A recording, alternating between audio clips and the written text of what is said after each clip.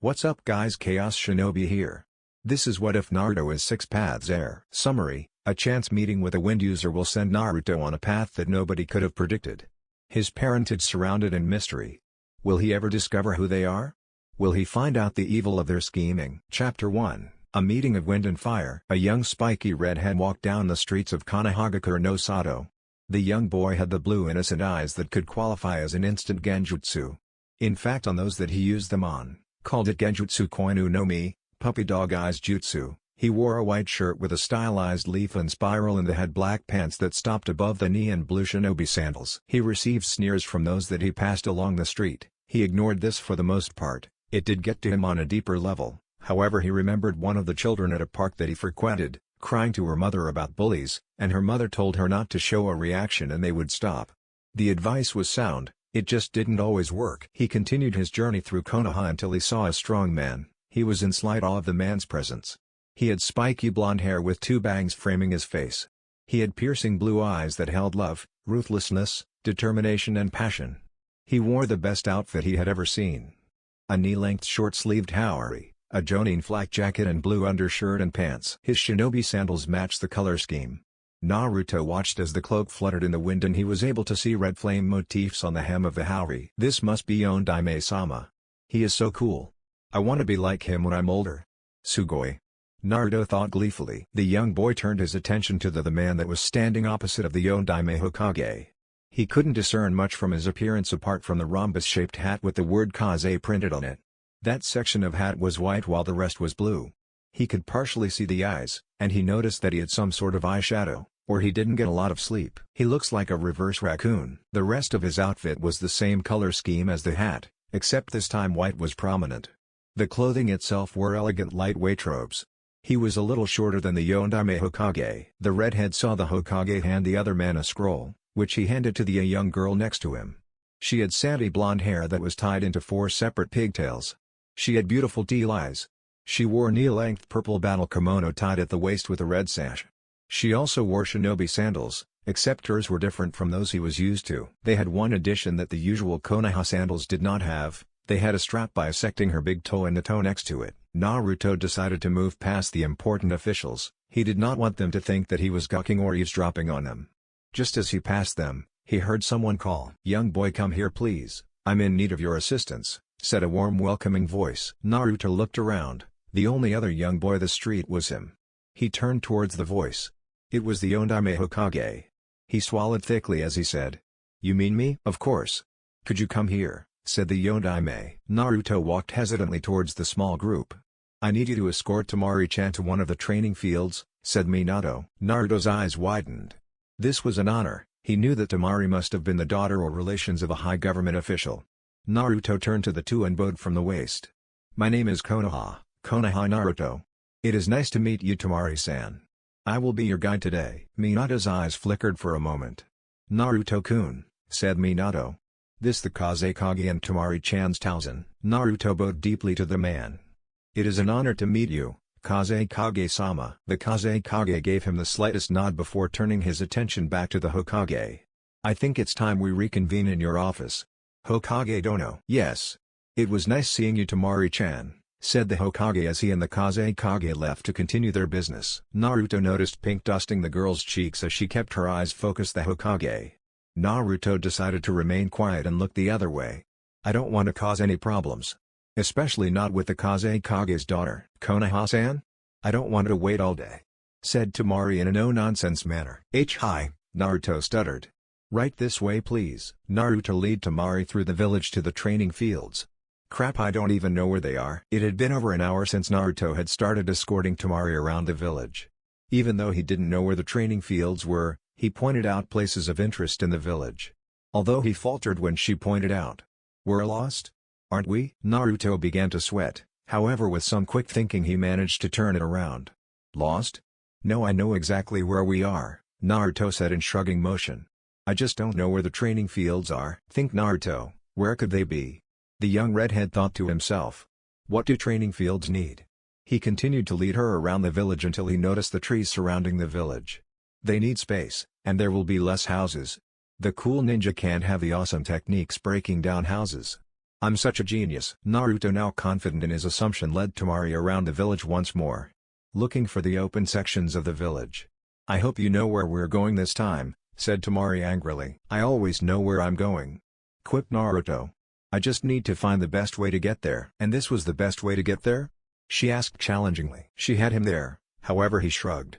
Sometimes the road of life is filled with twists and turns, and other times it has no turns at all, but the finish line is the same no matter what road is taken. Temari raised her eyebrow, but chose to remain quiet. After a few minutes they wandered into a clearing that had a stream to the side, and was surrounded by trees.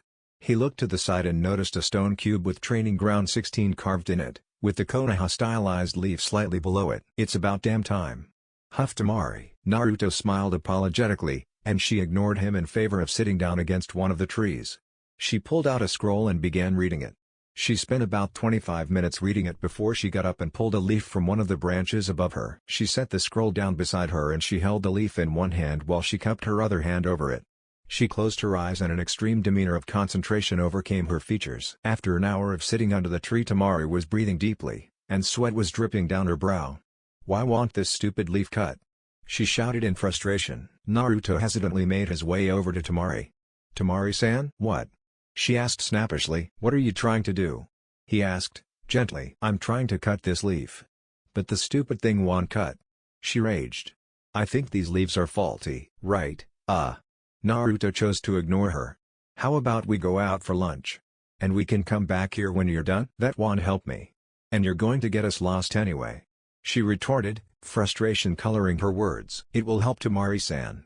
It will give you some of your energy back. And it will help you relax. Maybe when you come back the leaves won't be as faulty. I guess you have a point. She shrugged. Lead the way. And so he did. He led her to a ramen stand with red flaps adorning the front and the name of the stall on top of the stall. Ichiraku Ramen. Welcome to Ichiraku Ramen, Temari-san, said Naruto. It would have been cool if I could take her to a more expensive restaurant. She is the Kazekage's daughter. But most people in the village avoid me, and are mean to me. I don't want her to feel bad for me. A ramen stand? Really? She asked with an upturn of her nose. I'm paying, shrugged Naruto. If you want something expensive, then you pay. Fine. Ramen it is, sighed Temari. Naruto had a slight upturn of his lips as he entered the ramen stand. They took a seat and they were greeted by a brown-haired young girl with soft brown eyes. Welcome to Ichiraku Ramen. My name is Ichiraku Ayame, may I take your orders? She said brightly. Naruto sighed. Ayame-san, you're supposed to give us menus before you ask what our orders are. Ahaha, she laughed nervously. My bad. The young waiter handed them their menus, but as she handed Naruto her grip tightened. And I told you before, it's Ayame One-chan. Naruto sighed. Yes. He already knew what he wanted. I'll have one bowl of pork ramen, Ayame-san. It's One-chan, she said. Or no ramen. But Ayame-san, that's so cold. You know I can only buy here. Why would you do that to me? Naruto's eyes started watering and his eyes began to sparkle as his eyes took the form of a puppy dog. She immediately had a fearful expression. I didn't mean that. I'm sorry, she said, as his eyes gained more water. You can have ramen. Really? You're the best, said Naruto, his mood taking a full 180. Ayame sighed in relief as she took Temari's order of chicken vegetable ramen. When she turned her back, Naruto made a quick victory sign as he grinned widely. Dad? One pork ramen and one chicken vegetable ramen. Coming right up. They heard a man shout, and Ayame disappeared into the stall, presumably to either assist or to do the dishes. Konoha-san? Said Temari. Yeah? Asked Naruto, as he turned his attention to her. Are you a bastard? She asked him bluntly. Yes, although it doesn't matter what you call me, I'm an orphan, said Naruto nonchalantly. She winced a little at his remark. Maybe I shouldn't have been that blunt, she thought internally. How old are you? She asked. I'm 7. And you? Asked Naruto. I'm 10. You know you're pretty smart for a 7-year-old. I wish my brother was like you. Not just Kankuro, but Gar too. Naruto's eyes widened in surprise. You have a brother? Too actually. She replied. What are they like? Naruto asked, his eyes brimming with excitement. I wonder what having a brother would be like. Well, Kankuro, he's a little odd. He plays with dolls and makeup, said Temari. Well, it's really puppetry. But Konoha-san doesn't need to know that. Ha ha ha, Naruto chuckled. He sounds kind of fun though. Just a bit weird. Yeah, we're pretty close, remarked Temari. And the other one? Asked Naruto. Huh? What are you talking about? She asked in confusion. You said that you have 2 brothers. I'm not that close with him, she said almost guardedly. But she was cut off by Ayame. Lunch is served. The 2 closed their eyes with their chopsticks between their palms. Itadakimasu. Temari instantly went to work on her ramen. Eating fast, but with grace befitting the daughter of a cage. Naruto on the other hand didn't even start yet. First he smelled the broth, then he checked the texture of the pork and noodles, as well as the other ingredient on the plate. His ritual was so odd that it gave Temari pause from her eating. What are you doing? She asked. I don't eat pork ramen a lot, said Naruto. Usually Tsuchi-sama prepares a special ramen for me. It uses healthier noodles, broth and vegetables. It saves me on money a little. I can understand that, said Temari. But why is it cheaper? If he makes it specially for you then you should pay more. Well, at first it was for me. But soon healthy and dieting customers asked for it, and it's now on the menu. He actually makes a lot of money from that dish, so he gave me a discount for being his inspiration, said Naruto. She nodded absent-mindedly, and returned to her broth. Naruto finished his inspection of the broth and began eating at a sedate pace, while sighing in content at the taste. When Naruto finally finished their ramen, Tsuchi made an appearance. Ho-oh Naruto-kun, I see you've brought a girlfriend. The older man laughed boisterously. Nothing like that Tsuchi-sama, said Naruto. You say that now. But give it a few years. Smirked Tsuchi. Naruto ignored him. Anyway, I want my finder's fee, said Naruto. Finder's what? Asked Temari. A finder's fee is a fee for finding things or people. Naruto deadpanned. I know what it is, but what is your finder's fee? Asked Temari. He gets 10% of the total cost of the meal as well as 1% discount per 5 customers, said Tsuchi. I see. She nodded. Tsuchi-sama, could I get 2 bottles of water for the road? Asked Naruto. Tsuchi got 2 bottles of water out of the fridge and Naruto paid for the whole meal and the water, and left the stall with Temari. Tell me, Temari-san. How are you going to cut the leaf with your hand? And couldn't you use a scissor? She laughed at him. I was trying to cut it using my chakra. What's chakra? Asked Naruto curiously. Are you going to join the academy? She asked. Yes, in a few months. What does that have to do with you cutting a leaf? Or this chakra you're talking about? You're going to learn about it there. She replied. Okay, but why are you using chakra to cut a leaf? Asked Naruto. It's an advanced chakra control exercise. It's called nature transformation, or at least that's what Baki-sensei says. It allows me to turn my chakra into wind chakra. Wind chakra? He asked. Academy, was her simple reply. Fine. Okay, but why are you learning it here? Asked Naruto. Shouldn't you have learned at home? We have a different exercise. This is a Konoha-only exercise. It's supposed to increase the effectiveness of cutting wind chakra, said Temari. Well, I could help you, said Naruto in thought. You don't even know about chakra, how could you help? She asked skeptically, as they neared the training ground. Just because I don't know what it is, that doesn't mean I'm stupid, said Naruto. I never said you were? She replied. Then I can help you. Naruto smirked. Fine. What can I lose? She asked rhetorically. Okay, so you said you need to use this chakra to cut a leaf? He asked, getting a nod. Well, can't you make your chakra like a knife? Or a scissors? I use that to cut paper, and even cardboard. I don't know how chakra works, or even what it is, but from what I'm guessing it's some power that cool ninja have. So that means you can control it to make lightning strikes and fireballs. She nodded. His explanation is rather childish. Then again, he is one. Still, he has an idea of it, and I didn't really tell him anything. Then if you can control it, then you should make it like a scissor. 2 blades are better than 1. He replied. Anything else? She asked. Well, it needs to be super thin. Like pointy knives, not like giant hammers. He replied after a minute of thought. He means it needs to be thin and sharp. If it is too wide it could be blunt. She thought internally. I'll give it a try. She shrugged. Naruto nodded happily before he took a seat under the tree beside her. She sat down after plucking a leaf from the tree. She focused all her energy on trying to control and shape her chakra into a blade. About 30 minutes into it, Naruto dozed off. She ignored that and continued focusing her chakra. She took a break for a couple of minutes and continued. It was late afternoon when Naruto woke up to scream of glee. Huh? What happened? Naruto asked bleary-eyed. I did it. I cut the leaf, she said excitedly. Naruto looked at the leaf, and indeed she did. There was a small cut at the one end. Congratulations, Temari-san. He yawned. This must be really hard if you're excited about a small cut. She was too excited to even notice the jab. It's a Jonin level skill. That caught his attention. Well done, Your Oto-san will be proud. Naruto got up from his spot under the tree. I think it's time for me to escort you to your hotel or whatever, it's getting late. Your Oto-san will be worried. Temari nodded absently. I don't think he will. He is as cold as Gaara. I'm staying at the Flaming Leaf. She replied. Naruto scratched his head. I don't know where that is. What? She asked in surprise. This is your village. How can you now know where the hotels are? May, I'm 7, what do you want? Naruto shrugged, while he picked his ear. I want you to get me to my hotel, she shouted. Sheesh, Naruto sighed. Calm down, I said I didn't know how to get there. Not that I can't get you there. What? She said, in a stunned fashion. I'll take you to Sarusama, said Naruto. Fine. She replied. Naruto nodded before leading through the village once more.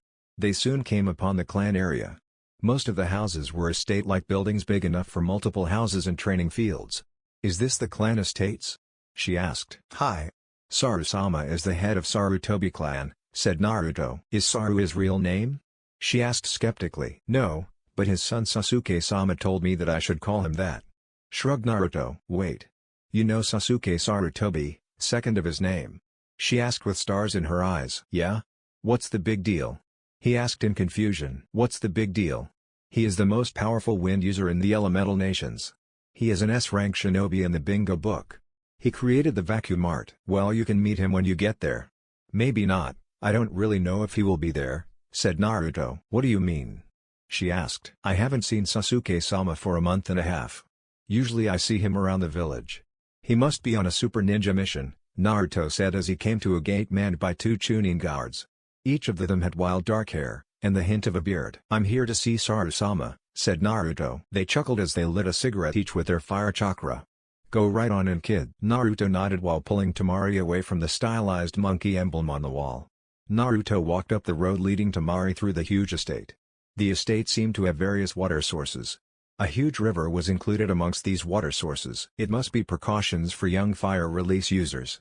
Temari thought internally. Naruto led her up the main road before taking a few turns here and there, passing young children that were playing ninja and others that were practicing their ninjutsu or taijutsu techniques. They passed a couple of toddlers in a small park that were playing tag. They were being watched over by 2 kunoichi and a male special jonin with red armbands and a black symbol of fire over the red spiral pattern on his back. Naruto Nisan. A voice screamed, getting louder near the end. Naruto and Temari turned their attention back to the park where they noticed a young boy running towards them. He nearly tripped a couple of times on the long blue scarf that was around his neck. He wore a dark red shirt with the Konoha village emblem in black, and a pair of gray shorts above the knees. Konohamaru-kun. Naruto smiled as he hugged the young boy. What are you doing here? You only come on Fridays? Asked Konohamaru. I need your Oji-san's help. I need to get Temari-san to a hotel, I just don't know where it is. Replied Naruto. Oh, said Konohamaru innocently. Is she your girlfriend? No, Naruto replied calmly. She is the Hokage-sama's guest, and Kazekage-sama's daughter, plus I'm much too young for that. And so are you, Konohamaru. Ah, ha ha ha, he laughed nervously. Come on Konohamaru-kun, I think I should take you home, said Naruto, in a commanding manner. But why? Do we have to? Konohamaru whined, but he relented after Naruto gave him a harsh look. Fine. He pouted, and then he turned to the children in park and waved. Bye guys, I'm going home now. After Konohamaru and Naruto received a series of farewells from the children, they departed. They continued walking through the estate until they came upon a 2-story house with 2 monkey statues in front. The monkeys seemed to be wearing primitive clothes, and their fists were replaced by a ball of flames on each arm. When they got inside, Konohamaru shouted. Oi! Oji-chan, I'm home. I'm in the study. Konohamaru-chan, shouted someone. They had an elder's voice. Your Kachan is out shopping. And bring your friends with you. Temari's eyes widened, but Naruto was calm with a slight grin on his face. It was as if he had grown used to it, or at least expected it. Come on guys. They walked across the hall, and took a left. They stopped at a door with monkey motifs on it. They entered to see an elderly man wearing black shirt. He had dark brown eyes, with 3 distinct wrinkles branching from each eye. His right cheek had 2 liver spots. He had short gray hair and a receding hairline. A goatee of the same color grew from his chin, and he was also quite tanned. Good afternoon, Sarusama. Naruto bowed. Sarusama chuckled slightly, however there was the slight hint of a frown. What can I do for you today? I need your help. This is Temari-san, said Naruto, who gestured to Temari, who greeted the Sarutobi clan head formally. "She is Hokage-sama's guest and the daughter of Kazekage-sama. She is staying at the Burning Leaf. I just don't know how to get her there. Would you mind helping me? Or taking her yourself? Or maybe one of your cool Fire Squad ninja could take her," said Naruto, drooling at the last part. "I will take care of it, Naruto-kun. Why don't you run along now?" asked Saru-sama. "Right. Goodbye, Temari-san, it was nice meeting you." "Bye, Saru-sama, Konohamaru-kun." Naruto bowed. "Naruto, please come here Friday, we have something to talk about," said Sarutobi. He gained a gulp from Naruto. "Thank you for guiding me, Konoha-san," said Temari. "Please, call me Naruto-san," he replied, and she nodded. Naruto turned to Konohamaru and tousled his hair. "Be good," he simply said before leaving the house. Kazekage's carriage. 3 days later. "Tell me, Temari, how goes your wind nature transformation?" asked the robe cage. "At first, I only wasted my chakra, but then Konoha-san took me for lunch to help calm me down and recover my chakra. On the way back he asked me what I was doing and I told him. He didn't know what chakra was, he hadn't even entered the academy yet. But, it was amazing. He is a genius," she said in explanation. "A genius, you say?" the Kazekage asked, his interest piqued. "Yes, to-sama," Temari answered. "He decided to help me figure out the exercise. He deduced that chakra was an energy that ninja can manipulate or control. So he suggested that I control my chakra in such a way that it cuts. It was easier said than done, obviously. He listed a few ideas. He said I could change it into a knife, or a scissors. He went on to say it should be thin and pointy, not like a giant hammer. He means to say that if it were wide it would not be sharp." "And did his suggestion work?" asked the Kazekage. "At first I tried the knife, I felt like there was something there, but also something missing. So I tried his scissor suggestion, and I felt the pressure in the leaf change. It was like I was holding it in a pair of chopsticks. So I followed his suggestion, trying to make it thin and sharp. I was only a little successful. I managed to cut it a little," said Temari. "That's more than a little successful," said the Wind Shadow, surprising Temari. Temari, this is Jounin skill. It took some years to learn how to manipulate their chakra, and then they needed to learn how to apply these lessons. Which you have done well. "Thank you, to-sama," said Temari, at a loss for words. "Now tell me about the child that helped you." "Konoha-san, was it?" asked the Kazekage. "Naruto Konoha. He is a polite and formal boy for the most part. He also has the habit of using word games," said Temari. "Word games?" he asked. "Well, at first, he didn't know where the training fields were. So I said that we were lost. He said that he knew exactly where we were." "Ah," as if to imply he wasn't lost, he just didn't know where the training fields were. He almost laughed. "Almost. And he's how old?" 6? "He's 7.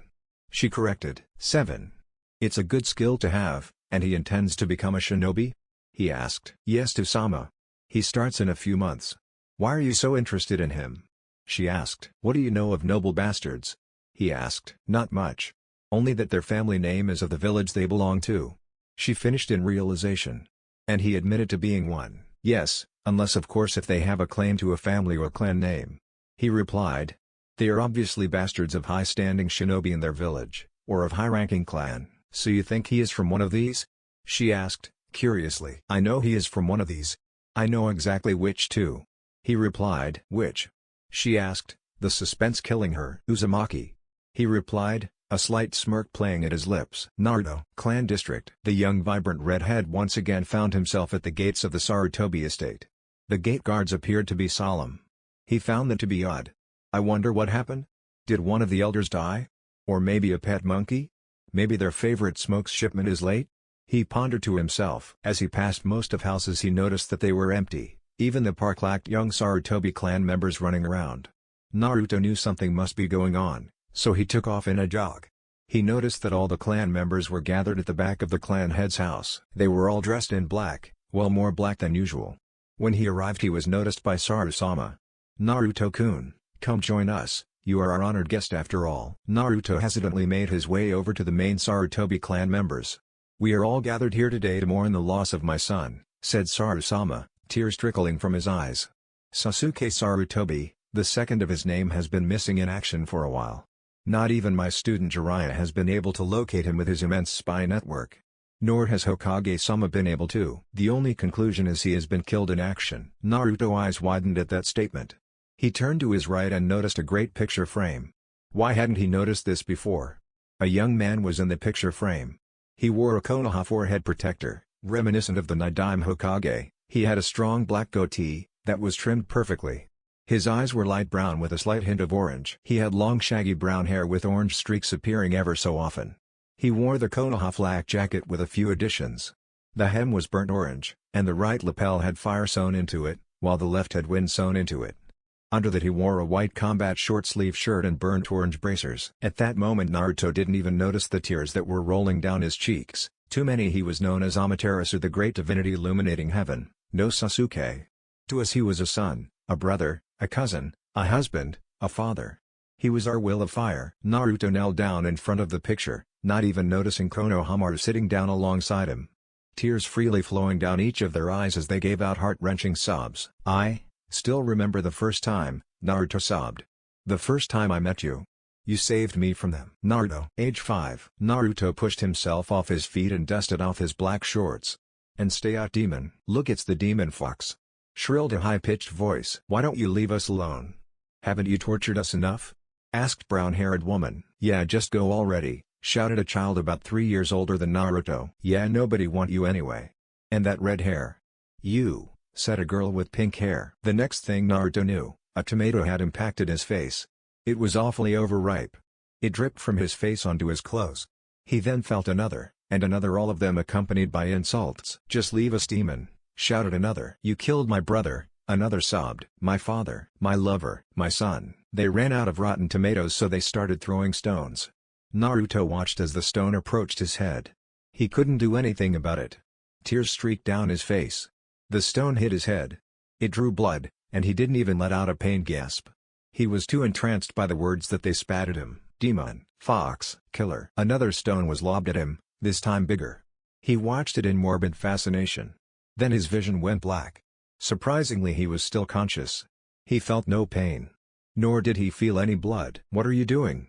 Said a villager. Get away from the demon. Demon? Asked a voice. It was man. Where? Behind you. Shrieked a woman. Yikes!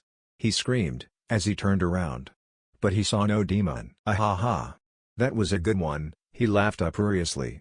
You really had me going there for a second. It is a demon. The child.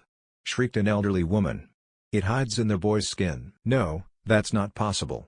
He is only a child. If he really was a demon, would it be wise to provoke him? Asked the man. Naruto could see him now. He had shaggy dark hair, and facial hair on his chin. His eyes were light brown, with a hint of orange, much like flickering embers of flame. He wore a Jonin flak jacket with a burnt orange hem, and dark pants. He can only be a child. No demon would allow such insults. I'm a fair man. If I see any of you hurting this child, I will simply return the gesture. This boy is now under the protection of the great Sasuke-sama. The rest of the street stared at him, their mouths gaping like fish. Come on, Gaki, let's get you cleaned up, said Sasuke as he lifted the boy onto his shoulders. The teary-eyed boy said, Hi, Sasuke-sama. You don't have to call me that. You can call me Sasuke. He replied. Hi, Sasuke-sama, said Naruto. Damn it, I had to open my big mouth. Sighed Sasuke, dejectedly. Naruto. Present time. Ever since I met you, those people let me into their stores, sobbed Naruto. Some would only let me into the stores. But others said sorry. They didn't know what came over them. They were only angry. Not at me, but because of what happened to them. Tauzen. Why did you have to die and leave me here? I'm all alone. You were supposed to protect me, and when I get strong enough, I was supposed to protect you. Why, Tauzen? Naruto heard as the young Sarutobi beside him wept. Naruto's eyes widened. Konohamaru had triggered another memory. About 2 months prior. Naruto. Konoha Northern Gate. What are you doing here, Naruto-kun? Asked Sasuke Sarutobi. Saru-sama told me that you would be leaving on a mission and I should say goodbye, said Naruto, a slight smile on his lips. Ah ha ha. I'm sorry I didn't come and say goodbye, said Sasuke sheepishly. That's okay, Sasuke-sama. Good luck on your mission and I can't wait for you to get back. Neither can Konohamaru. He said that you were going to take us out for ice cream when you get back. Grinned Naruto. Ho! Is that all I am to you and Konohamaru-kun? MHM? Your ice cream slave? Joked Sasuke. Yes, Sasuke-sama, said Naruto, nodding innocently. Fine, but I have a mission for you, said Sasuke. His demeanor completely serious. What is it? Is it cool, Sasuke-sama? asked Naruto, excitedly. "The coolest," said Sasuke. "What is it?" asked Naruto, seriously. "First, I need you to protect Konohamaru. This a long-running S-rank mission. You'll be relieved by me when I return.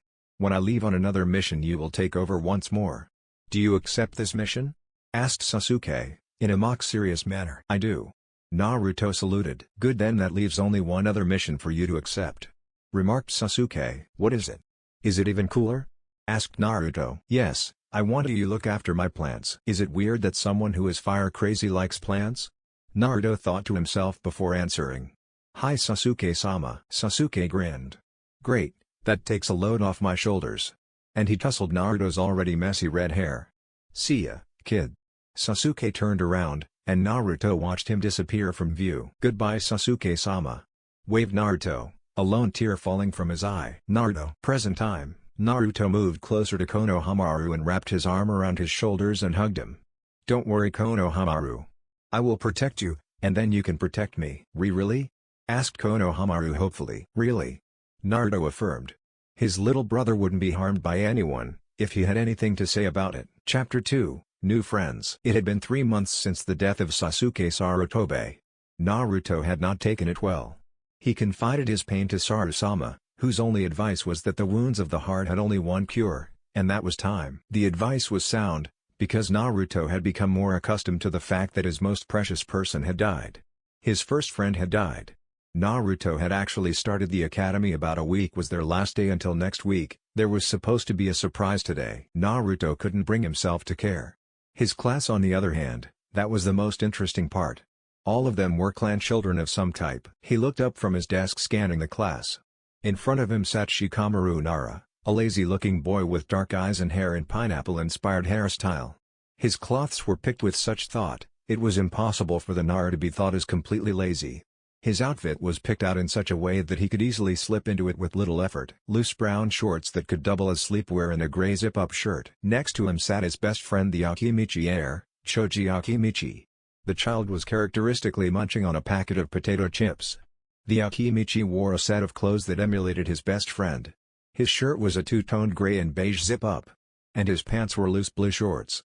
The Akimichi heir also had a pink swirl on each cheek. Naruto turned his attention to the seat next to his own.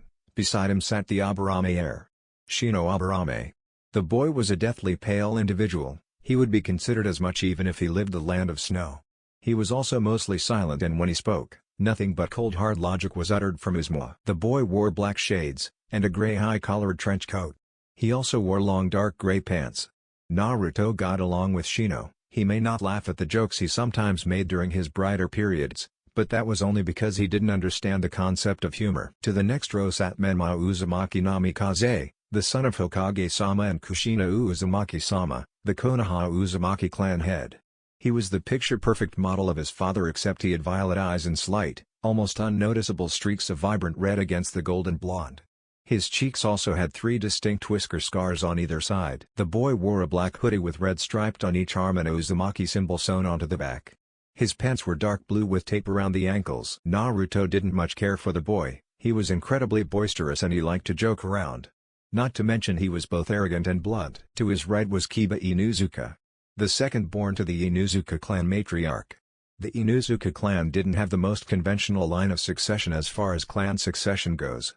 The clan head at the time could be challenged.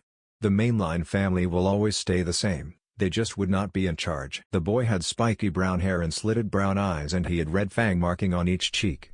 He wore a long-sleeved v-neck shirt with brown elbow patches on his arm. His pants were navy blue knee-length shorts. Last in the row was Sasuke Uchiha, the younger brother to the Uchiha clan heir, Itachi Uchiha. The boy had pale skin and dark eyes. His raven hair fell over his forehead in 4 separate bangs, and the rest of it jutted out at the back. He wore a dark blue, high-collared sleeveless shirt. Under that he wore a short-sleeved black shirt. His pants were wide and knee-length shorts. His shins were wrapped until the ankles with combat traps. Sasuke was a silent, confident boy for the most part, except when it came to answering questions the teachers directed at them. Then he would shoot his hand up faster than a Raiten Jutsu and answer the question without errors, nor any need for elaboration. Naruto moved on to the set of desks above the 3 boys. In the leftmost seat sat Mito Uzumaki Namikaze, the daughter of Minato and Kushina Namikaze. Additionally, she is also the twin sister of Menma Uzumaki Namikaze. She had long blue-violet hair tied in a ponytail, with 2 bangs of hair on either side of her face. Her cheeks, much like her brother, had 3 whisker marks on each cheek. Around her neck was the Uzumaki clan symbol on a simple necklace, accompanied by a 3-pronged kunai charm.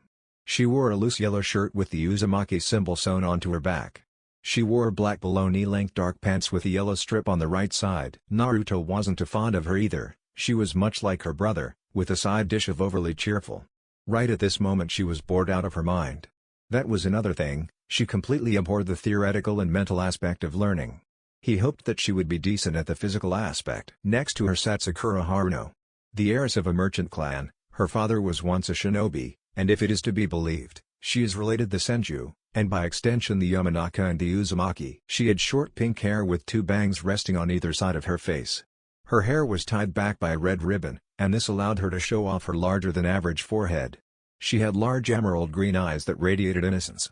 She wore a black elbow-length shirt with 3 cuts along each arm. The shirt also split on the side at the hem. She wore below knee-length beige pants and brown shinobi sandals. Naruto didn't really have much of an opinion on her. She was a shy girl. However, when it come to academics she focuses on it completely. She is also best friend with Ino Yamanaka, and Mito Uzumaki Namikaze is her friend. Last in the row was Ino Yamanaka, the Yamanaka clan heiress. She had short neck-length pale blonde hair, characteristic of the Yamanaka clan, with 2 bangs of smooth hair framing either side of her face. Her hair was held in place by 2 purple hair clips. She had crystal blue eyes with a thick ring of black on the outside, with no pupil in the center. She wore a light sweater that was pulled up to mid-elbow length. The sweater had a dark brown pattern that started from the neck, and ran down the center of either arm. It split at the upper biceps creating an oval shape and reformed into 1 stripe going down each arm.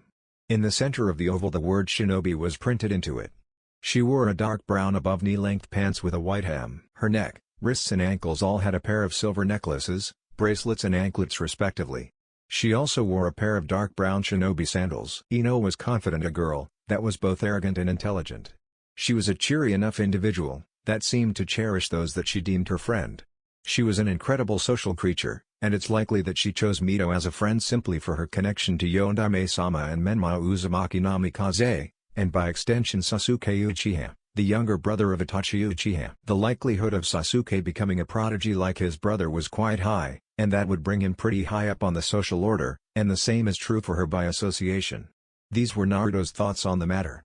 He had always been perceptive, he just needed his targets to show enough of themselves for him to ascertain their motivations. He moved his attention to the table above them. Closest to the left sat Hinata Hyuga, the heiress of the Hyuga clan. She had navy blue hair styled in a princess cut. Her eyes were pale white with a hint of lavender, as well as pupilless. She wore a light gray plain hoodie, with fur lining the bottom. Her pants were deep navy blue and reached her ankles. The Hyuga was a quiet one, even when talking to her friend Jakumo, who was equally quiet and shy. From what Naruto could discern, she possessed a bright mind, and was kind to others. But she did seem to be gaining confidence the more time she spent with her friend. Next to the Hyuga heiress sat Yakumo Kurama, the heiress to the famed and obscure Kurama clan. She had short brown hair, and light brown eyes, that seemed to have an earthy undercurrent to them. She wore a long-sleeved pink kimono top that was decorated with green swirls. The kimono top was tucked into a mid-shin length navy blue pants. The rest of her legs were covered by white combat wraps until the ankle. Her shinobi sandals were dark gray. She was almost as introvert as her friend Hinata. However, she had her moments of boldness. Naruto really had no real opinions of the girl, really the only person that he liked in the class was Shino. That was also largely because when he tried to befriend the other students but they shied away. What is with this whole village's dislike of me? I've never done anything to deserve it. They even see me as a demon fox. It's so bad that children my age see me as the same. I feel bad that I chose Shino as my friend, because everyone else didn't want to be my friend. Or maybe it was the same for him? Naruto thought to himself, somewhat sadly. "Alright, quiet down," shouted their Chunin instructor. Naruto turned his attention to the Chunin instructor. Iruku Umino. He had long black hair tied into a ponytail. Around his forehead was a navy blue cloth with a metal plate pinned to it. The metal plate had the Konoha symbol, a stylized leaf with a spiral in the middle, engraved into it. He had dark brown eyes and tan skin. He had a thick scar across his nose and part of his cheeks under each eye. He wore a dark blue long-sleeve shirt and above ankle-length pants. Over his shirt he wore a zipped-up Konoha Chunin flak jacket. Once the class was sufficiently silenced he continued. As we told you on Wednesday, there would be a surprise today. And that surprise is. The rest of class murmured. You will all be receiving a, said Iruka taking another dramatic pause. A what? The class asked in frustration. A bunny. Finished Iruka. A what? Asked Kiba and Menmai in unison, while Sasuke seemed to agree. A bunny, a rabbit, said Iruka, clarifying it for the students. We know what it is, remarked Kiba in distaste. Why are we getting a bunny? And what's wrong with bunnies? Asked Iruka, with a raised eyebrow. They're all fluffy, and useless and girly, he shouted. Menmai and Sasuke nodded in agreement. Shut up Baka, shouted Ino, Sakura, Naruto and surprisingly Yakumo. Hinata surprisingly in a show of boldness nodded in firm agreement. For her that was as bold as it gets. Kiba ducked his head in an effort to hide from the angry glares. Kiba does have a point, said Iruka receiving scandalized looks from all the girls present. Oh relax, what I mean is, he is right to ask the reason for it. Remember, that if you hope to survive the life of a shinobi you should never stop asking questions. You should never stop asking the reasons why people do the things that they do. Then what is the point of the bunnies? Asked Naruto. It must have some benefit to our shinobi training. I agree with Naruto-san. The shinobi academy and our sensei would not teach us a pointless skill, said Shino. You are both correct. The bunny rabbit acts as both your client and a support type teammate, said Iruka. What do you mean Iruka-sensei? Asked Sakura. I mean that you need to care for and protect your bunny rabbit. The same is true for your client and support type teammate. I know I haven't gone over ninja missions and team formation with you, since you only started the academy a week ago. It's my hope that the bunny rabbit will allow those that are practically orientated to grasp what those that are theoretically orientated glean from studying. Even then the theoretically minded will take the life of a ninja more seriously, as it will be much more real than words on paper. Explained Iruka. Most of the class nodded in understanding, but there were others that still did not grasp the message that he was trying to convey. Why does it have to be bunny-sensei? Couldn't it be something more manly? Like dogs? Asked Kiba. Bunnies were chosen by the school board and Hokage-sama, said Iruka. Kiba grumbled to himself but he didn't complain further. Sensei, what did you mean by speech earlier? Asked Mito. At least she isn't afraid to ask a question at the risk of sounding clueless or stupid. Iruka thought happily to himself. What I meant was that some of you may not like studying. You prefer lessons that are tangible. Lessons like stealth, weapon throwing, taijutsu spars or fights. So this way the message will get through to even those that don't pay much attention in class or to the books. Said Iruka. Oh, she said dumbly. Before any other questions could be asked, a Chunin and a few older academy students came into the class carrying rabbit cages. There were around 12 of them in total. The Chunin wore the general Konoha attire. A long-sleeve shirt, a Chunin flak jacket and long ankle-length pants. The man had shoulder-length silver hair and dark eyes. He had a rather strong build, a taijutsu expert most likely. It's lucky for us that there aren't many students in this. Then again we do need the manpower, but if we had any other students they would likely be related to the civilian council. That would be bad, especially with him in the class. Iruka thought to himself, while he watched the older student leave the class after setting the cages on the table. Mizuki-sensei will be handing each of you a rabbit cage. I will be coming around with the notes that I have compiled for each of you. These notes contain grooming, habitat, eating habits and training information on your new pets, said Iruka. He received high-pitched excited cries from all of the girls present. Sasuke, Menmai and Kiba grumbled something that sounded a lot like so uncool. Shikamaru sighed. Troublesome. Choji smiled at the rabbits and ate his potato chips. Shino buzzed, but beyond that he had no outward reaction. Naruto grinned widely at the prospect of a new friend. Especially since it was severely unlikely that the rabbit would judge him like many of the residents in Konohagakure no Sato. Mizuki started on the right side of the class from bottom to top, while Iruka handed out the compiled notes to the left side of the class from the bottom to the top. After a couple of minutes the two academy instructors finally handed out a rabbit and notes on how to care for them to each student. Naruto smirked at how miffed Kiba was to see the rabbit. He then turned his attention to the girls who were cooing at their adorable little rabbits. Naruto looked down at his own. Its base color was black, while its chest had a patch of white fur. The rabbit looked up curiously at Naruto. He smiled back at the rabbit and reached his finger into the cage and he scratched the rabbit's head. Okay, that's class for today, said Iruka-sensei. By Monday I want you to have a name for your new pet rabbits. Now don't be afraid to ask your parents or someone older for help. Just try to do as much as you can. This is after all your assignment. Hi sensei, the class chorused. Naruto picked up his rabbit cage and waved to Shino. See you Monday Shino-san. Shino gave a nod of acknowledgement. Hi Naruto-san. They may not have been the most functional of friends for their age, but whoever said that ninja, or ninja in training, were functional? Naruto hurried to his apartment. He was given the apartment as part of the Orphan Academy program. If a child was an orphan, they would be given an apartment when they entered the academy. Additionally, someone would come around, in most cases a genin, to teach him how to cook, clean and maintain his dwelling in the correct way. The furniture they were given was rather Spartan. A couch, a bed, a kitchen table, a cupboard and a bedside table. Naruto reached his apartment and unlocked his door. I'm lucky that most of the people in my apartment aren't mean to me. Then again, they are super cool ninja, they're too busy to waste their time. He set the rabbit cage down after making sure the windows and door was closed, and then he let the black rabbit out of its cage. He placed his hand above the rabbit's head and waited. The rabbit sniffed at his palm before pushing its head into his hand. Naruto rubbed the rabbit's head before he allowed the rabbit to explore. He picked up the notes and began reading. Your rabbit's cage needs a thick layer of straw in the base of the cage to provide padding for your new pets. This straw needs to be changed every day to avoid sickness and disease in the rabbits. It's convenient to have a sipper bottle filled with water. The rabbit will sip from this bottle when thirsty. The best place to put it is on one of the cage walls, with the metallic straw facing the bottom of the cage. The water needs to be changed every day to ensure your rabbit has fresh water all the time. Most of your rabbit's diet consists of alfalfa hay for younger rabbits, and adults eat timothy and oat hays. Placing some hay in the litter box will encourage the rabbit to use the litter box. Other food consists of celery, broccoli leaves, mint parsley, and can also feed your rabbits pellets, which you'll find at most pet stores. You should remember to allow your rabbits room to stretch and not confine them to the cage all the time. Naruto put down the rest of the notes. They were all about training a rabbit to use the litter box, how to determine their gender and follow given commands. Naruto picked up the rabbit and placed it back in the cage. He noticed that the sipper bottle, a food dish and a litter box came along with the cage. So all he really needed was to buy food and straw, maybe a toy too. Naruto left his apartment after locking up and went straight to the convenience store that he usually bought his groceries from. Hello Satoshi-sama. Ah, Naruto-kun. Greeted a middle-aged man.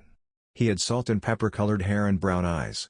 What can I do for you today? I need you to buy me timothy hay and straw from the pet shop, said Naruto. He didn't know if the pet shop would let him buy anything from their store. Why? What do you need it for? Asked the shopkeeper. The academy gave the class rabbits. We need to feed them and take care of them. Naruto grinned. I can't have my new rabbit dying on me. Too right you are. Smiled the man. I'll deliver it to you after I close up shop. Is there anything you need from my shop? Well, I have most of my groceries at home, and a genin is going to come past the house to give me another cooking lesson, so I should be fine. How about some celery? Asked Naruto. The man nodded before procuring some celery from the produce section of the store. 200 ryo please, said the shopkeeper. Naruto dug into his pocket and handed the man money before waving to the man jauntily. Thanks Satoshi-sama. I heard that you had a baby, ask me to babysit if you need to. Anytime I'm not in the academy is okay. Will do Naruto-kun. The man called out after him. Naruto smiled as he walked back to his apartment. Ever since Sasuke-sama had protected him, the villages in that region of Konoha started warming up to him. He could at least do most of his shopping there, and when he couldn't, he could ask one of the shopkeepers to buy what he needed. Not to say Naruto was over the treatment he had been exposed to.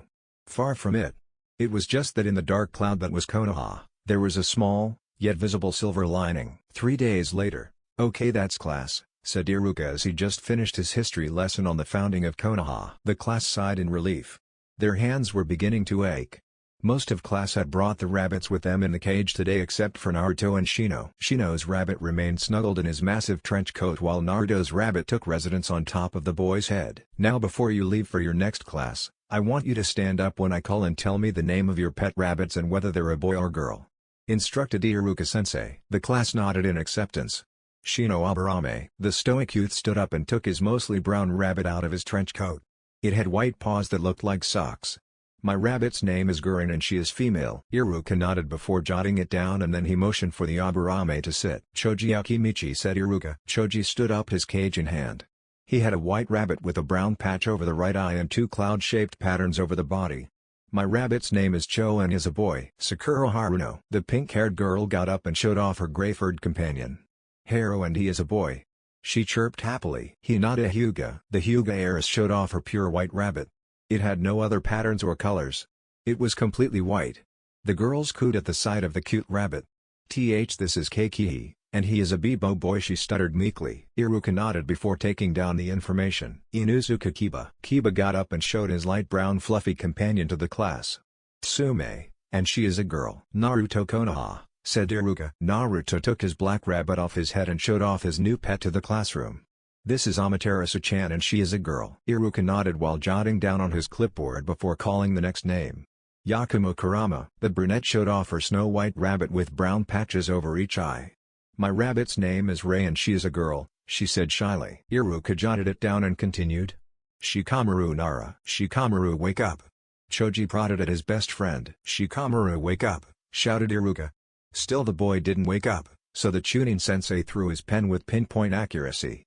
It hit the Nara in his head, prompting a yell of pain. Ow! Shikamaru grasped his head in pain. This is so troublesome. Tell me the name and gender of your rabbit, Shikamaru, said Iruka. Shikamaru spied his dark brown rabbit, and thought for a second before answering. His name is Usagi. Whether it is a boy or girl doesn't matter to me. Iruka sighed, jotted the name down with a growl after procuring a new pen from his pocket. Sasuke Uchiha. Sasuke got up, showing his multicolored rabbit to the class. It was gray, brown, and white in varying shades. This is Uchiwa, and he is a boy. Iruka nodded. He jotted down another name. Menma Uzumaki Namikaze. Menma got up and showed his brown rabbit with black patch over its right eye to the class. This is Raijin-kun and he is a boy, said Menma. Iruka nodded before jotting it down. He moved on to the boy's sister. Mito Uzumaki Namikaze. She showed off her brown rabbit with white patch over its left eye. This Fujin-kun and he is a boy. Iruka took down the information once more and continued. Ino Yamanaka. Ino smiled as she showed her light gray rabbit to the class. This is Hana and she is a girl. She smiled. Kanahagakure no Sato. Naruto's apartment. 3 days later, Naruto knelt down on his living room floor. His rabbit Amaterasu was about half a meter away from him. Naruto held a strawberry in his hand while another was slightly in front of him. To me, Amaterasu-chan, Naruto said loud and clearly. The rabbit gave him a curious look before it hopped forward towards the strawberry that was placed on the living room floor. She sniffed at the strawberry curiously before she gobbled it up in one go. Naruto nodded, a smile tugging at his lips. He restrained himself from celebrating lest he take his new pet by surprise and scare her. That's it, come on, said Naruto in restrained excitement. Naruto opened his hand as the rabbit hesitantly hopped forward. She sniffed at his hand before gobbling up the strawberry in delight.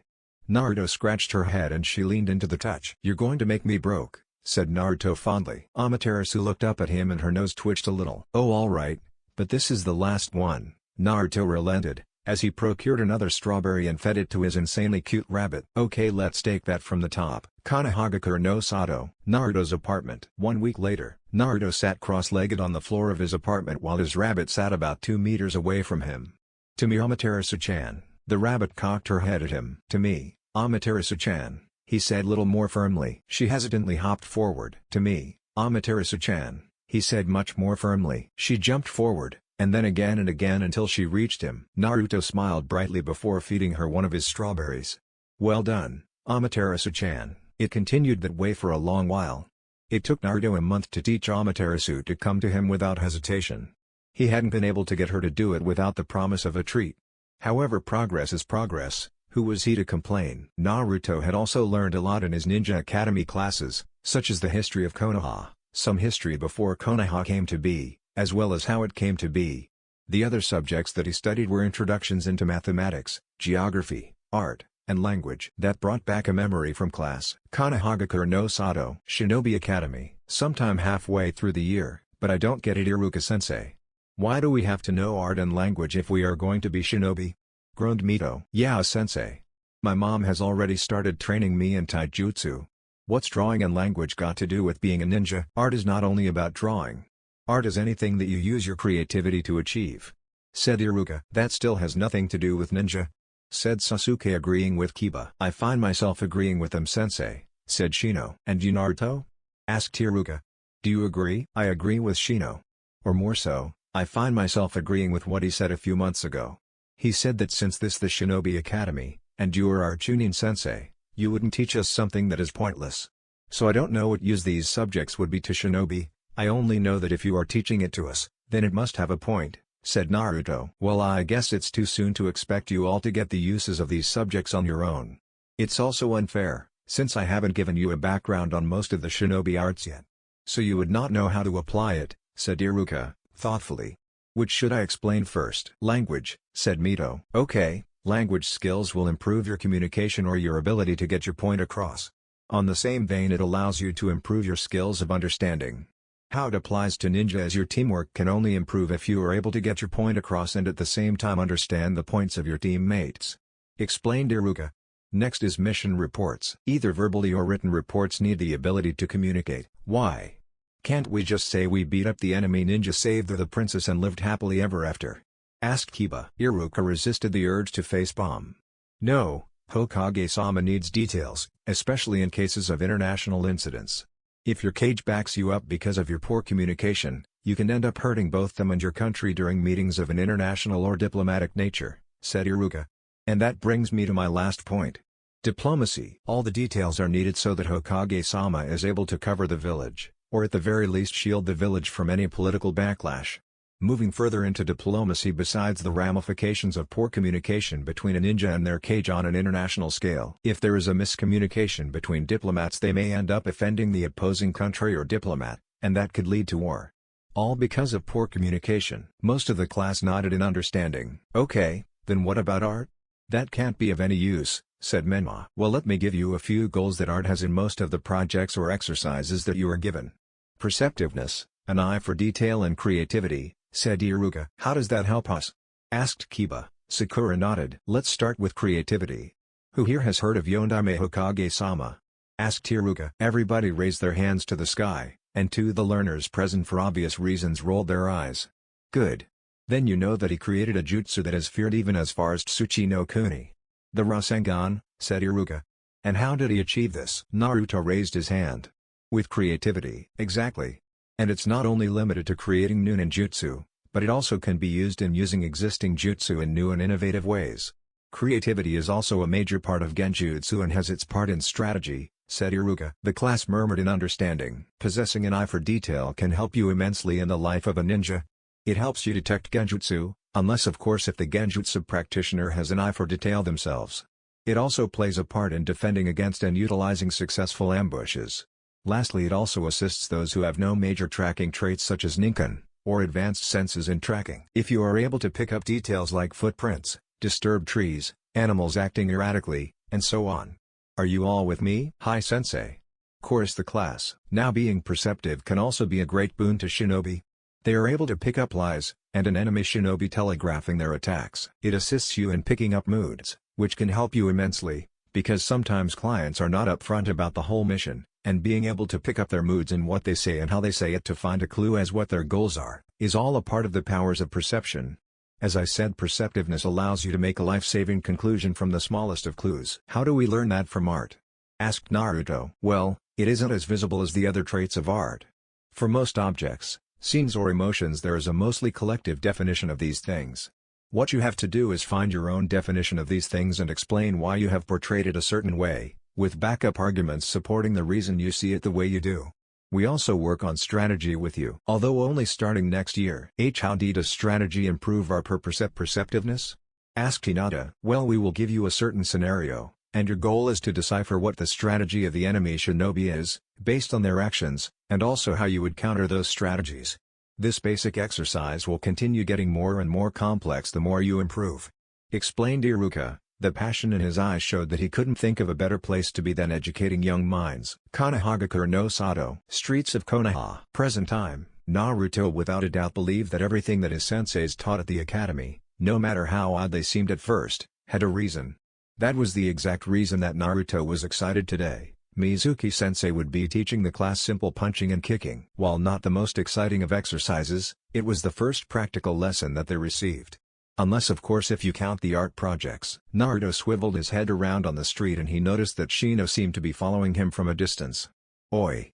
Shino-san. The Aburame youth twitched slightly, before making his way over to him. Naruto watched as the trench coat fluttered in the wind. It slightly reminded him of Yondaime-sama's short-sleeved Haori. Why were you following me? Shino-san? asked Naruto. You confuse me. He simply stated. And following me, will help you figure me out? I'm not much different now than in class, said Naruto. You are correct. But I can't understand why you treat me normally. Most of our classmates and their parents do not like me because I am weird or icky, and you treat me like you would treat anyone else, said the Aburame heir. Naruto gave him a thoughtful look. Because I am the same. You are not Aburame. This is illogical to say, said Shino. Naruto sighed. What I mean is our classmates don't like me. They backed away from me on the first day, and whenever I approach them they run away. You didn't, which is because nobody wanted to be your friend. I wouldn't call you my friend, we don't know each other well enough. But I trust and respect you more than all the students in class. Thank you Naruto-san, for being honest, said Shino. Don't worry about it. If you want to, we could hang out more, and I don't mean just having lunch together, but actually speaking, and getting to know one another, said Naruto. I would like that, said Shino. If Naruto could read his emotions, he would be able to pick up the excitement in his voice. Come on, let's race to class, yelled Naruto excitedly before taking off. Naruto-san. This race is fixed. Why? Because you had a head start, shouted Shino as he ran after Naruto. What's that? Did you say something? Naruto yelled back. Unbeknownst to him, a silver-haired Anbu captain/elite Jonin sneezed into his face mask. Must not drain my new friend's chakra. Must not drain my new friend's chakra. Shino repeated to himself while he tried to catch up to Naruto, who was steadily increasing the distance between himself and Shino. Shinobi Academy. A couple of minutes later. Ha! I beat you, Shino. Naruto showboated. I believe it is I who won, said Shino, in between gulps of breath. What do you mean, Shino-san? I clearly beat you. Don't tell me that you're a sore loser. It's you who will be sore when I'm done with you. Shino grumbled internally. You had a head start. The only rule to racing someone to the academy is being the first one there. And well, I was the first one here. So better luck next time, Shino-san. Naruto grinned at the end of his explanation. This is not fair. He grumbled. And people not liking us isn't either. But here we are. Naruto shrugged. That is true, said Shino, nodding, before his lips twitched slightly and he took off running. Race you to class. Got me with my own trick. Naruto grumbled, but there was a smile on his face nonetheless. Academy classroom. After their race to class, which Shino won, they took their seats in their usual position in the back of the class. Sasuke, Menma and Mito were already in class, and they gave the two odd looks as they came racing into the class. So did Iruka, not used to seeing such tomfoolery from Shino, or any Aburame for that matter, nor from Naruto, who was a quiet boy that did what he was told to do and did it well. He was almost unnoticeable, even with his shocking red hair. The only reason anybody ever paid attention to him was because he is the Kyuubi Jinchuriki. The rest of day was mostly standard academy procedure, until Iruka brought up their practical for the day. Hands up, who here has already been taught taijutsu by their clan, parents or guardians? Iruka looked around at the raised hands. It looks like Naruto, for obvious reasons, Sakura, Ino, that's a surprise, and Yakumo are the only ones who need to be taught. Okay, listen up. Ino, Sakura, Yakumo and Naruto, you four will be going with Mizuki-sensei for taijutsu lessons, while I take the rest of class out for taijutsu spars to evaluate how far each of you are, said Iruka. Naruto. Academy training field. Okay, so this is how we are going to do this. I'll take the girls aside and show them how to punch and kick and few basic stances, and then I'm coming back to show Naruto, said Mizuki-sensei. Why are you separating us? Asked Ino. Because boys and girls have different bodies, and it translates into how you learn taijutsu, said Mizuki.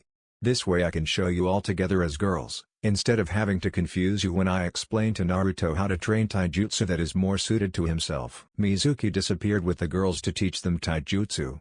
Naruto waited patiently for Mizuki to return. It was about an hour before the man returned. Sorry for the wait, but it took a while for me to get the basics through to them. Hopefully you will be a little faster. Naruto-kun? Said Mizuki compassionately towards the end. Hi sensei. Naruto nodded. Now show me how you make a fist, said Mizuki. Naruto straightened his hand and then curled it inward while his thumb was held tightly against his index and middle finger. No, that's all wrong. Mizuki tutted in disappointment. Looks like this is going to be a long day. Okay, you need to tuck your thumb into your fist. Why, Mizuki-sensei? Asked Naruto. To protect it from finger holds and weaponry, answered Mizuki. Naruto followed his advice. His Chunin senseis haven't led him astray. Why would now be any different? Yes. That it, now you getting it? Naruto shrugged. He had no idea that it would be that easy. Okay, Now I want you to go punch that post over there. Naruto walked forward and snapped his arm forward while twisting at the hip, moving his body weight behind the punch. Ah, Naruto cried out in pain. That can sometimes happen. It takes a little getting used to, but I'm sure with a little practice you won't even notice the pain. Mizuki smiled apologetically. Unfortunately, that punch was all wrong. When you punch you need to overextend your arm if you want any really power to your punches. You also need to transfer all your weight onto your leading leg in such a way that when you land a punch you end up one leg. Naruto complied with his teacher's instructions, grunting with pain as his fist made contact with the wooden post. He then proceeded to fall over after losing his balance. That's it, you only need to practice your balance and you will be fine. Mizuki smiled kindly. Now let's work on your kicks. Naruto grunted while holding his throbbing thumb. I'm lucky that it isn't broken. Naruto internally grumbled. Now for your kick you will want to swing your leg around. Keep the both of knees locked while you do it. I also want you to turn the ankle of your dominant or non-dominant leg, it depends on which you're not kicking with. So if you kick with your right, twist the left ankle 90 degrees left. If you kick with your left leg, twist your right foot 90 degrees right. Do you understand? Naruto followed his teacher's orders. He swung his right foot forward, knees locked, while twisting his left ankle 90 degrees left. This caused him to stumble slightly forward. This is so uncomfortable. Naruto grumbled internally. Good, now there is only your stance left, said Mizuki. It's really simple, just stand slightly straight. Naruto followed his order. Yes, that's it, now lock your knees, place your non-dominant leg in the back and hold your arms slightly in front of your face. Naruto complied. That's it. Okay, that's all for today, Naruto-kun. You only need to practice what I've shown you and I'm sure you will go far. Mizuki smiled, internally it was much more sinister. Go into a far grave maybe. Chapter 3, A New Sensei. Academy Year 1 Examination. Naruto had finished all his examinations besides history, taijutsu, and shuriken jutsu. Iruka-sensei had just placed his exam paper on his desk. You may begin, instructed Iruka-sensei. Naruto turned over his history exam paper, and pored over the questions. Which were the major warring clans during the period of warring states? The Uchiha, Hagoromo, Senju, Hyuga and a number of clans that formed as the ally clan to these major clans. Which are found clans of Konohagakure no Sato. The Senju and Uchiha clans. Which clans are known as the first state of Konohagakure no Sato? Akimichi, Yamanaka, Nara, Inuzuka, Uzumaki, Kurama, Aburame and Hyuga clan. Name the Hokage of Konoha in chronological order. Hashirama Senju, Tobirama Senju, Hiruzen Sarutobi, and Minato Namikaze. The questions continued in that fashion for the rest of the paper, mostly dealing with Konoha and how it was formed. Naruto found most of the questions to be unbearably easy, dates weren't even asked, it was way too simple, then again it was only their first year. It was bound to get more difficult as they progressed through the academy. Or maybe not. Naruto turned his attention to Menma, Mito, Kiba and to a lesser degree Sasuke, who were scratching their heads in frustration. Obviously they were trying to desperately extract the answers from their head. It didn't seem to be working. Imagine that. Soon enough their test papers were taken by their senseis. Alright. We have taijutsu and shuriken jutsu next. I can't wait to show off my taijutsu, not so much my shuriken jutsu. Naruto thought internally. In 5 minutes we will continue our exam on the academy training grounds, said Iruka. We will be starting with shuriken jutsu. The class quickly up to stretch their legs, however they were slightly jelly-legged from the numerous hours of sitting in chairs. Finally, those chairs were so uncomfortable. The class soon made their way to the accuracy zone. Each of them taking their turns in alphabetical order.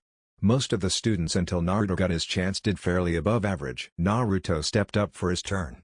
Okay Naruto, we will start with kunai. You need to get a score out of 5 for the kunai throwing and a score out of 10 for the shuriken throwing. Naruto nodded, before he accepting a set of kunai from Mizuki-sensei. He threw the kunai like one may throw a javelin or spear. Needless to say only 2 were on target and of those 2 only one of them were lodged into the target. Iruka simply jotted it down on his clipboard before he said, okay, now it's shuriken throwing. Try your best. Naruto threw each shuriken, in the same manner one may throw a ball. He was on target, surprisingly. Unfortunately none of his shuriken were lodged in the target. Ha! What a loser. Howled Kiba. Yeah he sucks, said Menma. Ha ha ha ha, that was terrible. Remarked Mito. Most of the class had the same ideas. Some of them voiced their opinions vocally, and others kept it to themselves. Naruto silently cursed. Why was he this bad? When he practiced the kunai and shuriken throwing he at least got some on target.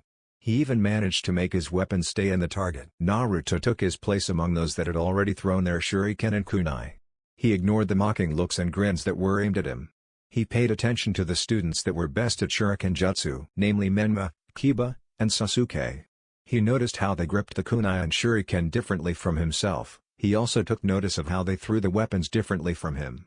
Something was amiss here, but what? Sasuke was the best in the class when it came to shuriken jutsu. Next came Menma, who only lost to him by a point in the shuriken throwing section. Kiba lost to the two by only scoring 7 shuriken and 4 kunai. Kiba grinned at Naruto cockily. That's how it's done, dead last. Naruto scowled. Do not take what he says to heart. He was born in a clan. You however did not have anyone to guide you, said Shino stoically. Although Naruto got the idea that he was trying to be reassuring. Thanks Shino. Naruto smiled lightly. I needed that. Well done everyone. Iruka-sensei smiled. We will have a short break, and then we will start the taijutsu exam. Taijutsu training field. The first match will be Naruto Konoha vs Kiba Inuzuka, said Iruka. Alright, I'm going to grind him into the dirt. Kiba grinned, almost turned feral. Naruto walked into the sparring circle.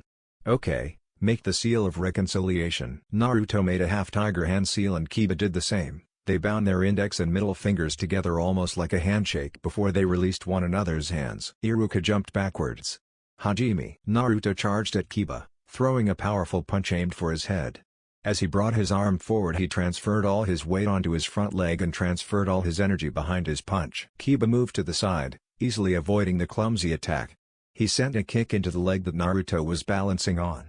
This resulted in Naruto losing his balance and falling roughly, face first, to the floor. Kiba stepped onto Naruto's back. You're such a loser. He grinned cockily. I told you I would grind you to the floor. Winner, Kiba Inuzuka, exclaimed Iruka. Okay Kiba, that's enough. Kiba moved his foot off of Naruto's back. The young redhead pushed off of the ground. He dusted the front of his pants and shirt off before turning towards Iruka. Now the seal of reconciliation, to show that you mean no ill will to your sparring partner, said Iruka. Naruto made the hand seal, as did Kiba, while he grinned mockingly to Naruto. DCH, what a loser, said Sasuke. Yeah, he is the weakest in class. He is probably lazy too, said Menma scornfully. He sucks, said Mito. Yeah, said Ino and Sakura simultaneously. Iruka cleared his throat. The next fight will be Mito Uzumaki Namikaze vs Shikamaru Nara. I forfeit. Shikamaru shrugged before laying down on the grass and making a note on his clipboard. What, that's totally unfair, said Mito. Don't worry Mito, I will evaluate your taijutsu after everyone has finished their own spars. Shikamaru, you'll get a 0, is that understood? Said Iruka sternly towards the end. Troublesome, sighed Shikamaru. I'll show you troublesome. Mito angrily shook her fist at him. Okay, that's enough, said Iruka. The next match is between Choji Akimichi and Sasuke Uchiha. The two clan heirs stood opposite one another. They initiated the seal of confrontation. The Akimichi boy took the academy stance, while the Uchiha took a slightly different stance. Iruka-sensei, do I have to hit him? I don't want to hurt him, said Choji. Don't think of me as weak, said Sasuke as he charged at the Akimichi. Choji was too slow to dodge the rapid-fire punches to his stomach, compliments of Sasuke. Fortunately the fat gave him some protection. However, Sasuke wasn't finished. He jumped and sent a kick into the robust boy's chin, knocking him back, before he continued to sweep his legs. Sasuke finished the fight by placing his right leg on the groaning Akimichi's chest. You're the weak one, not me. Winner, Sasuke Uchiha, said Iruka-sensei. Okay boys, now the seal of reconciliation. Sasuke took his foot off from Choji, allowing him to push himself upright. They made the seal before they departed to different sections of the training area. Right. The next spar will be Sakura Haruno vs Yakuma Kurama, said Iruka-sensei. The two girls walked up to the sparring zone, already with their hands in the seal of confrontation. Good sparring etiquette, girls. Iruka complimented. They nodded, somewhat nervously, before they intertwined their fingers. They separated and Iruka jumped back. Hajime. They stared at one another, waiting for the other to make a move, to make a mistake, to gain some inkling of the other's intentions. It seemed that Sakura was brasher of the two. She ran at Yakumo, her fist cocked back, looking for a quick knockout. Yakumo didn't feel like cooperating. She ducked under the punch and moved to the side, allowing Sakura to sail over her from all the power she had put in that punch. She wasn't about to let that opportunity go to waste. She kicked Sakura behind the knee. Combined with the momentum she gained from the charge and the consequent punch that followed after, it sent Sakura tumbling to the ground. where Yakumo stood over her as the victor. "Winner, Yakumo Kurama!" shouted Iruka, visibly impressed. The Kurama heir helped the pink-haired girl up. "No hard feelings? Right?" "No," Sakura said as she dusted herself off. "But next time I'll beat you." They shared a smile before making the seal of reconciliation. "You could learn from those two. They didn't treat this as a fight, but as a spar with a fellow shinobi, or rather a fellow shinobi in training," remarked Iruka. The two girls blushed in embarrassment before leaving the field. "Now, the second last spar of today, it will be between Menma Uzumaki Namikaze and Shino Aburame," said Iruka-sensei. Naruto paid a lot of attention to this fight. His friend Shino would be fighting, how could he not?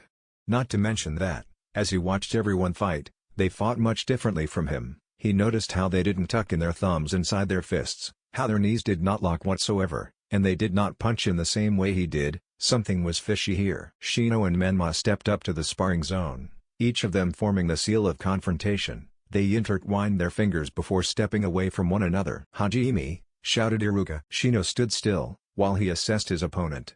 His limbs tensing, like a snake coiled and ready to strike. His opponent on the other hand was tensing just the same, except the tensing on his side was caused by an abundance of energy, just waiting to be released. He released it all right. Menma dashed forward at mid-academy speeds. Shino managed to dodge the punch that was thrown at him, but only just. He was not, however, able to dodge the roundhouse kick to his stomach. Shino gasped in pain, as he fell backwards, and rolled trying to diffuse as much of the force as he could. Menma was not having any of that though. He moved to capitalize on Shino. As soon as Shino completed his back roll, the blonde sent a snap kick into the Aburame's face, sending him reeling back onto the floor, and grunting in pain. "Winner, Menma Uzumaki Namikaze!" shouted Iruka. Menma scoffed at Shino before he walked away from him, not even bothering to form the seal of reconciliation. "Menma-san."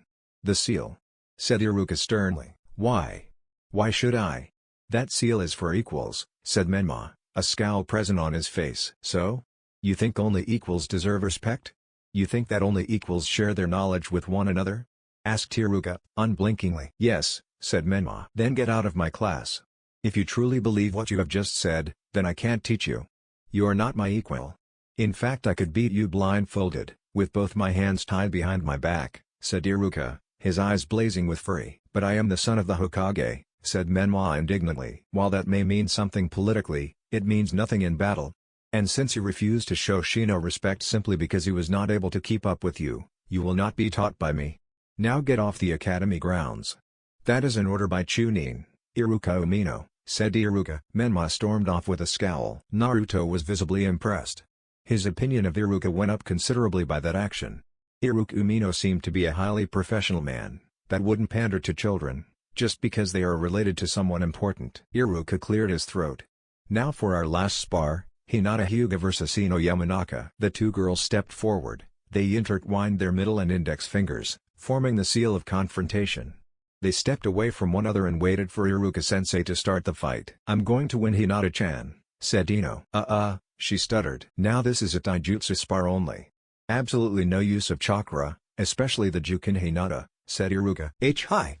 she replied. Then Hajime. Ino taking advantage of her opponent's lack of confidence, Ino rushed at her. Using the academy-style taijutsu, she managed to close most of the opening in her guard, avoiding any significant damage if Hinata somehow grew a backbone and attacked her faster than Ino was able to attack or defend. Ino came in with a swift jab to the chin. Hinata managed to parry the blow with her open palm. Ino wasn't perturbed by this. She sent a wild right hook at Hinata. The girl managed to duck slightly under punch. It slightly caught the top of her head. She cringed slightly at the pain, but managed to push through it and dove forward and rolled, before spinning around to face Ino's unprotected back. As Hinata spun around, she got a face full off the young Yamanaka's sandals to the face. It sent her reeling to the floor. Before Ino advanced on her, her sandal positioned slightly above her face. "Winner, Ino Yamanaka," Iruka yelled. Ino smirked confidently before she extended her hand to the Hyuga heiress. "Told ya I would beat you." Hinata hesitantly took the girl's hand, and pulled herself up. Hinata had a red mark across her face in the shape of a sandal. The seal of reconciliation. Hinata and Ino intertwined their fingers once more, before they left the sparring zone. "Well done everyone. Come back to the academy tomorrow for your report cards." Iruka-sensei smiled at the gathered students. The class was about to chorus their goodbyes to their kind Chunin instructor, when an Anbu body flickered into the area. The Anbu had silver hair, a face mask that resembled a dog, and he wore the traditional Anbu attire. "Chunin, Iruka Umino?" the Anbu inquired. "Hi," replied Iruka. "Hokage-sama wishes to see you," he said flatly. "Hi," replied Iruka before forming a tiger hand seal and departing in a swirl of leaves. Hokage's office. "Hokage-sama." Iruka bowed. "Iruka, care to tell me why you kicked my son out of class?" asked the Hokage coldly. "He didn't show me, nor his fellow students, respect," said Iruka. "Explain." Menma-san sparred with Shino Aburame. Shino lost the fight and Menma walked away. I reminded him of the seal of reconciliation, and he stated that the seal is only used amongst equals. So I asked him if he believes that only equals show respect, and only equals share their knowledge amongst themselves. He replied yes, and I told him to get out of my class because he is not my equal, and by his standards I am not his equal and thus not obligated to share my knowledge with him. Explained Iruka. Internally he was extremely nervous. "Menma, go home and get straight to your room," said Minato coldly. "Be but 1000. Now," he said while focusing his cold blue eyes on the boy. "Hi." Menma replied. When Menma left, Minato addressed Iruka. "Thank you, Hokage-sama." Menma has a severe case of entitlement. He doesn't like lazy or weak people, so if Aburame-san had put up more of a fight than he did, even if the boy lost, he would have earned Menma's respect. It's because he is used to being around such powerful people. Myself, his mother, and so on. Because of this he believes that only the strong matter, while the weak should remain where they are. "Below the strong," said Minato. "But wouldn't me doing what I did reaffirm his belief that the strong command the weak?" asked Iruka. "There was nothing else you could do. If you allowed him to continue, his case of entitlement would have gotten worse. So, now you only have his belief in the strong and weak to deal with," replied Minato. "Which means because of his own belief in the strong and the weak would force him to obey me. In such instance, such as showing respect to his fellow shinobi, if I work on it, even if I can't break of that mindset, I will still be able to teach him to respect his fellow students and shinobi," said Iruka, catching on to what Minato was trying to say. "Precisely," smiled the Hokage. "You know, when Sundaime-sama recommended you, I was slightly skeptical because of your reputation of a prankster in your youth. It was unfounded. You are an exceptional teacher." Iruka blushed in embarrassment, while he scratched the back of his head sheepishly. "Thank you, Hokage-sama." 3 days later, Naruto looked over his report once more. All of his theory work was borderline A rank, however his taijutsu and shurikenjutsu was lower than E rank. He couldn't believe that he would have to show his progress report to Tsusaru-sama. He is going to be so disappointed. Naruto sighed as he left his apartment, Amaterasu written on his head. The redhead soon arrived at the Sarutobi clan head's house. He nervously entered the house. He walked into the clan head's study. "Ah, Naruto-kun," said Saru-sama. "Why do you look so nervous? Is it your progress report?" Naruto nervously gulped, before handing the report to the elder. He searched through report, thoroughly impressed by the boy's marks. Until he got to the physical portion, that is. "Below E rank for taijutsu and shurikenjutsu?" "Yes." Naruto looked down. "Show me." "Saru-sama?" asked Naruto. "I've never in all my years seen or heard of anyone in your condition get below an E rank for taijutsu and shurikenjutsu. I want you to show me," said Saru-sama. 10 minutes later. Sarutobi training grounds. Naruto did indeed show Saru-sama his weapon throwing and fighting skills.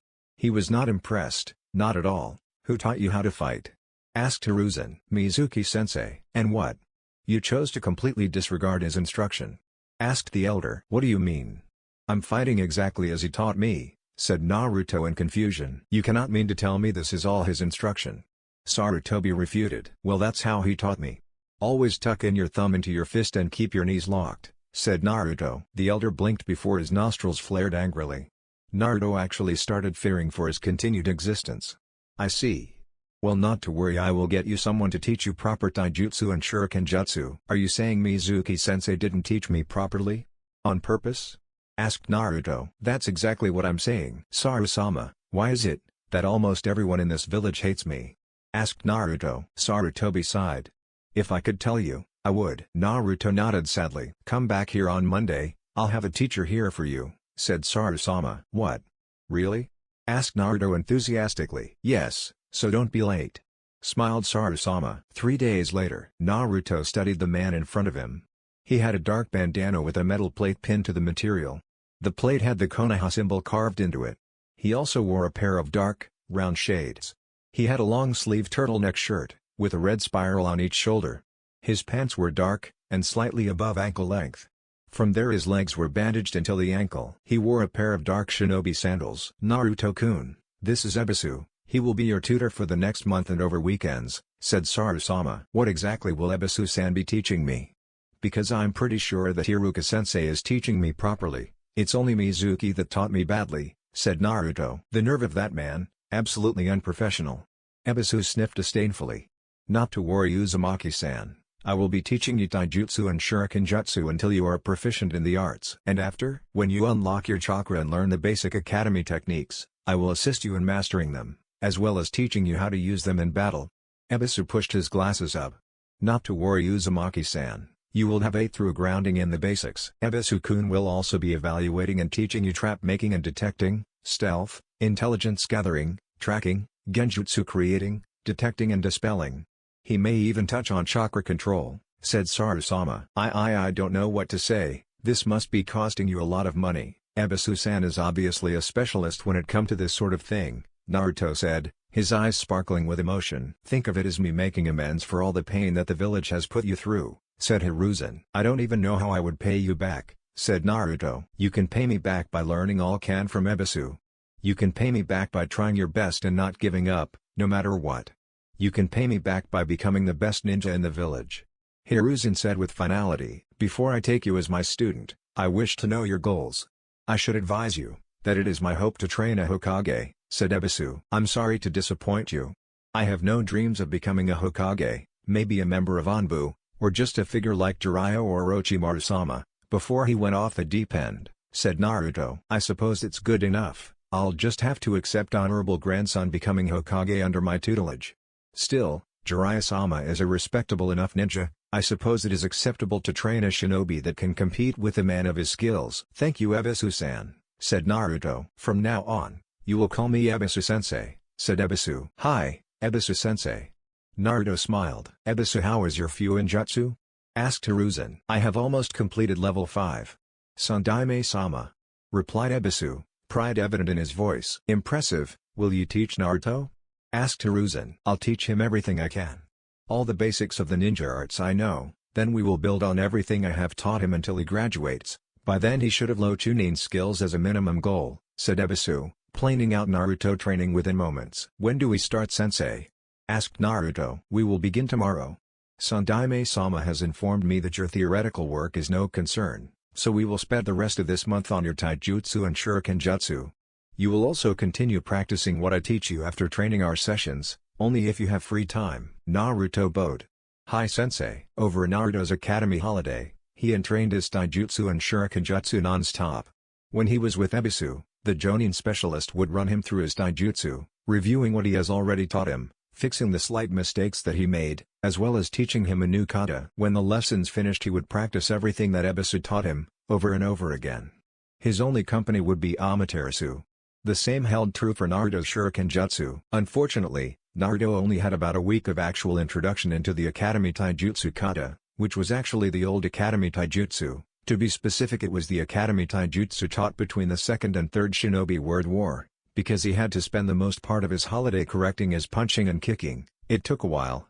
But now Naruto could say that he was good enough to at the very least, last in a fight against Kiba, and that was without any sort of taijutsu form, merely his adept, for his age, reflexes. When they had actually began studying the new taijutsu, Naruto had asked Ebisu why they were using the old academy style. "Ebisu-sensei, why are we using the old academy style?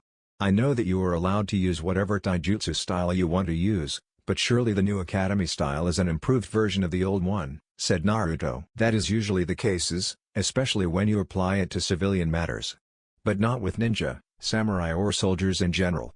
You see, this specific taijutsu style was taught between break of one shinobi war, and the verge of another. Because of this many students graduated early, were pushed to the extreme and were significantly stronger than those today. The old academy style is not taught today because the leaders do not see the reason for children to not live their lives as what they are.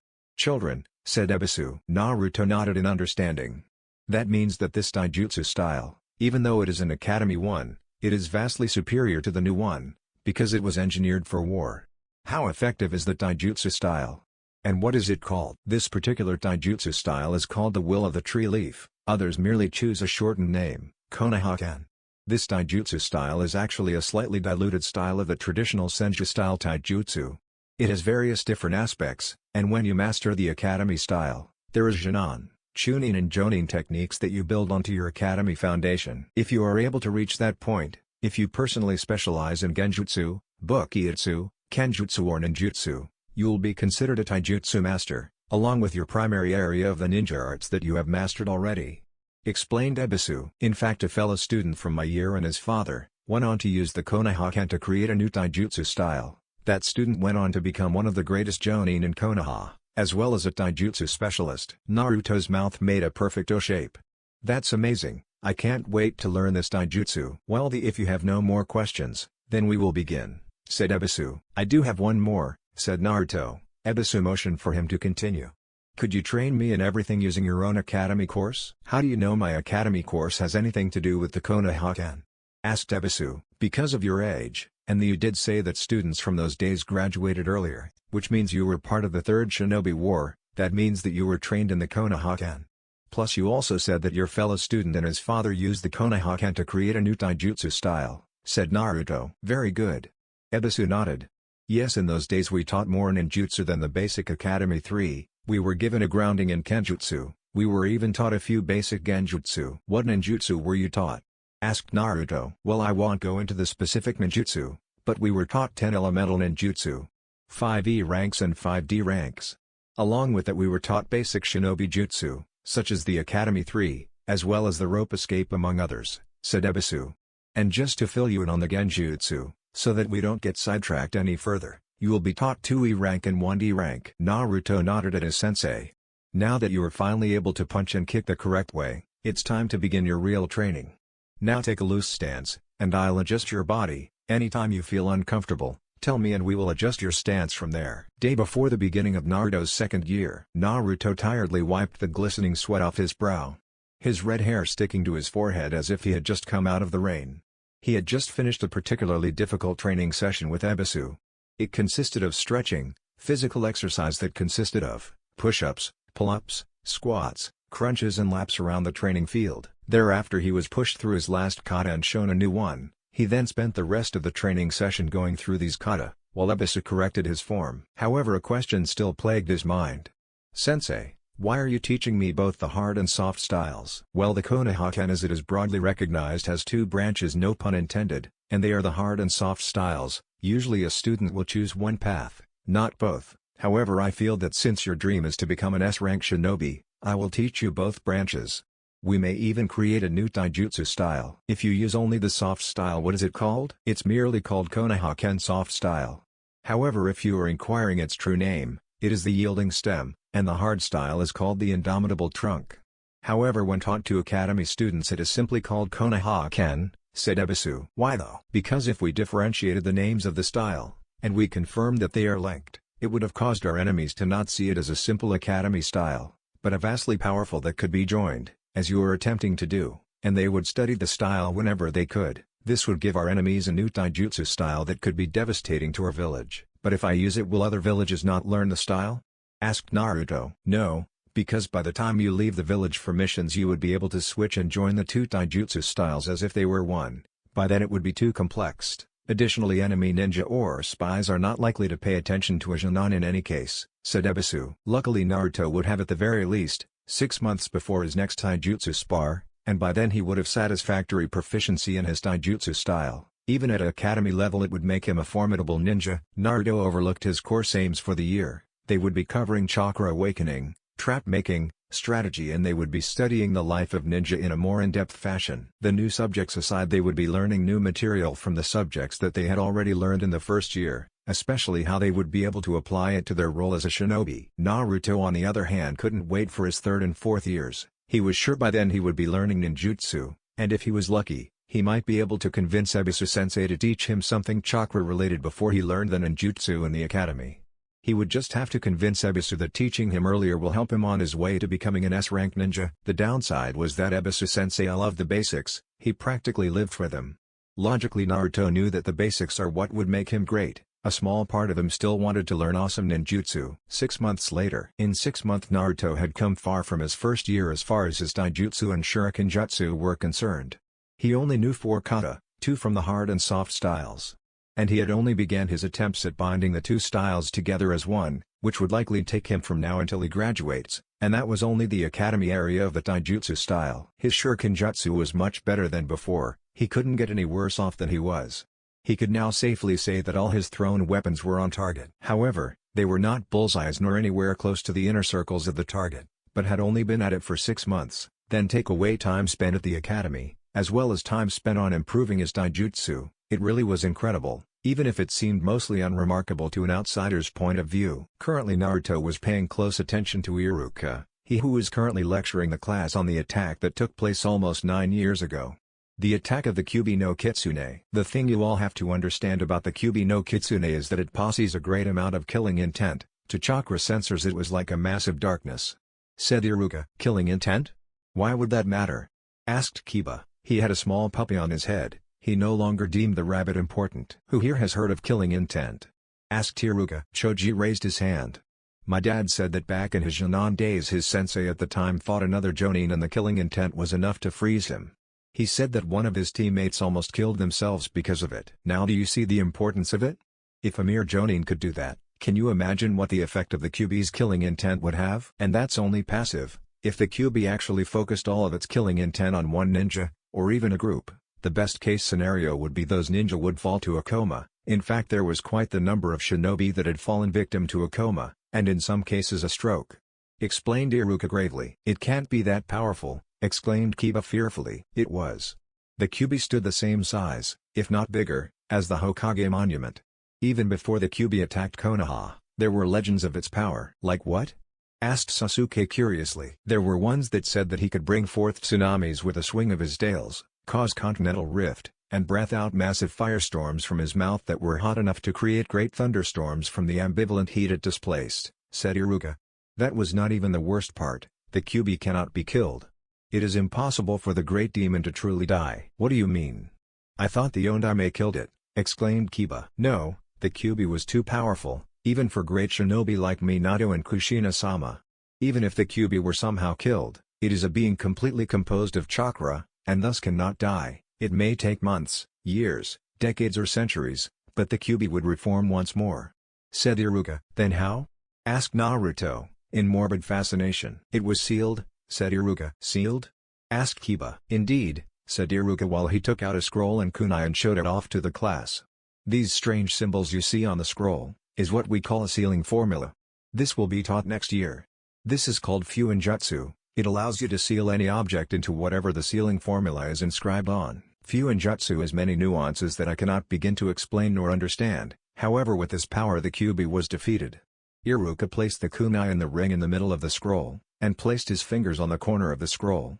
Fun he intoned and there was a puff of vapor. When the vapor cleared there was no longer a kunai on the scroll. Whoa! Where did it go? Asked Kiba in awe. It is inside the scroll. Isn't it? Asked Ino. Yes and no, it is really inside the formula, which is a pocket dimension created by my chakra and the sealing formula. He noticed that it went way over their heads. But essentially that is the gist of it. So, we substitute the kunai with Kyubi? Asked Shino. Correct. Iruka nodded. It cannot be that easy. To merely seal the Kyubi within a scroll. Again you are right.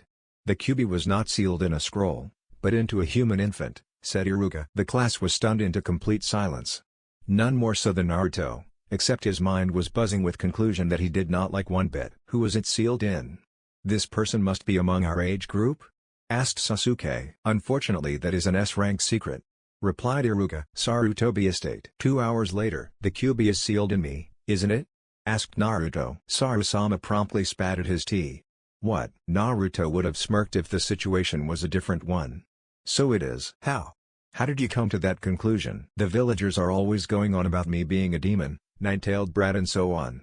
Iruka-sensei just lectured us on the Kyubi attack 9 years ago. He told us that it was sealed into an infant, and that's how the Yondaime defeated the Kyubi. He didn't understand the mechanics of how it was done, all he knew was that there was no other means of defeating the Kyubi, said Naruto. Hiruzen was at an utter loss on what to say to the boy.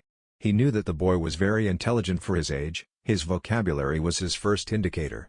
However, for him to decipher that he is the Kyubi Jinchuriki was absolutely startling. So he went with the best approach he knew. Listen Naruto, even though the Kyubi was sealed in you, You are not the QB, I cannot stress this fact enough. Oh, I know, was Naruto's simple reply. Excuse me? Asked Hiruzen, his eyebrows raised as high as hairline. Iruka-sensei explained sealing basics to us. He sealed a kunai into the sealing formula that was drawn on a scroll. So using that same logic, I am the scroll, somewhere on me there is a sealing formula, and inside the sealing formula is the QB. None of these three really change the other. When the sealing formula is drawn onto the scroll is still a scroll. When the QB is sealed into the sealing formula is still sealing formula. It doesn't really change anything. I thought that you may have thought of yourself as the QB because of the villagers outright telling you that you were, said Hiruzen. However, I must say that Hiruka-kun is a very capable teacher. If he showed you that sealing demonstration, he protected you from a lot of stigma from your peers if they ever found out about your Jinchuriki status. Jinchuriki? Asked Naruto. The Jinchuriki is the coin term for those with a tailed beast or demon sealed within them. It means the power of the human sacrifice. These individuals usually become weapons for their village. It was actually Shadaime-sama that led to weaponization of tailed beasts, said Hiruzen. That means that these Jinchuriki are able to use their tailed beast's power? Asked Naruto. Theoretically yes, however it all depends on the seal, as well as the skill of the sealer, said Hiruzen. Naruto was silent for a moment before he asked Hiruzen something that had been bothering him since his history lesson.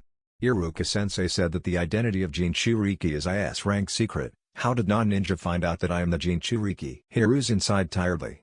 Minato-kun issued a statement to the villages after the sealing. So he told them all of them that I was a Jinchuriki and then following that he made it an S-rank secret? Asked Naruto incredulously. Hiruzen shrugged. I do not pretend to understand his motivations. And he told the village at large? Did he not think that there would be spies in the village? Especially after the QB attack? They obviously wrote home about my status. That means that at the very least the 5 great hidden villages.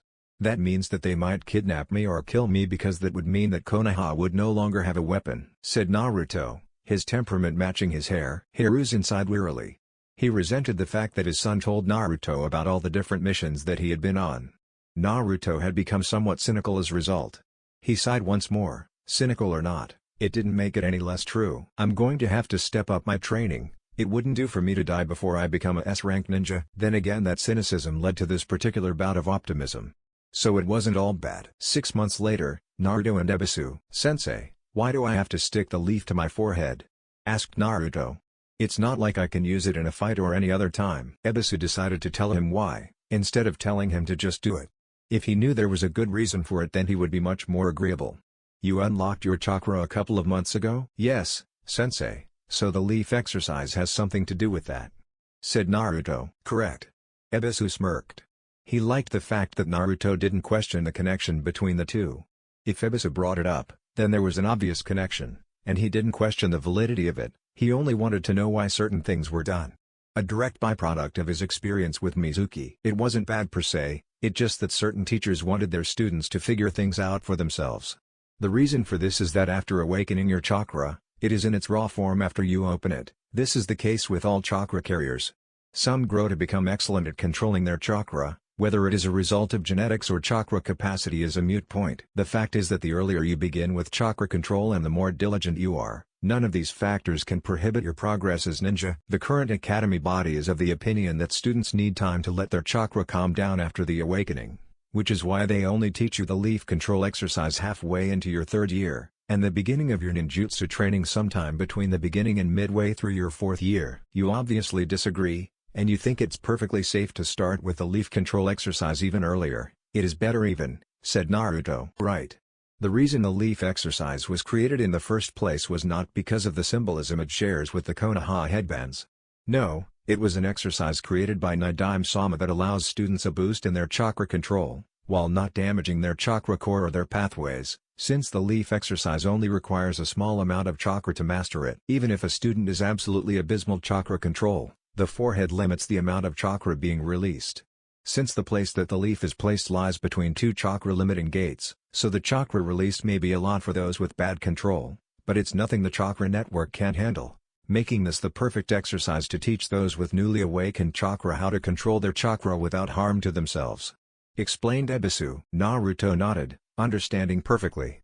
You know, I've never really understood how amazing the old academy curriculum. It truly was a work of genius. It not even a surprise that the weakest of the graduating class have become such powerful shinobi. Ebisu got the feeling that he was talking about himself and the chunin of his class, but he ignored him.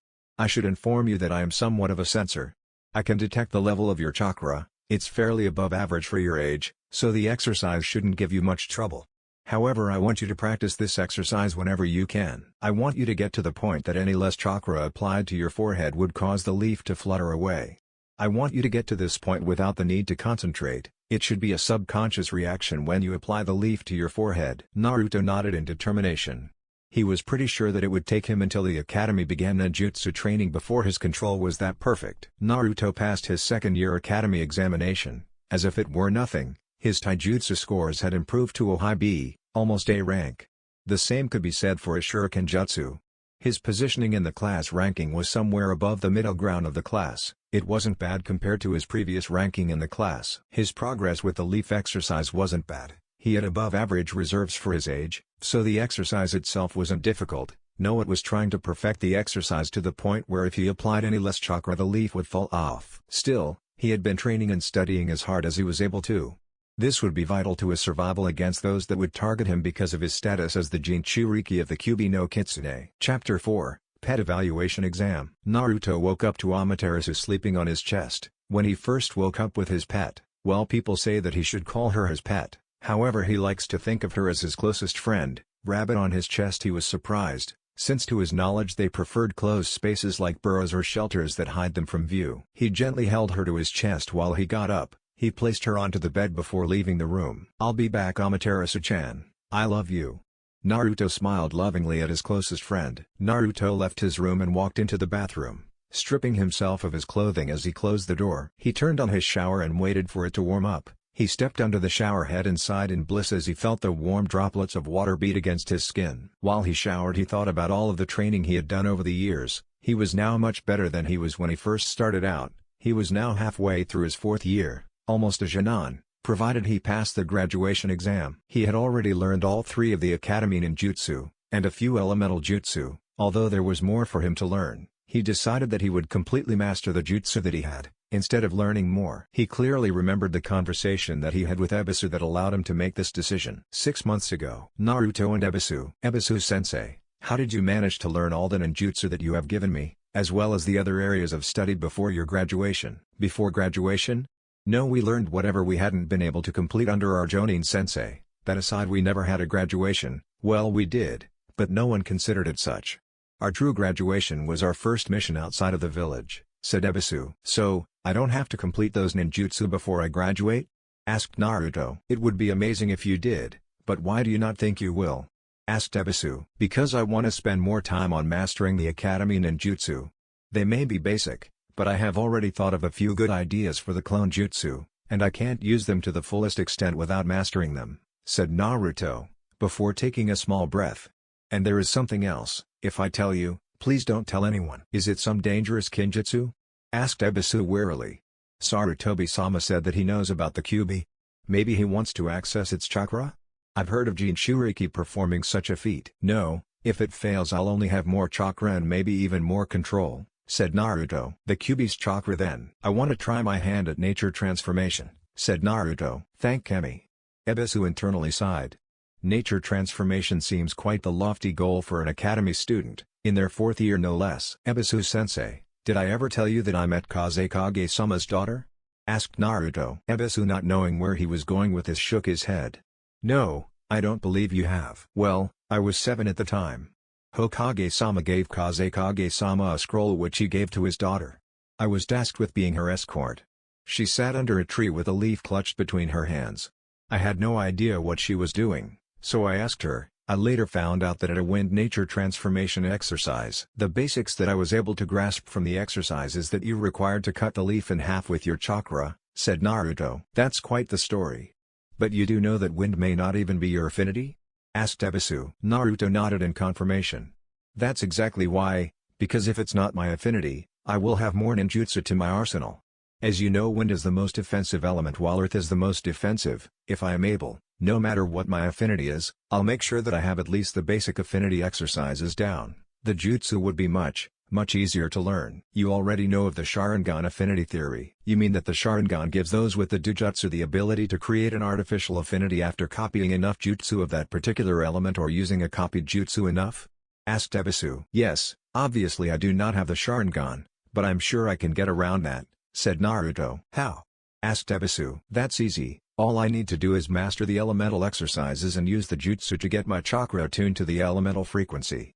With enough practice one additional element that is attuned to my chakra will be all too easy, said Naruto. Are you so naive to think that others have not tried it? Asked Ebisu. I'm sure they have, but chakra is like water, it may be transparent, but given a little encouragement it can easily take on the color of something else. A little colorant will do wonders, said Naruto. Except in your case the amount of colorant needed is astronomical, said Ebisu. Not really, chakra and nature chakra is still chakra, so it's much easier, replied Naruto. Plus I'm going to be a future S-rank shinobi, if it is possible, then I will do it. And yes, he had began his attempts at mastering the leaf-cutting exercise. In 6 months he had progressed to just below halfway, which was quite good considering that it was a Jonin-level chakra control exercise. Because of this his general chakra control had improved dramatically, he was almost as good as those that were born with natural high levels of chakra control. Add on to the fact that his chakra reserves had increased significantly from the constant use of chakra when he used the leaf-cutting exercise. He would soon begin attempting to decrease the hand seals that he needed to use for his basic academy ninjutsu. He had also recently been creating a new attack using 2 of his old academy jutsu. The problem was that he needed to get to the point where he used no hand seals, to really use it effectively. He had actually used it in a spar with Ebisu. 1 month prior, Ebisu vs Naruto. Naruto stood across from his enemy, breathing slightly, while sweat dripped from his brow. He wiped it dry with his shirt sleeve. Before dashing forward, he snapped his fist forward as he came into Naruto's reach. The Jonin easily slapped the fist aside and lashed out with a kick to Naruto's ribs, who went through hand seals. The kick connected before he could finish the hand seals. He grunted in pain but he didn't stop flowing through the hand seals. A look of appreciation appeared over Ebisu's face for a millisecond. However he decided to finish it before Naruto finished the technique. He flashed forward with a powerful elbow strike, determined to finish the spar. Naruto finished his hand seals. Ebisu struck Naruto in the head only for his elbow to go straight through his head, and Naruto's image flickered away like dust in the wind. Naruto was actually 5 meters east of his original position, while a log was all that remained in Naruto's original position. That was quite remarkable, said Ebisu before disappearing from view. Unfortunately much too slow. Ebisu appeared behind him, and gave him a chop to the side of the neck, knocking him unconscious as a result. To efficiently use these 2 techniques in collaboration, Naruto needed to improve his chakra control, and that is where the wind nature transformation comes in. It does not only help you change the nature of your chakra, but improves both your control and reserves of chakra. If he mastered the leaf-cutting exercise, the E-rank Academy Jutsu will become all too easy to master without hand seals. He just needed to master the leaf-cutting exercise first. All he had left to master was his taijutsu, which would take him until Shinnon graduation to master. Add on to that Ebisu would be teaching him Kenjutsu. Combined with his wind release it could truly be a devastating tool. Still, when he looked back on the events that transpired in the Leaf Village, he couldn't find it in him to focus on training, or anything in the academy for that matter. The Uchiha Massacre. From the whispers around the village, Naruto was able to find out that Itachi Uchiha slaughtered the whole of the Uchiha clan, besides his little brother Sasuke. The man, no boy, was a genius. At the age of 13 he had become a captain of his own squad. Certain Anbu squads, or members, have specialities: assassination, capture and interrogation, intelligence gathering and frontline combat specialists. Itachi filled all of these requirements. In fact there were rumors that he was being fast-tracked for greater leadership. His ascent would take to 3 paths: Jonin Lord Commander, Anbu Lord Commander of all quadrants and the next Hokage after the Yondaime's reign. Sadly, he went mad and slaughtered his entire clan. The Yondaime also released a statement to the general populace confirming the whispers that went around. 14-year-old Itachi Uchiha had become the youngest S-rank shinobi listed in the bingo book. This happened a few years ago, but Naruto still worried about power. To be precise, the way power corrupted the mind. From what Ebisu told him of international missing nin, and later showed him in the bingo book. Suffice to say they weren't there because the bingo book manufacturer liked the way they looked, or the village leader held a grudge against them for deflowering their daughter or seducing them. No, they were there for one reason. They committed violent, cruel acts against their village. Some were not as bad as others, but terrible nonetheless. Kisame Hoshigaki, for example, He was known for his many epithets. The monster of the mist, the human shark, the tailless-tailed beast. But none could reveal his true nature, except the kinslayer. The man was known for killing his own squad, for killing the former owner of his great blade Samata, for killing the Sandaime Mizukage. The man was true evil. As far as shinobi standards went, his only crime was disloyalty, which was the vilest of acts. Beyond that he had no true crime. It was the same for many of missing ninja of the different villages. Their true crime was disloyalty on a major scale. Itachi Uchiha was the same. He was disloyal to his family, the village and the land of fire. Most shinobi are of the highest degree of hypocrisy and would look down upon Itachi Uchiha, and Kisame Hoshigaki's various misdeeds, but not Naruto. He understands what a shinobi is meant to be. A kunai and a shield to their village. Most Jonin and even Chunin shy away from the fact that killing is a part of life. Some may delude themselves into thinking that they are killing to protect their teammates, killing for the sake of the mission, killing for the client, and above all killing for the sake of village. In the ninja world, killing is killing, there are no two ways about it. A better way to understand it is, if Ninja A of Village A is given a task by Client A to protect said client, and Ninja B of Village B is given a mission to kill Client A and bring in great fortune for their village. Ninja B ends up killing Client A, but Ninja A kills Ninja B. Who is in the right? Who can truly say that their killing had any true intent besides the money and blood? That's right, none. Most shinobi hide behind their reasons for killing as if it is the only thread that remains of their sanity. The fact of the matter is, death is not something shinobi should shy away from, because when you have no friends, no family, no one to turn to, only one constant will remain. And that is death. Even before that there were mutterings, that today is simply known as the Hyuga incident. A number of Kumo delegates had came to Konoha to sign a treaty. Naruto wasn't sure if it was an alliance or a non-conflict treaty. The second one seems more logical, given their history. The non-conflict treaty acts as a buffer between the two villages. Basically it's a promise between the two villages to not provoke or kill or trespass on the other's village unless they are give explicit permission to do so. The word around the village was that the Ondaime was pushing for a neutrality treaty, which would allow each of the villages to trade with one another, and attend one another's exams. Suffice to say it didn't work out. Kumo only wanted the non-conflict treaty. While the Kumo delegation signed the treaty, one of the members separated from the main group and kidnapped Hinata Hyuga, the daughter of the clan head. He made off with her, but he was ultimately stopped, killed, by the Hiyashi Hyuga, otherwise known as the Hyuga clan head. Following that, the Raikage known as A demanded the clan head's body. The Ondaime outright refused. They threatened to go to war, and the Ondaime Hokage's simple reply was, they could go to war if they wanted to, but he would make what he did to Iwagakure in the Third Shinobi War look like mercy compared to what he would do to the entire Kumagakure shinobi force. There wasn't any war. Not surprising, they were in the wrong. They planned to steal the Byakugan from Konoha, and more than likely they aimed to rape Hinata and produce Kumo oil Byakugan. Because their plans failed, would not be funded by the daimyo of Kaminari no Kuni.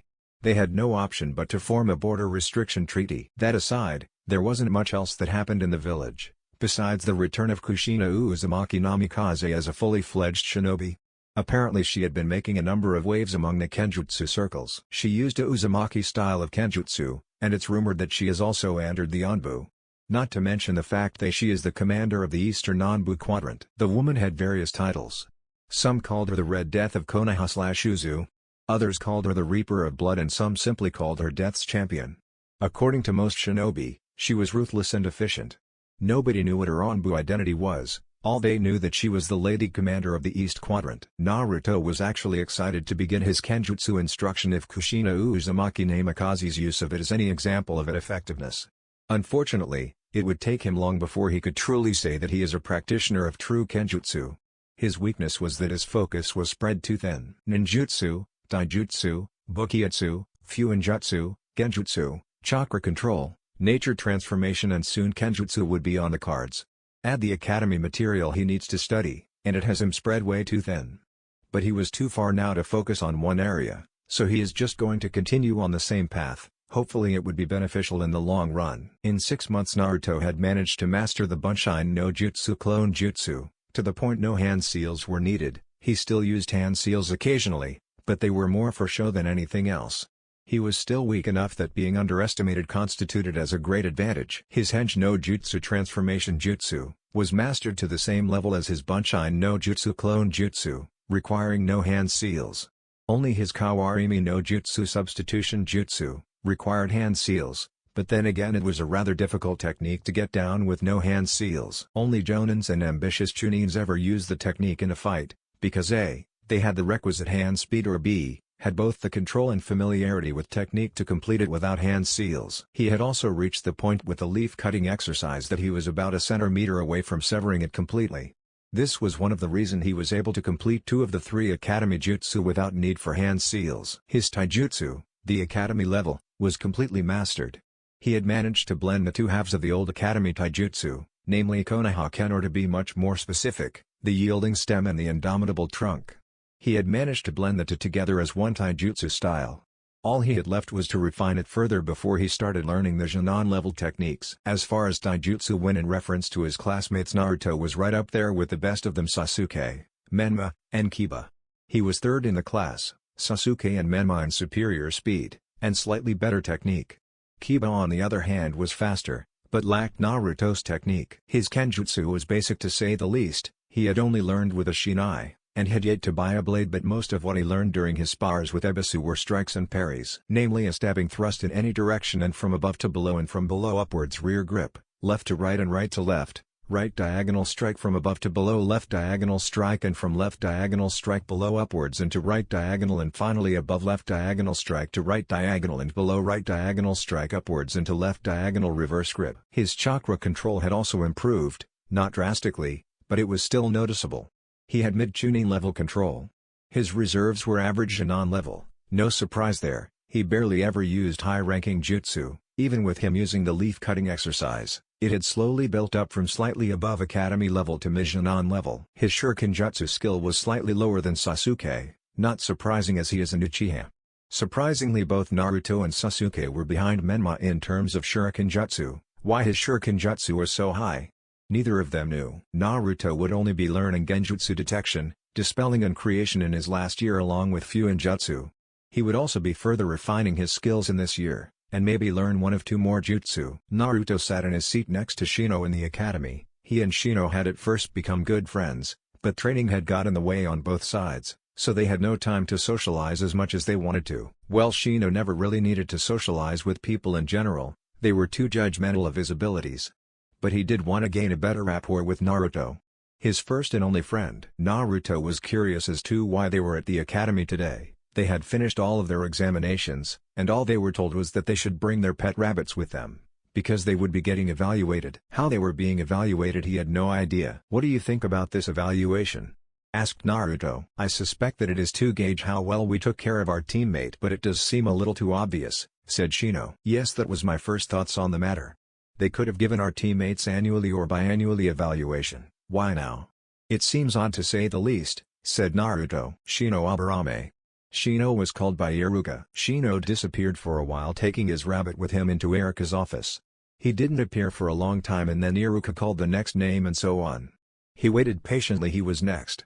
A lot of the class still remained, as it was only at the letter K. "Naruto Konoha," said Iruka. Naruto got up with his rabbit snuggled into his hands and entered Iruka's office.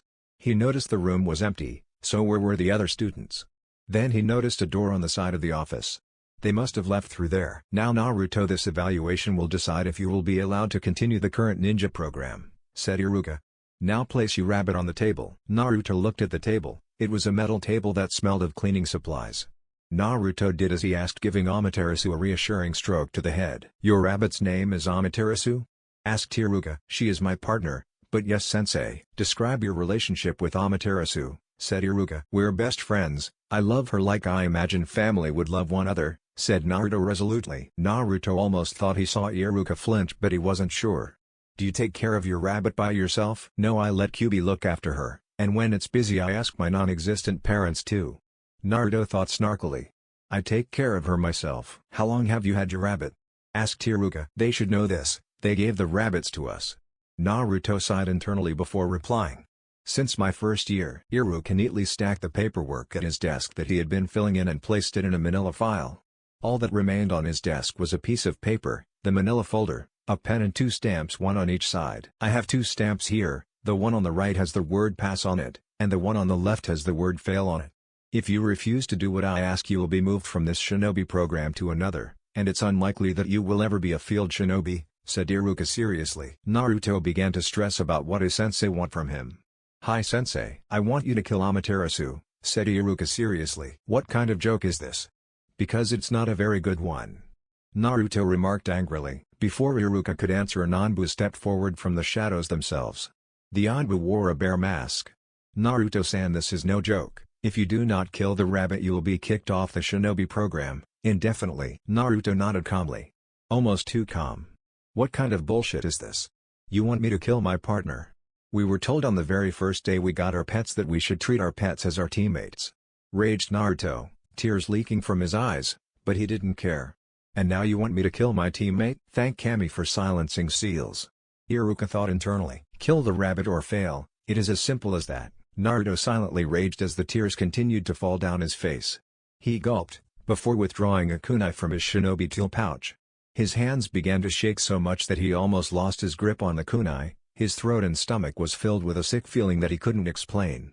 Like needing to throw up, yet not quite. He brought down his quivering hand with kunai held shakily in it. Tang! Naruto's kunai hit the table and fell from his grasp.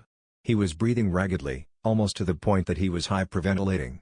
His eyes were wide, the tears had stopped, he had no more to give. "Naruto-kun, I'm sorry, but since you couldn't kill your rabbit you fail," said Iruka as he picked up the stamp on his left side and proceeded to bring it down on the paper. "No. No, I can do it." Naruto's eyes became icy blue as he steeled himself. His heart beating faster than he knew possible, bile rising to his throat, but he pushed it back down. He gripped his kunai by the handle, it was shaky in his grip. He gripped it tighter, his hand only twitching occasionally. "I'm sorry my friend, I love you." Naruto thrust his kunai into the throat of Amaterasu, the sound of metal piercing flesh was deafening. Blood squirted from her throat, spraying it all over Naruto's hand and arm. Even a little had managed to reach his face. "I'm sorry," he whispered. "Congratulations Naruto-kun, you pass," said Iruka. Naruto shot him a venomous look. "This is hardly worth the praise. I just killed my partner, my teammate, just so that I could fulfill my dream of becoming a shinobi." "Right, well, you're free to go," said Iruka uncomfortably. "May I take Amaterasu with me? To give her a proper funeral?"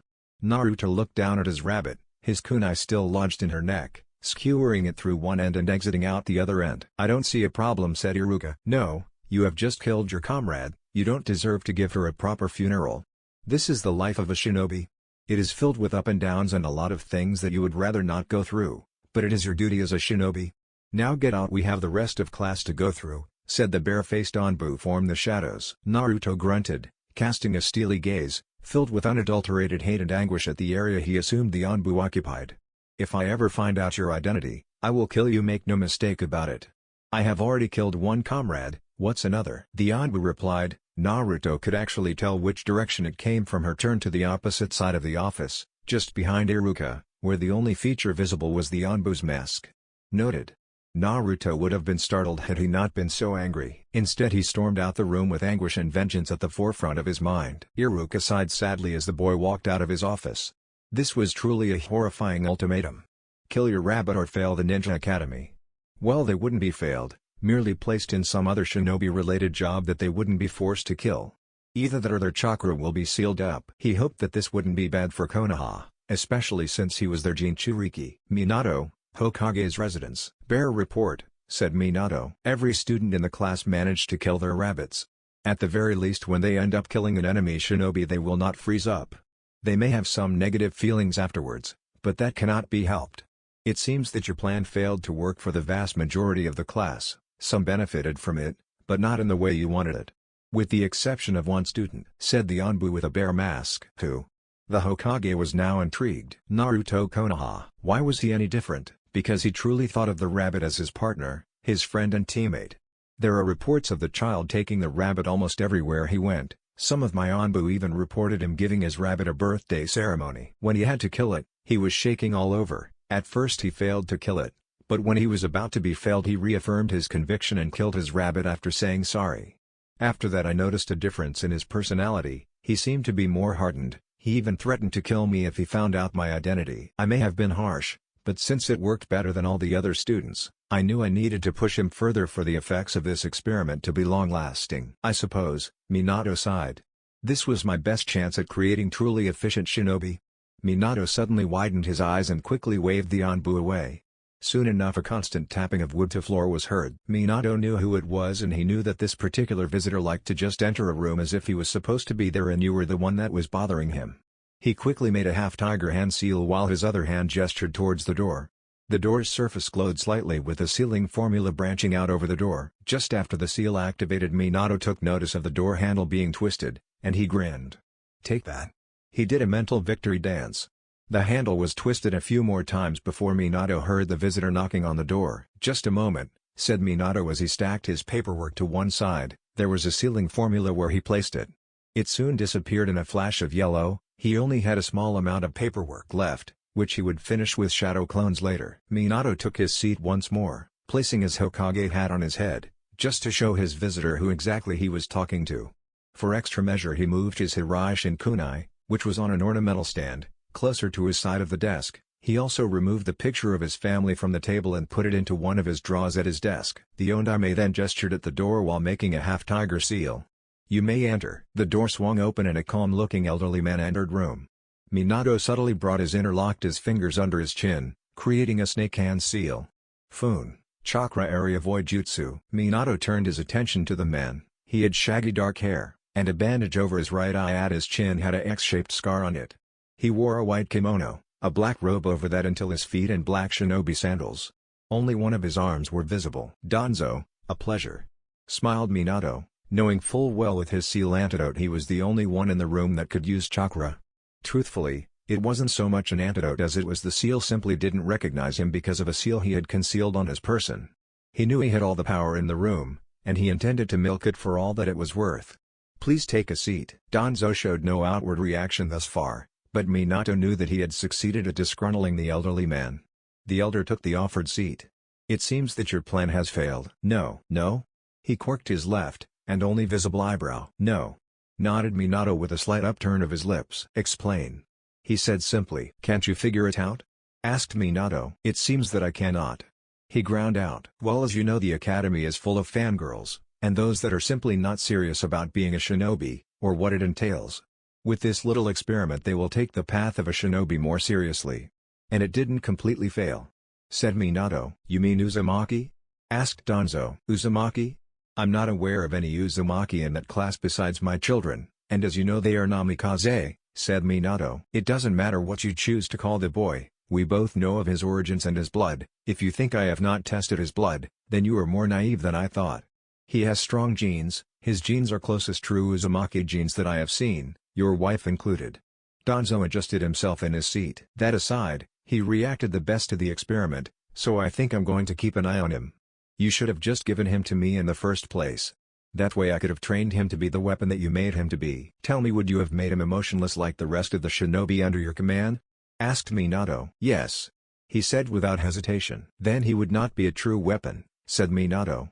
"We are humans, not kunai, we are fueled by emotion. Furthermore, if you were to take away his emotion, and then he somehow gained access to the Kyuubi's power, what do you think would happen when he received that influx of emotion?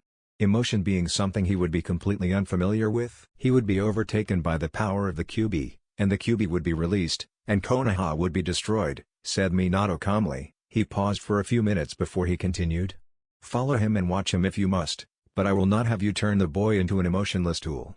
Now leave me, I have work to do." "Very well, Hokage-sama," Danzo said mockingly, as he left. "Idiot, your schemes will be bare before me," said Minato as he turned his attention to the glowing formula on the door handle. Naruto had been staring vacantly at his rabbit's cage for the past week, only stopping to eat every 2 days.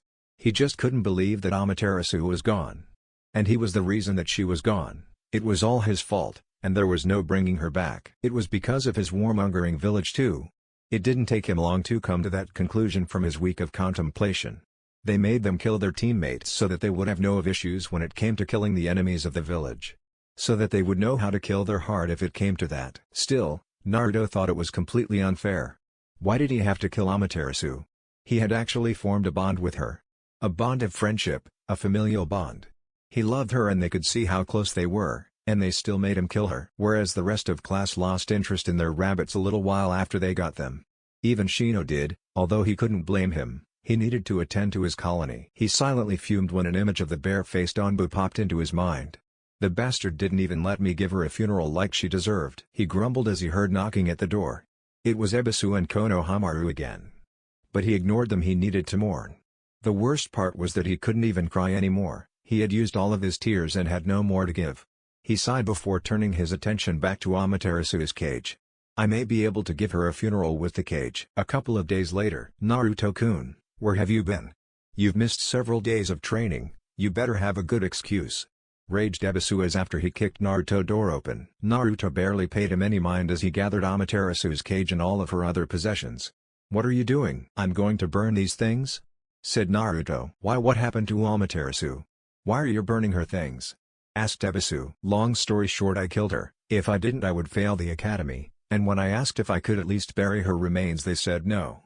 So this the closest thing to a funeral that I can give her. Naruto barely paid him a glance as he finished gathering all her things. Ebisu's mind was working a mile a second. So they actually used Project Trust.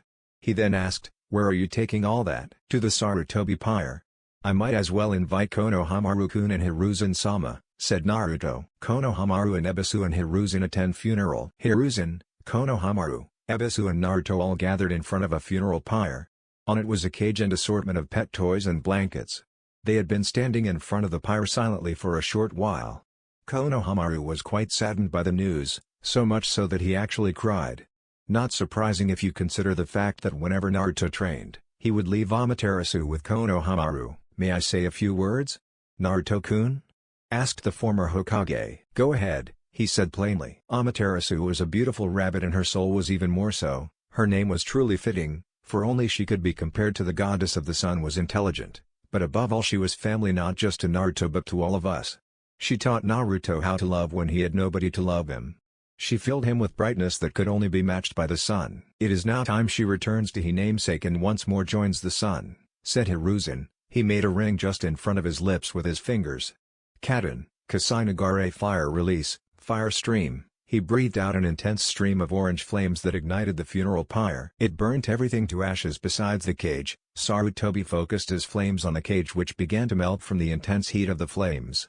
It joined in with the flames of funeral pyre, saying one last goodbye before all that remained of Amaterasu's possessions were only remnants of the real thing. Naruto, Sarutobi training field, 6 months before graduation. Ha! Exclaimed Naruto. He held both of his palms outwards and faced up a leaf and each hand was severed in two. That's very good Naruto, said Ebisu. You only need to train so that the technique is much more effortless to complete. Nonetheless it has done wonders for your chakra control, which was quite high to begin with. I can't even believe that you have mastered wind release nature transformation training so fast, even if it is only the primary exercise. Thank you sensei, said Naruto in a monotone voice. Ebisu sighed. Ever since Amaterasu had died the boy had a much more pessimistic view on life. He no longer had any reservations on killing, and he lost most of the enthusiasm that he once had. He still had drive, that wasn't in question, he just wasn't as bright as he used to be. Even before he was somewhat reserved, but now he could be mistaken for an Anbu in training for all the personality that he showed outwardly. We will be getting your weapon today. Obviously it's going to be a sword of some sort. You can get whatever length and style that suits you best. Naruto's eyes sparked for a second before they regained their usual icy appearance. It's the small things I guess. Ebisu shrugged. It better be made from chakra-conductive steel, said Naruto. It will be, anything less would be a waste, said Ebisu. That and I'm not paying for it. Sandaime-sama is. The duo left their training ground in the Sarutobi compound and entered Shinobi area of the village. They needed to be in Shinobi district in the village because other weapons stores would merely have low-quality supplies. And they would not have chakra-conductive anything. Never mind a blade. They passed a few weapons stores. Naruto didn't question Ebisu as to why they didn't go into one of those. He knew that Ebisu had a specific shop in mind. The two stopped at a medium-sized store with a giant scroll in front of the store. On the left side of the scroll there was a kunai, and on the right there was a shuriken. In between the two throwing weapons it said Higurashi weapons and utility. The inside of the store was much bigger than Naruto had first perceived it to be. Must be expansion seals. My own Fuinjutsu is currently limited to basic storage, and explosive notes, that have no right being labeled that. They're more like glorified fireworks. Still though it's impressive, the only reason that I didn't specialize in Fuinjutsu is because it's way too hard to find and way too dangerous to experiment with. I was lucky that I mastered the Kawarimi no Jutsu to the point of no hand seals, or I would missing an arm. He shivered internally. Forgetting those internal thoughts for the moment, Naruto ventured deeper into the store. All the way into the sword section of the store. He noticed that were an assortment of swords on the racks, from Tanta to Katana and the even larger Zanbato. Still none of them seemed to be chakra conductive. Most chakra conductive weapons had a dark hue on the blade, sometimes not, but one thing was for certain, they were not chakra conductive. He tried to flow his chakra through the blade, but it felt like he was trying to shove his hand through a hole that had a 1 mm diameter. "My name is Tenten, how can I help you?" a girl asked. He wasn't surprised by her appearance, he had a minor sensor ability. Ebisu appeared from one of aisles. "Yes, we want to buy a chakra conductive sword." Naruto turned his attention to the girl. She had brown hair that was done in twin buns on top of her head. She looked remarkably like a panda. On her forehead there was Konoha forehead protector, with 2 short bangs over it on either side. Much like her hair, her eyes were also brown. She wore a pink, sleeveless chipao shirt with red trimming, green pants and shinobi sandals. "Naruto, didn't you hear?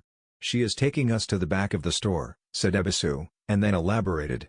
"They are only allowed to sell chakra-conductive weapons to Chunin or higher." Naruto nodded, before silently following. The back of the store was just as filled with weapons as the front of the store. He could also feel the chakra in the room with his minor sensor ability. Must be security seals of a sort. Naruto surveyed the weapons, going from one weapon to another, holding them in his hands and then placing them back where he found them. He searched for about 30 minutes, not finding what he wanted.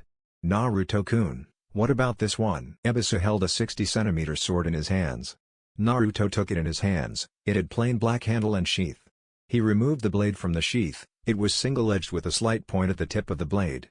The blade had a slight gray hue along the bottom, while the top was much darker. Naruto rolled the handle between his fingers and gave a few practice swings, ensuring that they were far away from Ebisu and the shop assistant. It seemed perfect. The ninjato was perfect, it wasn't too heavy, nor too light. It was also just the right length for him. "It's perfect." "Wait, it's for him?" the twin bun-haired girl asked. She just thought that he was only browsing, or the Jonin was asking his opinion on the matter, but the way he swung it then said it was perfect could only mean that it was for him. "Yes. Is there a problem with that?" asked Naruto. "Yes, firstly we are not allowed to sell chakra-conductive weapons to anyone below Chunin. Secondly, where's your forehead protector? You must be an academy student." "Okay then, Ebisu-sensei, a Tokubitsu Jonin might I add, will be buying it and gifting it to me," said Naruto. "But it will be a waste. Why can't you use a normal weapon?" she asked. "If you're an academy student it would be such a waste. You don't even look like you're from a good clan, you don't look that good at all. You probably don't know how to use a blade," she said heatedly. Naruto raised an eyebrow. What kind of shopkeeper or shop assistant says no to business, and then belittles their customers? Naruto then said. "It's true I only know the basics, but that doesn't matter.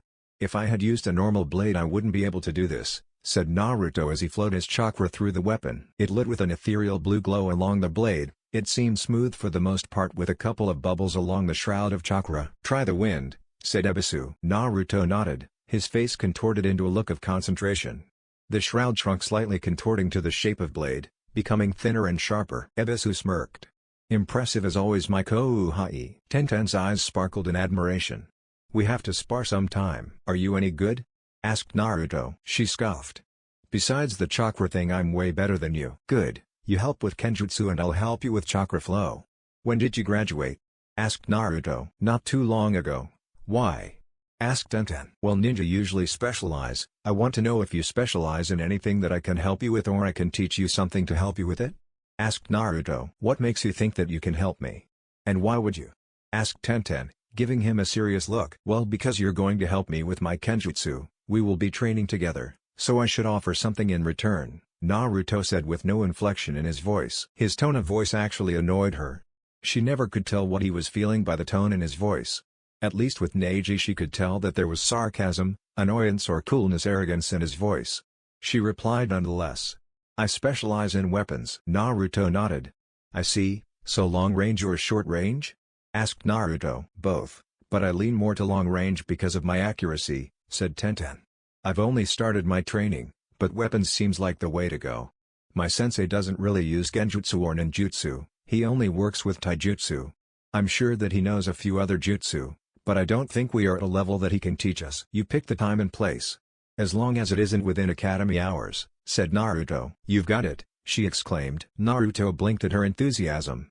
Whatever. XXX. Naruto. 3 months later. Naruto only had 3 months left until his graduation. He had spent most of that time simply refining his skills. His kenjutsu needed the most work. He still didn't have a style. He mostly used the basics that he was taught, with instincts and experience that he had gained from his spars with Tenten. Speaking of spars with Tenten, Naruto had to raise his sword to parry Tenten's own to the side. She was undaunted however and spun with the direction of blade, and cut across Naruto's unprotected ribs. He managed to halt some of the momentum behind the slash, but it still made contact. Fortunately, Tenten taught me the Super Inguha no Jutsu, sparring blade jutsu, and luckily she knows it as well, or I would have had too many cuts to count. Naruto swiftly pushed the blade away from his ribs on balancing Tenten, then he brought his blade across Tenten's unprotected stomach, gaining a grunt of pain from her. It may be blunt, but the blade was still painful. He then drove the handle of the blade into her chin. She barely avoided it before she grabbed his shoulder with her free hand and held her ninjato to his neck with her other hand. Another win for me, Naruto-kun. What does that make us now? 25-35. I'm beating you. She smirked. True, but if I was allowed to use the other ninja branches this would be a completely different ballgame, said Naruto plainly. Well, don't be so arrogant about your skills. I have been a Jonin for 3 months, while you aren't even out of the academy. If we included the other ninja branches, what makes you so sure that it will make a difference? Anyway, we're here to train your kenjutsu, not everything else, said Tenten. You are correct. I think it's time I help with what I said I would when we met, said Naruto. Something to help with weapons? She asked brightly. Yes, it's short range though.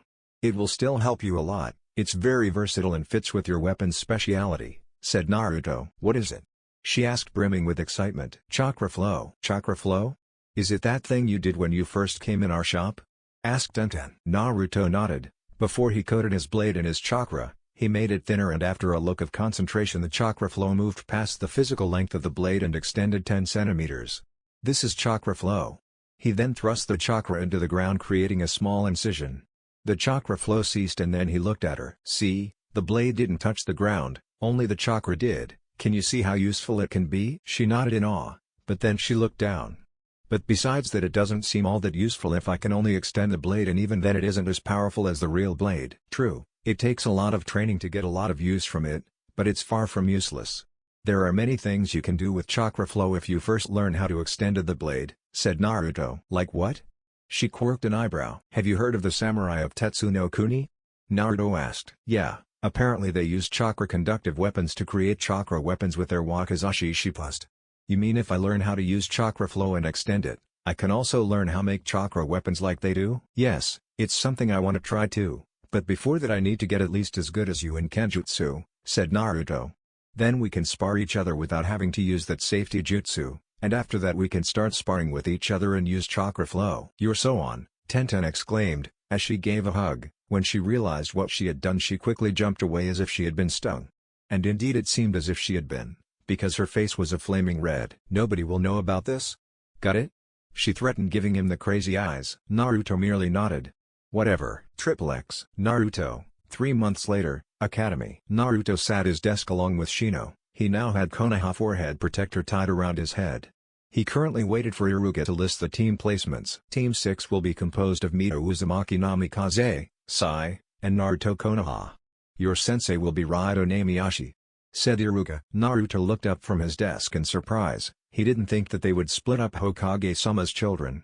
He caught Mito look at him, and he nodded at her.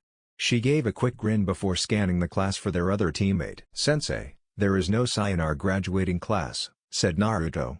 Is he reserve or from another class? No, he was privately trained, said Iruka. Naruto nodded, sufficiently satisfied with the answer. Next is Team 7, Sasuke Uchiha, Sakura Haruno. A scream of glee was heard by the whole class, followed by the sound of a head hitting a wooden desk. Ahem. And Menma Uzumaki Namikaze. Their sensei will be Kakashi Hatake. Oh come on. She gets 2 of the hotties from our class, and then Mito-chan gets the other. It's totally unfair, Ino sighed dejectedly. True love conquers all. Shanaro, exclaimed Sakura. Moving on. Iruka cleared his voice. Team 8 will be composed of Shino Aburame, Hinata Hyuga, and Kiba Inuzuka. Their sensei will be Kurina Yuhi. The best trackers in the academy, boy. No one can beat us now, exclaimed Kiba boisterously. Team 9 is in rotation, so Team 10 will be composed of Shikamaru Nara, Ino Yamanaka, and Choji Akimichi. Your sensei will be Asuma Sarutobi, said Iruka. It's so unfair that I have to be grouped with a lazy oaf and a lazy glutton. Even Naruto-kun would be better than this. Ino exclaimed, giving Naruto a saucy wink. Yes, well, am I not lucky that Mito-chan is on my team? Asked Naruto, though his voice held almost no emotion. Much better company. Ah, are you sure? I'm sure I know a few things that Mito doesn't, said Ino, enjoying Mito's inflamed cheeks. I'm sure, replied Naruto plainly. I can't even tease Naruto properly. He has as much reaction as a statue. She grouched. Naruto smiled a little beside himself. Finally he was Genon. Chapter 5, The True Genon Test. Naruto sat under a tree with the rest of his teammates. Sai was an odd boy. Even though Naruto showed no emotion, it was less disconcerting than Sai. He just threw around the fake smiles like they were clone jutsu. The boy's appearance wasn't any different. He had pale white skin, and slender frame that was accompanied by straight dark hair and emotionless cold black eyes. He wore a long-sleeved midriff shirt that exposed his flower-colored stomach, a black forehead protector on his forehead, black gloves that exposed his index and thumb fingers, a small black jacket, black pants and shinobi sandals. He had a ninja tool pouch and kunai holster at his leg. On his back he had a small bag and holstered sword, from the length it is likely a tanto. Stop smiling all the damn time. It's annoying, shouted Mito. At least if you are going to smile, be honest about it. Naruto turned his attention to Mito. Her hair was still the same blue-violet, it was so long that it almost reached her waist.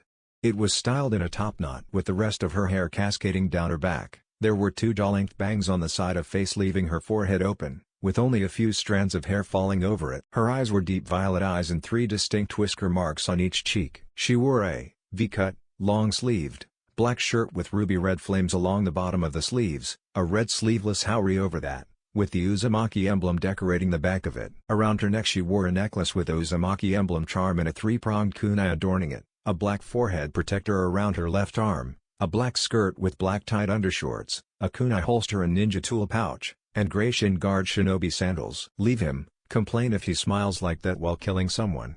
It's harmless now, shrugged Naruto, tussling his scarlet red hair over his forehead where his forehead protector sat, shining from the small beams of light that broke through the trees and reflected off the metal. The black cloth contrasted heavily with his scarlet spikes. He had 2 jaw-length bangs framing the sides of his face. They were wrapped in bandage keeping all the hair together. His blue eyes were no longer as they once were. Before they were blue and filled with hope, like the sky on a warm day. Now they cold, and devoid of emotion, much like ice. He wore a tight black shirt with elbow-length sleeves. They had orange flame motifs licking the bottom of the sleeve. Under that he wore a long-sleeved fishnet shirt for protection, black fingerless gloves with a metal plate behind the palm that had a stylized leaf carved into it, dark red ankle-length pants that were wrapped with black combat wraps at the hem. The pants had a kunai holster on each leg with combat wraps under the holsters and a ninja tool pouch at the waist, black shinobi sandals and a ninjato strapped to his back. Across them sat their Jonin sensei, Raito Namiyashi.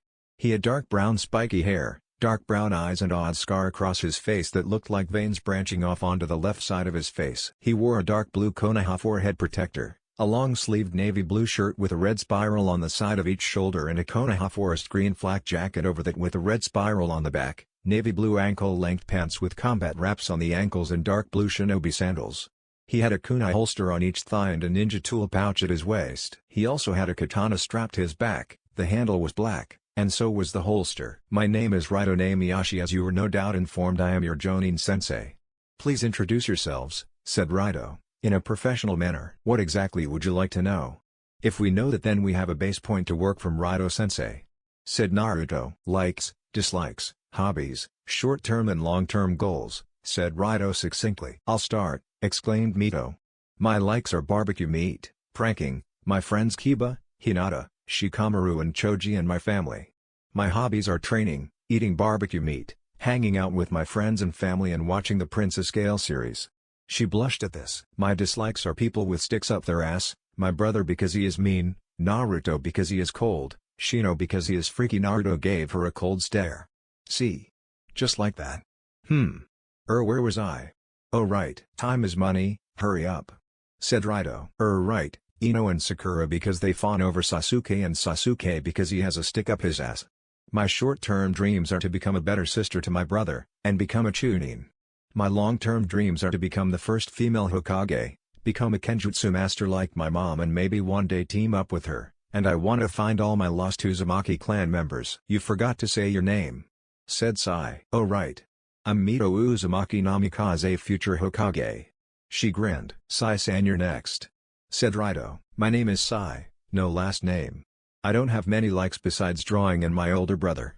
I do not have many dislikes besides those who take my drawings. My hobby is to draw. My short-term goal is to become a chunin and I have not thought of a long-term goal, said Sai. And Naruto-san, it's your turn, said Raito Namiyashi. My name is Naruto Konoha and I am a bastard. I like training, ramen, handmade deep-fried chips, Konohamaru, Shino and Saru-sama. I dislike a certain bear-masked Anbu. My hobbies are training and practicing calligraphy. I do little else. My short-term goals are to become better at Kenjutsu and become a chunin. My long-term goal is to become an S-rank shinobi, said Naruto. My name is Raito Namiyashi. I like obedience, efficiency, green tea and onigiri. I dislike time-wasters, disloyalty and usurpers of authority, salted beef and fish, as well those that believe that a mission can be completed without comrades. The mission is only complete when you have all your comrades with you at the end of it. My hobbies are architectural drawing, playing shogi and kenjutsu kata meditation. My short-term goals are to become a full jonin and get my students promoted to chunin. My long-term goals are to become an S-rank shinobi and form my own jonin squad that has the same notoriety as the Inoshikacho trio, or maybe even the Densetsu no Sanin. It's nice to meet ya, exclaimed Mito. A pleasure, said Sai as he closed his eyes and smiled, prompting Mito to slap his head lightly. Only smile if you mean it. It's nice to meet you, sensei, said Naruto. Now usually teams are given a test to see if they are ready to become Genin, said Raito sensei. But we already passed, said Mito. That test is only to sort the talented from the useless. He almost seemed amused. Usually all the test requires is for Jonin to deceive their students into working against each other when the true intention is for them to work together as a team. Other sensei may not elaborate on anything and merely instruct their students to find them, defeat them, hit them once or trap them. It ranges from Jonin to Jonin. However, the prevalent factor in each test is always teamwork, explained Raito. Why are you telling us this? Asked Naruto shrewdly. We're not getting a test, or at the very least not one that requires teamwork, or perhaps your ploy is to make us believe that no teamwork is required and then you fail us for not using teamwork. You are right, you are not getting a test, and try not to be so paranoid all the time, or do. It may save your life, then again it may end it. No, I will give you all a month to develop your teamwork.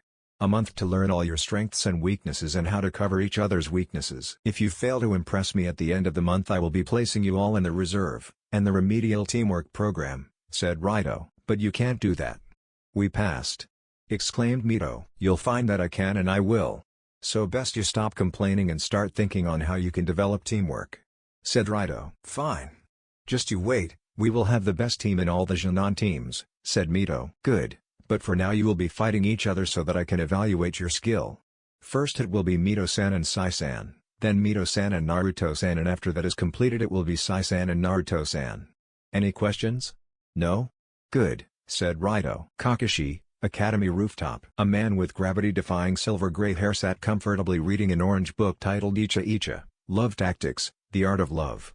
He read it with his lone, dark brown, right eye. He had a forehead protector covering the other eye and a face mask concealing the rest of his face and neck. He wore a long-sleeved dark blue shirt with a red spiral on each shoulder, a forest green Konoha flak jacket with a red spiral motif on the back, fingerless black gloves with a metal plate behind the palm, long dark blue pants with combat wraps around the ankles and the left thigh. On the left leg he had a kunai holster, and at his belt he had a ninja pouch. He discreetly raised his eye from his book as two chakra signatures entered the area. Suddenly there was a whirlwind of leaves and two teen boys appeared. The one was raven-haired and the other blonde with streaks of red. So you can keep up? Smirked the raven-haired boy arrogantly. As if it's you who needs to keep up with me, Sasuke. Scoffed the blonde boy. Whatever, Menma, said Sasuke, turning to the side and taking a seat. Kakashi took note of the blonde boy. He had shaggy blonde hair with two jawline bangs that had red streaks running through them, bangs that cascaded over his navy blue forehead protector, deep violet eyes and three whisker marks on each cheek. If not for the eyes, the red streaks and the whisker marks and arrogant smirk, he could be your mini-clone sensei. You would be Guy the Second Coming, or would Guy be Minato the Second Coming?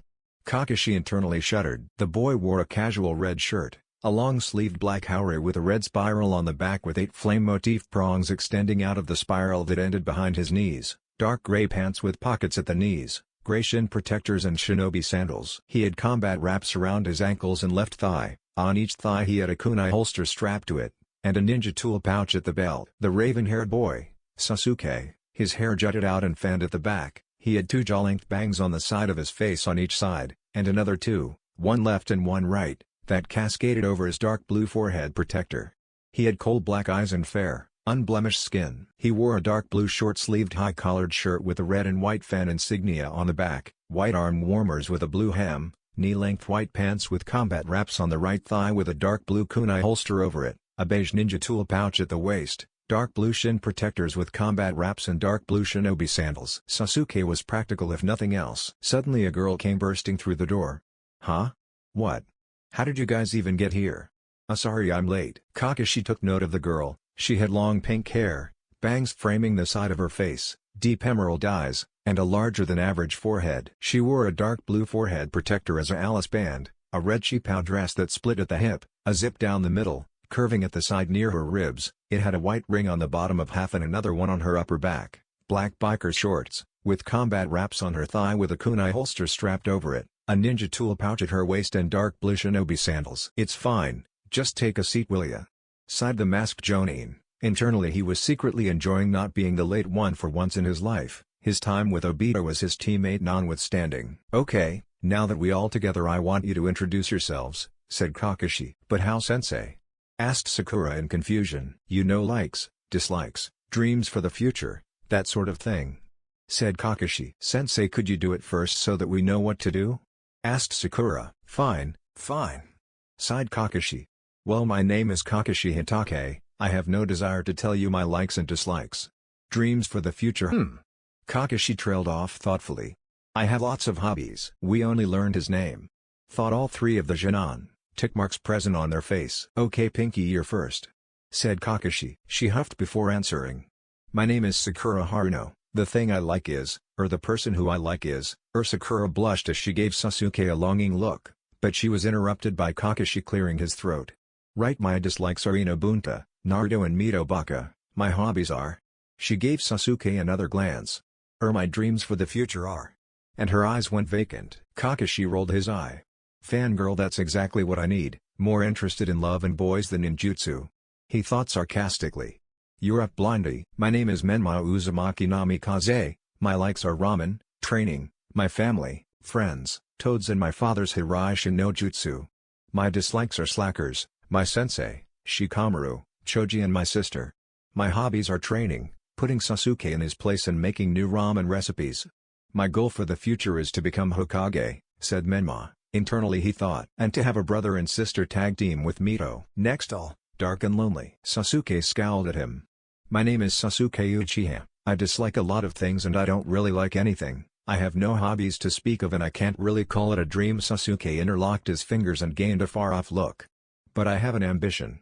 The resurrection of the Uchiha clan and to kill a certain man. Finished Sasuke darkly. Right, so Menma is the only sane team member here, his major arrogance aside, thought Kakashi while sweat dropping. Meet me tomorrow at 500 hours on training ground 7 for your survival training. Oh, and by the way, don't eat breakfast, you might throw up. Teammate sat in their training ground. Their sensei went by the name of Kurenai Yuhi.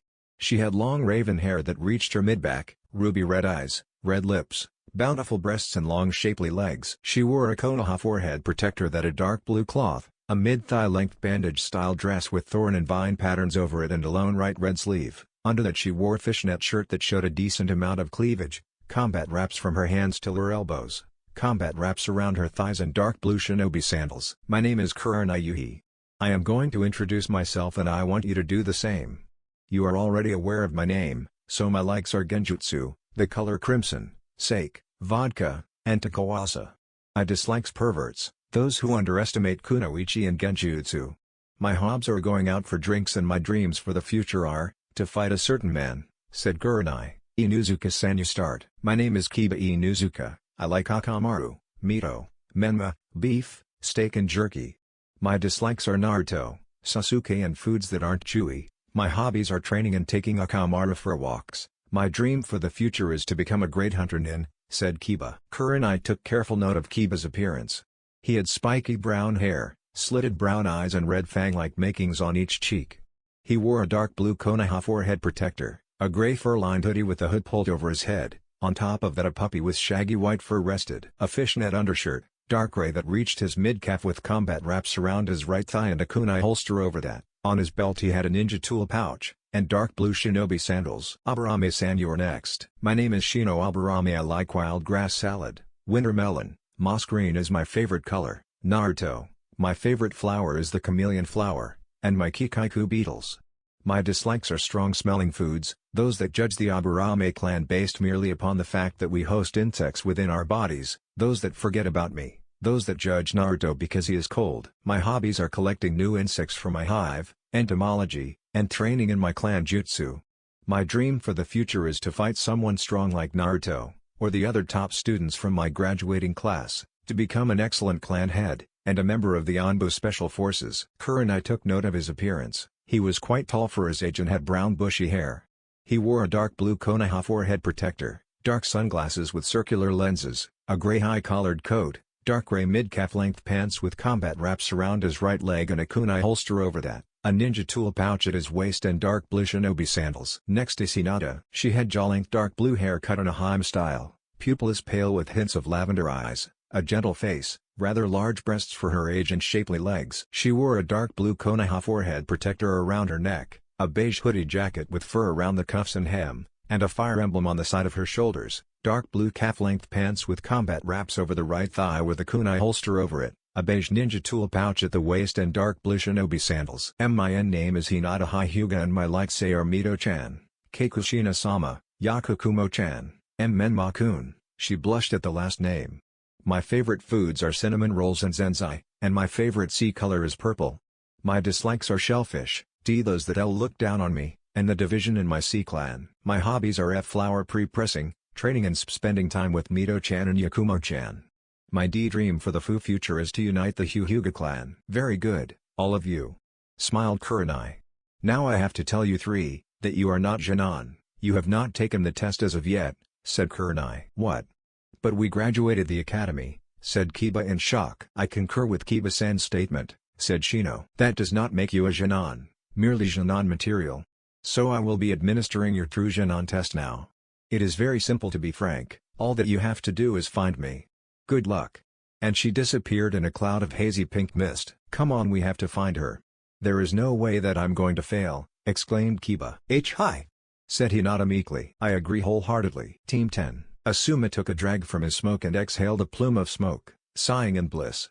The Jonin had spiky raven hair, dark brown eyes, a square nose, and dark facial hair running along his jawline till his chin. He wore a dark blue forehead protector, a dark blue long-sleeve shirt with a red spiral on the side of each shoulder and combat wraps around the biceps, black bands around each wrist, a forest green flak jacket with a red spiral on the back, dark blue ankle-length pants with combat wraps around the ankles and thighs, a beige ninja tool pouch, a white sash with a black circle in the middle with the kanji for fire in the middle, and dark blue shinobi sandals. My name is Asuma Sarutobi. I will be introducing myself as well as sharing a little bit of my awesomeness. After I'm done I want you to do the same.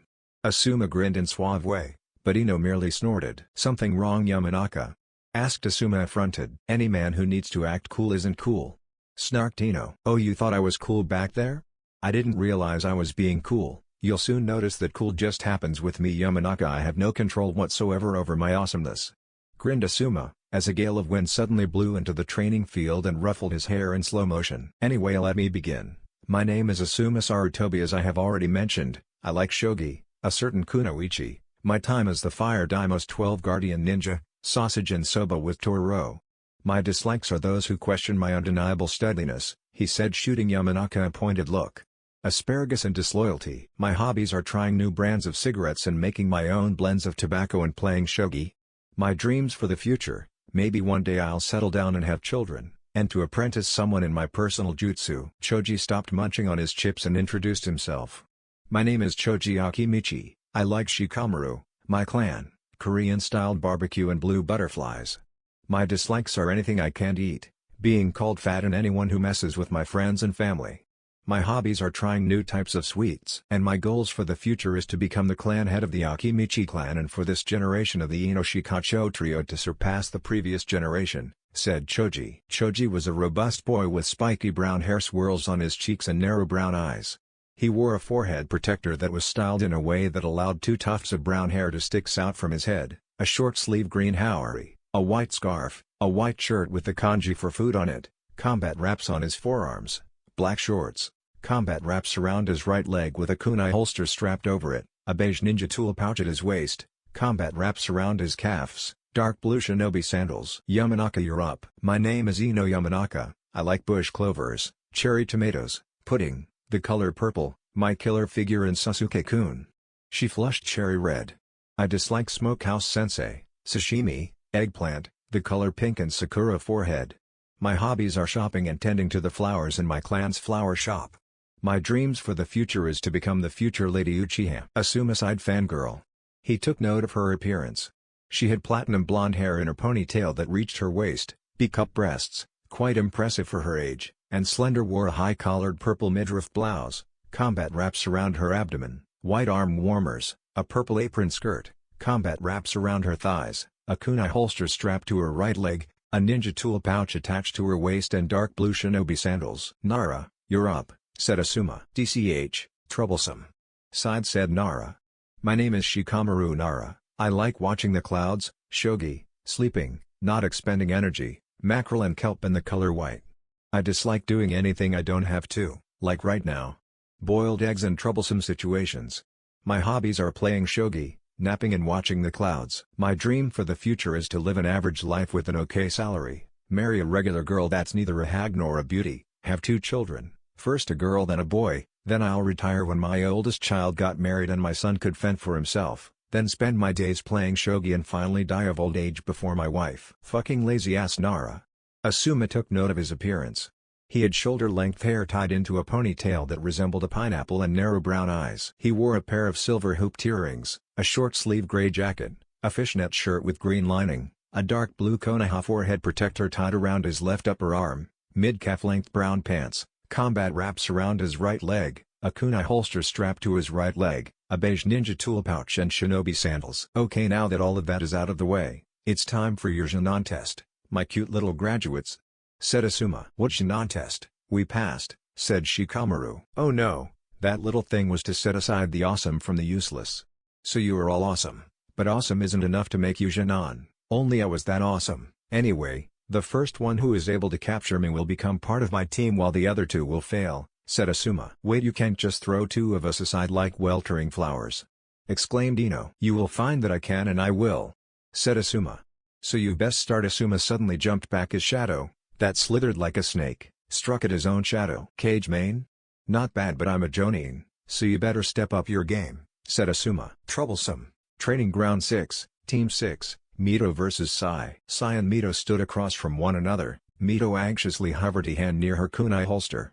Sai calmly waited for the signal to begin. His hand inched to his back ever so slightly. Begin. Mito instantly grabbed the kunai from her holster, threw them at Sai. By the time Shed had released the throwing weapon, Sai had already drew his tip-less danto and he used it to deflect everything. Single kunai. Mito took advantage of his preoccupation and made a crisscross hand seal. Cage Bunshine no Jutsu.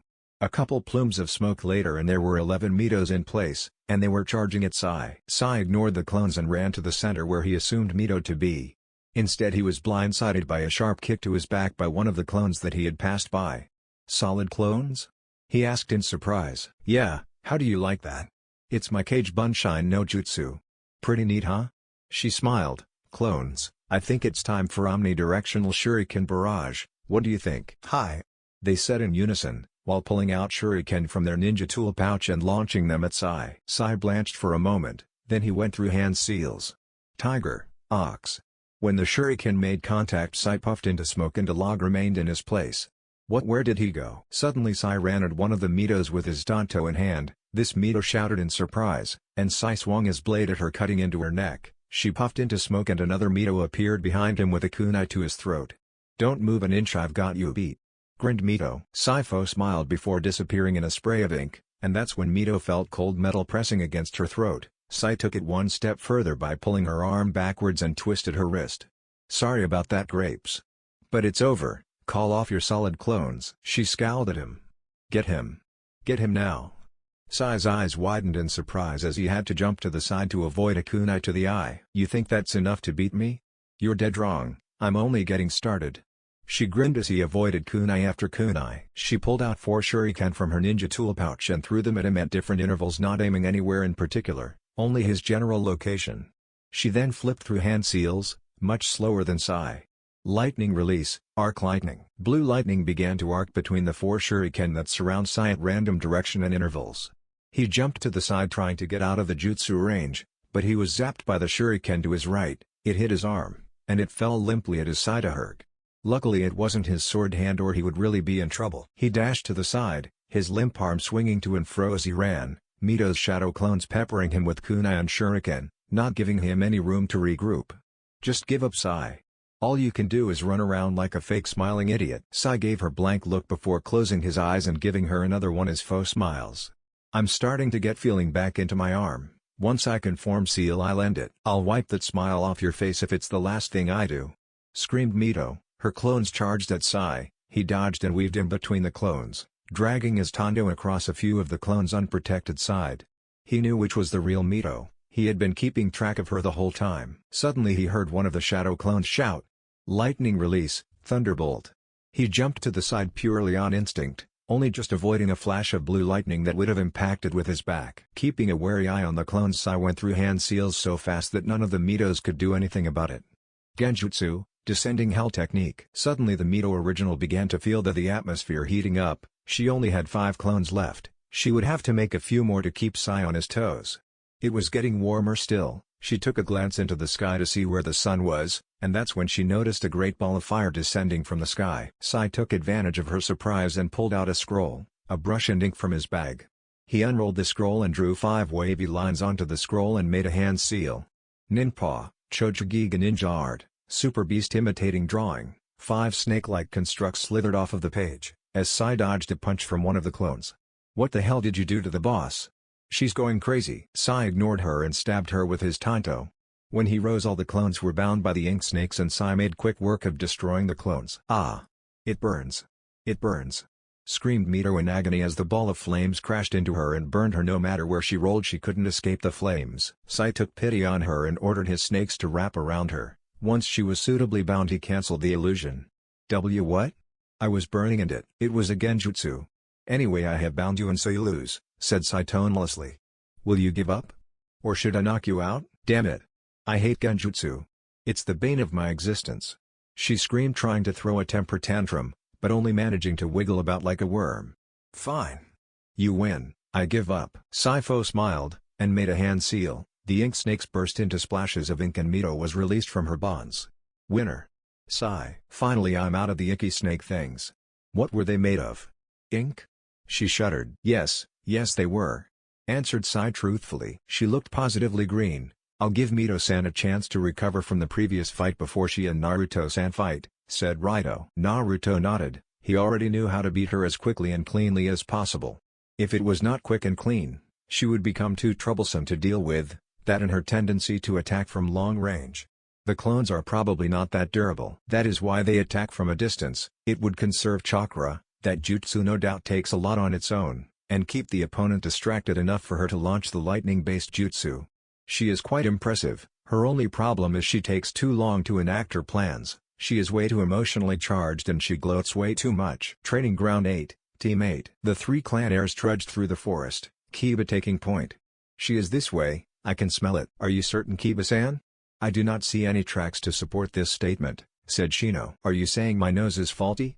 he growled, becoming feral. "Onyoki Kiba-san, I think Shino-san only worries B because she is a Jojonin, and S she would know A about your C-clan abilities," said Hinata, trying to defuse the situation. "Well, he isn't wrong," Kiba grudgingly admitted. "Even Sunshine leaves tracks. My mom and uncle said so." "Tell me, Kiba-san, what do you smell? And can you tell me where it ends?" said Shino. "I think it's Kurenai-sensei, but the thing is it doesn't end. It just keeps going and going almost like it has no end," said Kiba thoughtfully. "Hinata-san, can you activate your Byakugan?" "Why?" "Because I fear that Kiba-san is under a genjutsu," said Shino. Kiba gained a tick mark. Byakugan. She made a hand seal, and veins bulged around her eyes, and they became much more focused. "Kiba-kun is surrounded by 4 and ch chakra. said Hinata. Should I release him from the genjutsu? Yes, you seem reluctant to keep your Byakugan active for long periods of time. We will need his nose. Why? I failed to tag Kurenai-sensei with a female Kikaiku beetle, said Shino. She made a ram hand seal, then touched Kiba's shoulder. Genjutsu, Kai. She pulsed her chakra into him, releasing his genjutsu.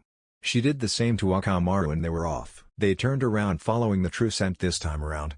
Hinata, it would be prudent for you to periodically check for genjutsu. You and Kiba are the only two that are likely to be targeted, however if you activate your Byakugan you will notice it straight away, said Shino. Why wouldn't she use them on you? Asked Kiba. She could, but the Kikaiku that reside within in me would pick up a disturbance in my chakra, and my beetles cannot be placed under genjutsu. Why? Because they lack the required components for a genjutsu to take hold, said Shino. Sheesh, do you always have to nitpick? Asked Kiba. Shino ignored him. How far is she? Not too far, maybe 2 kilometers out, said Kiba. Hinata, check Kiba for genjutsu. I'll also send my Kikaiku ahead to scout out the area, said Shino. Byakugan, she yelled. Is he clear? They continued their journey for another 2 kilometers, before Shino smelled something foul. He turned his attention to Kiba, who had fell to his knees, his eyes watering and he seemed to be gagging. "It stinks." Akamaru whined in agreement, while he pawed his nose. A stink pellet of some type? It is not an illusion or my Kikaiku would have noticed the disturbance in my chakra. That means she must have been near us. His eyes widened, though they couldn't be seen. Hinata-san, use your Byakugan to scan our surroundings, she must be close. Byakugan. She scanned their surroundings, she noticed a flicker of motion to her right, a human figure with the same figure as their sensei disappeared in a blur of motion. She disappeared that way, said Hinata pointing to the east. I never knew that Kurenai-san was this strong. Okay, good, we will pursue her. Help me pick up Kiba, we need to get him away from this stench. Hinata nodded in understanding as she picked up Akamaru and placed him inside her jacket. She swung his one arm around her neck, while Shino did the same with his other arm and they took off running. They ran a kilometer with Kiba, when he was finally able to breathe freely. Oh sweet Heir. Kiba then turned his attention to Kurenai who was standing stoically in front of them. We found you, he shouted as he charged her. He was tackled out of the way by Shino just before he reached her. A good thing too, because there was now a group of shuriken taking up the space that he had previously occupied. Another genjutsu? Screamed Kiba, unknowingly echoing the sentiments of a former classmate. I hate them. Kiba-san, you must try to relax and not act so harshly. She may escape us again, said Shino. Yeah, I guess you're right. Check me for genjutsu, I have a scent, said Kiba. Hinata-san. Oh, on it. Byakugan. She scanned him. No genjutsu. Where is she? Asked Shino. Near the place that we met, said Kiba, following her scent. I'll send my Kikaiku ahead, to make sure, said Shino. They traversed the forest using their agility to avoid tricky roots and stones in the ground. When they finally found her, she was leisurely leaning against a tree. Hinata couldn't believe her eyes, so she activated her Byakugan to make sure that she was the real article and not an illusion. There isn't any need for that, Hinata-chan, you all have thoroughly impressed me. So you all pass. Why, sensei? You could have just kept running, said Kiba. Because you accomplished the true objective of this test. Which was teamwork. I deliberately set up a trap for Kiba to stall you from tracking me with his nose after you discovered my genjutsu, and so that you three would be in the position where you had to choose to leave an injured teammate behind to accomplish the mission, or take the teammate with you, even though they are a hindrance, and possibly fail the mission. You chose to take Kiba with you, and thus you passed. Phew, that's a load off my back. Kiba sagged in relief. Now I must ask you to not speak of this test for at the very least a week to any of your friends in your graduating class. If they find out that teamwork is the secret objective, they will not grow a shinobi, said Kurenai sternly. Am I clear? Hi, sensei. They shuddered in fear, except for Shino. He remained as stoic as ever. Good, now let's go out for lunch to celebrate passing. Any suggestions? Asked Kurenai. Anyo, Kurenai sensei, could we go to Yamamoto's Sweets, Sugar and Coffee? Asked Hinata. Any objections? Asked Kurenai. Her tone implied that even if they had objections they should keep them to themselves. And no, Kurenai-sensei, said Kiba fearfully. She turned to Shino, who gave her a stoic look, though she couldn't tell. I'll come if you wish me to, however I will not be eating there, unless they have a salad or a UN sweet fruit dish. She nodded. Acceptable. Why you don't have to come on my account, Shino-san, said Hinata nervously. Don't worry, Hinata-san, we are teammates now, that means that we make sacrifices for one another, said Shino. Yeah.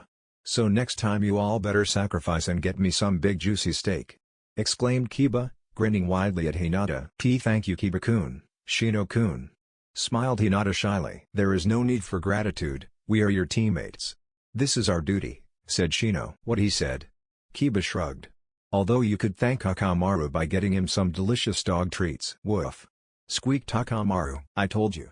I can't get you chocolate, it's poisonous for you," said Kiba in return to his dog. "Woof! Woof!" "Okay fine, I'll get you some sweets, but only a little," said Kiba after his dog let loose another round of barks. Shino could be seen moving his shoulder up and down ever so slightly.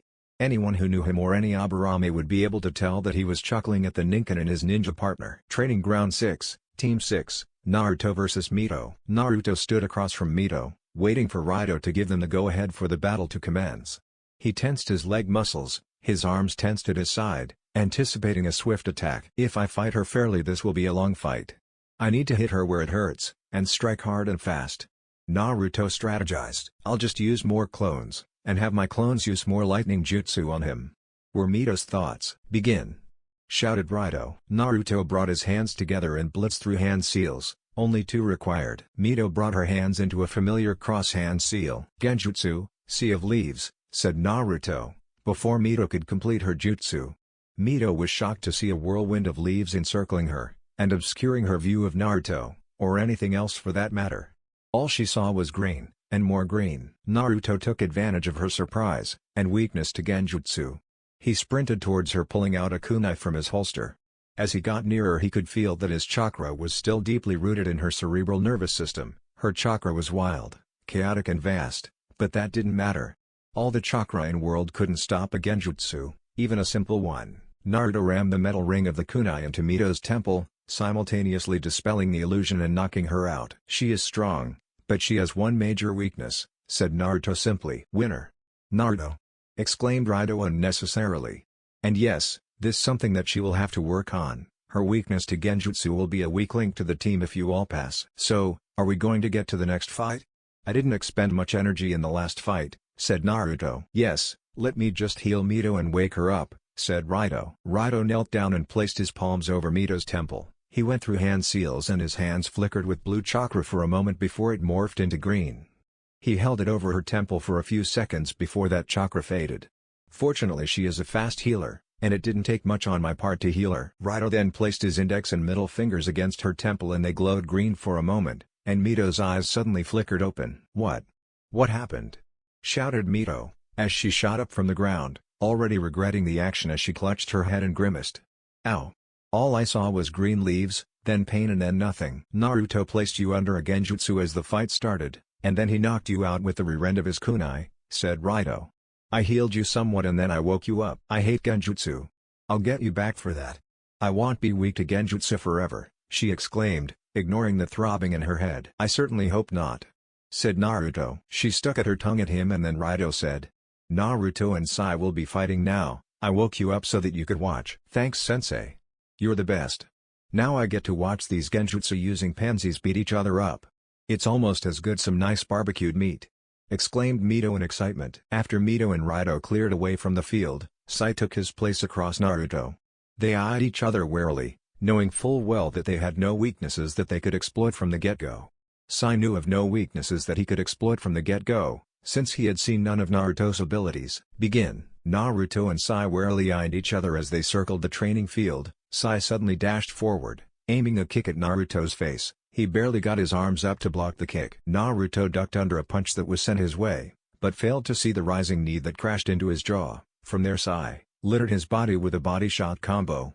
A fist to the ribs, another to the kidney and finished it off with a swift kick to the stomach that sent him tumbling backwards. He rolled out the impact of the kick a little longer than necessary, before he sprung up letting loose a hail of kunai, dead center on Sai's position. Only for him to burst into a great spray of ink. Naruto looked around warily, when suddenly a figure obscured the sun, and their heel came crashing into his shoulder. It sent him barreling backwards harshly into the thick trunk of a tree. Naruto resisted the urge to grunt in pain. "Give up now Naruto-san, you can't beat me. You are too slow," said Sai in a tone that wasn't mocking, merely fact. "And you do not have the numbers to slow me down like grapes did." "No." Naruto drew a kunai launching it at Sai who pulled his own kunai out to lazily swat it away. Naruto wasn't done there however, he blitzed through hand seals before clapping his hands together. Wind release, gale bomb. And suddenly the speed of his kunai was boosted by the gust of wind that he emitted from his palms. Naruto ran forward as Sai jumped back to avoid the attack. When he reached the white boy he lashed out with a straight punch, which Sai easily saw and blocked, only for his hand to phase right through the arm. Suddenly another lashed out at Sai, this one from Naruto waist, in the form of an uppercut. It caught unaware, forcing his jaw closed and sending a jarring spike of pain through his whole face. Naruto capitalized on that, and sent a snap kick into Sai's ribs that the boy didn't even see coming. He grunted, and then Naruto went through hand seals. Wind release, bladed knuckles. Naruto punched Sai once more, but this time the black-haired youth had the sense to block it, except he belatedly noticed that there was a slight glow on the boy's knuckles. When the fist impacted his arm, he suddenly felt a stinging sensation, and then he felt blood trickle down his arms. "This isn't any ninjutsu that I have ever heard of," said Sai. "Nor would you have," said Naruto, not giving him any respite, sending another punch his way. Sai dodged, having learned his lesson. "I created it myself." Naruto shot forward, cocking his fist back. Sai dodged to the side, having already predicted the path the punch would take. Unfortunately it was a fake out, and Naruto lashed out with a spinning back kick to the ribs. Spinning leaf. Sai grunted in pain from the blow to the ribs, then Naruto took opportunity that was presented to him and buried his wind-encrusted knuckles into Sai's exposed midriff, giving him a thin cut across his pale stomach. He hissed in pain from both the sting of the cut, and the force of the punch to his stomach. Naruto then launched another and another, until Sai was littered with small stinging cuts all over his upper body. His clothes had a series of incisions wherever Naruto hit him. Not even his face was saved from the onslaught of Naruto's punches. By the time Sai had gathered his wits enough to avoid or block the blows, Naruto had already dealt too much damage. "You should give up, Sai. These pinpricks are nothing," said Sai, although his pain tone showed evidence to the contrary. Naruto was sweating heavily. He cancelled the wind technique and drew his sword. "It takes a lot of chakra to maintain that blade on my knuckles for so long. I've never had to control it for so long, and I ended up losing chakra." Sai drew his own blade, trying to ignore the stinging sensation that littered his entire body. They charged at each other, though Sai was noticeably slower than before. No doubt the small cuts that Naruto's jutsu had inflicted throughout his body had taken their toll. They clashed their blades together, parrying and striking. Sai had much more technique than Naruto's rudimentary swings and parries, but the constant stinging all over his body stopped him from taking advantage of that. Naruto cut across Sai's stomach, the sword in a one-handed grip. Sai easily parried the strike, but Naruto kicked him hard into the shin, causing a hiss of pain to erupt from Sai's lips, but he never buckled. Much to Naruto's surprise, Sai used this as an opportunity to slice his blade across Naruto's unprotected stomach. Only Naruto's fishnet wire undershirt stopped the cut from being fatal, still it was a cut nonetheless. "Arg!" Naruto grunted as he brought his hand to his pained torso, blood running down from the cut and soaking his shirt. This brought a smile to Sai's face. Not a true one, but as close as he was going to get to one. Not wasting his chance, Sai brought the blade across Naruto's arm and cut him across his shoulder and upper arm. Naruto hissed once more, and then Sai finished it by bringing the pommel of his sword into Naruto's temple. Or rather he thought he had. Naruto burst into a plume of smoke and a log took his place. "Damn you!" Naruto roared from behind him, his sword aflame with chakra, though it seemed thin and sharp. Sai turned around and blocked the blow with his sword, only for it to be carved in two by both the force and cutting edge behind the chakra. Naruto's eyes then widened at what he almost did. If that had been Sai, he would be in fatal state. He brushed that thought aside, and slammed the pommel of his sword into Sai's jaw. Knocking him out, he brought another pommel smash to his head for good measure, as he breathed raggedly from the exertion that the brutal fight brought on. For a moment Naruto almost wished that he had been the one that was knocked into unconscious. Then he wouldn't have to feel the pain of the cuts to his stomach and arm respectively. "Winner! Naruto!" exclaimed Raito. "Wow, Naruto!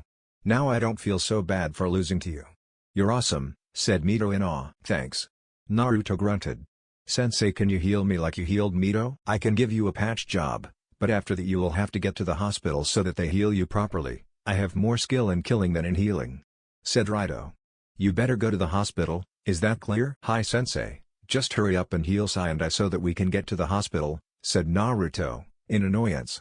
Showing emotion only the second time that day. Raito walked over to Naruto and asked him to sit. He placed his hands over his stomach and his hands glowed blue before flickering to green.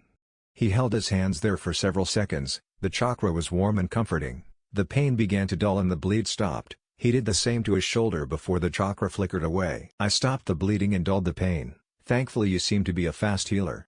It will open up eventually, so you better get to the hospital. Mito and I will take you there to make sure neither of you get lost. I know the way, sensei, said Naruto stubbornly. I know you do, Naruto grumbled. Whatever. Oh, brighten up, Naruto, it only the hospital, said Mito cheerfully. People die in hospitals. It is not a place that people brighten up in, it's a place where they dull down and die, said Naruto, brushing off her cheerfulness with cold hard truth. Training Ground 10, Team 10. Ino threw a trio of kunai at Asuma. He swiftly dodged them, but before she could go any further she simply stopped in her tracks.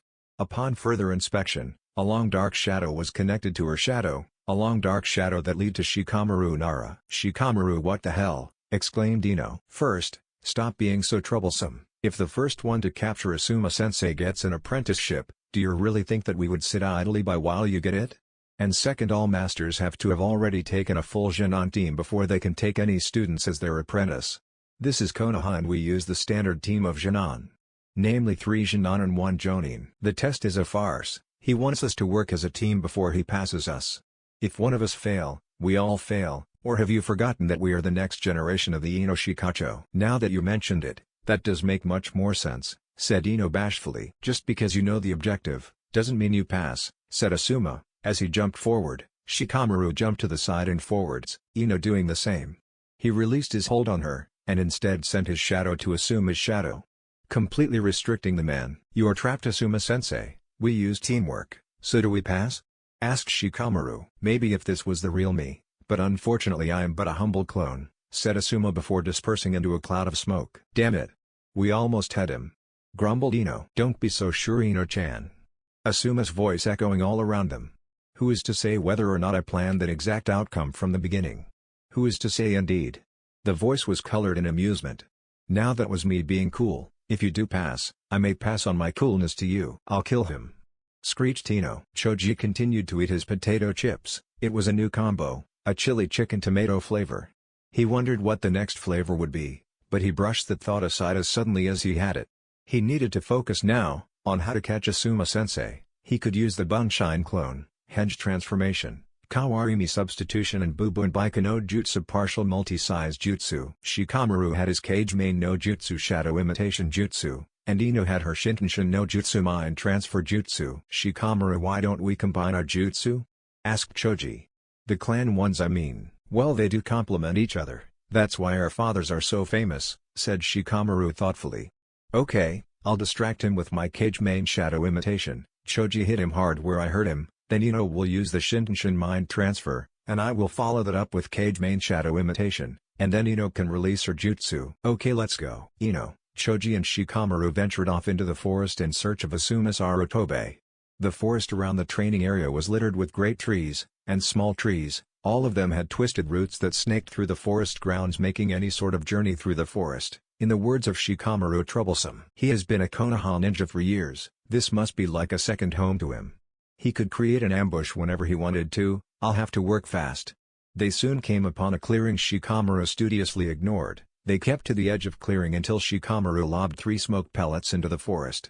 One to his left, the other in the clearing, and the last was some way in front of him. He grabbed Ino and Choji, jumping left and the forward then right. He quickly took off into the smoke. Shikamaru, Ino started. Not now, he whispered harshly. He fingered his ninja tool pouch, taking inventory of each of his tools, merely by the feel of them.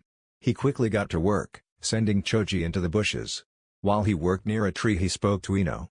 When he arrives, all I want you to do is throw shuriken and kunai at him wherever he dodges. Don't answer me. Shikamaru finished his work just as the smoke cleared. They were in the clearing that Shikamaru had been studiously ignoring. Across from them stood Asuma, a confident grin marring his face.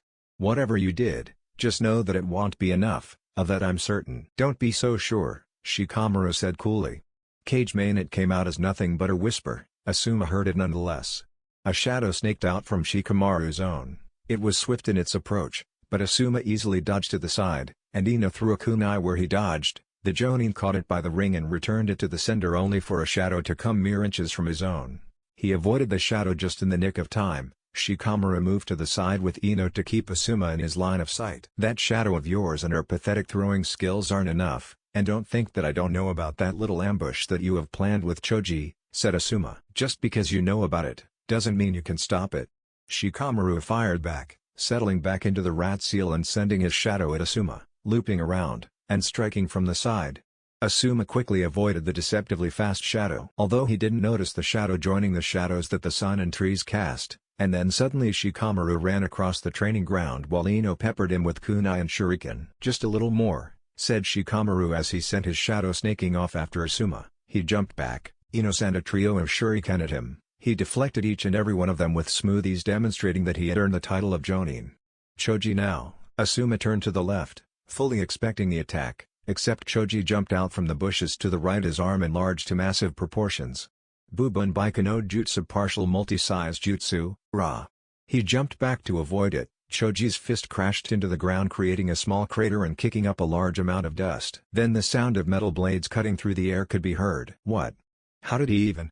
Asuma exclaimed, his voice riddled with shock. When the dust cleared, Asuma was entangled in wire that was anchored in a tree by shuriken and kunai. Others were anchored into the ground around him, leaving him with nowhere to go. Not one to be caught unaware. Shikamaru had moved closer to Asuma, his shadow connected to Asuma's. So, do we pass? Asked Shikamaru. He was breathing raggedly. You pass, said Asuma, looking at Shikamaru in awe. There may have been teamwork involved, but Asuma knew deep down it was Shikamaru's masterful planning that had given them the win. Shikamaru let out a grateful sigh before he promptly went limp, his shadow retreating from Asuma's own, and he hit the forest floor. Damn, I wanted to know how in the blazes he did that. Asuma sagged in dejection, though it wasn't noticeable in his current condition. Could one of you cut me down? Ino placed a finger on her chin in a thoughtful pose. No, I don't think we will. We'll let you stay here a little longer. That'll teach you to treat your students with dignity. Asuma eyed her dryly.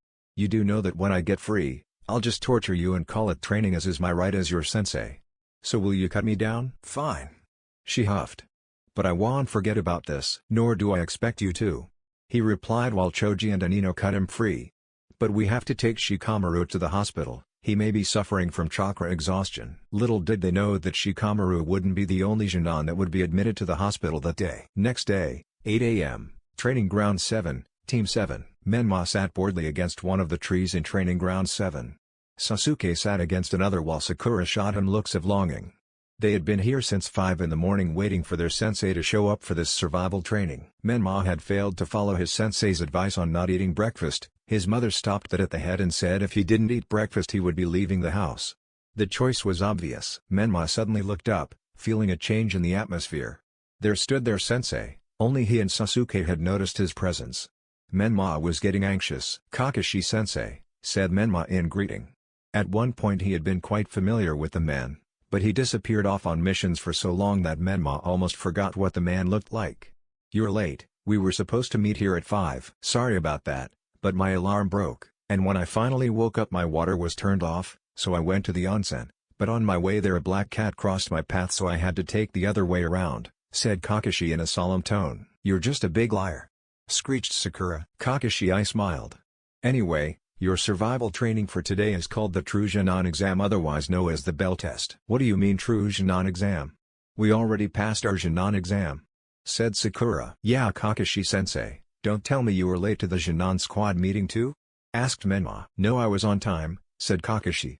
Your father bloody teleported me to the meeting to make sure. He grouched internally. Now then, the Jonin exam only thins out the herd, so to speak. So, it is up to Jonin-sensei to give their students tests of their choosing to decide whether prospective Jonin are ready to actually become Jonin. What's the test? Asked Sasuke, a grin marring his face. He loved a challenge. You have until noon to take these bells from my hip, said Kakashi, gesturing to 2 silver bells joined by a red string that were dangling at his hip. Whoever among you does not get the bell, will be sent back to the academy. You can't do that, exclaimed Sakura. And besides, there are only 2 bells and 3 of us. Kakashi graced them with another smile. Exactly, when I set my alarm clock this test begins, and from then you will have until noon to retrieve a bell. Kakashi pulled an alarm clock from his ninja tool pouch, and began winding it up. I thought your alarm clock was broken, said Menma. Kakashi scratched his head sheepishly. I bought this one on my way back from the onsen. Whatever, just start the test, said Sasuke. TSK. Don't be so impatient, Sasuke. Kakashi finished winding up his clock and put it on a rock that was nearby. And begin, The three disappeared, taking cover in the forest that surrounded their training grounds.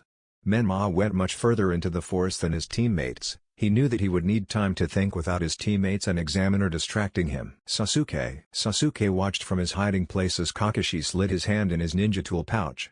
He tensed. Kakashi pulled out orange book and began reading. He wanted to sweat drop, but Uchiha don't sweat drop, so he held himself back. He waited for what felt like hours and then turned his back to Sasuke and relaxed some more. His open.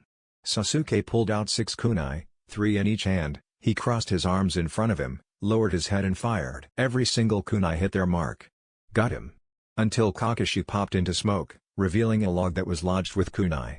What? That wasn't nice, Sasuke, said a voice behind Sasuke. Before Sasuke could turn to face the voice, he felt himself take a sharp kick to the back. It sent him flying out of the tree. Fortunately, he managed to roll when he hit the ground. When he turned around, Kakashi stood reading his orange book. Don't take me lightly. Sasuke rushed at Kakashi. He jumped up, sending a sharp kick to his face, which Kakashi swatted aside easily with his free hand.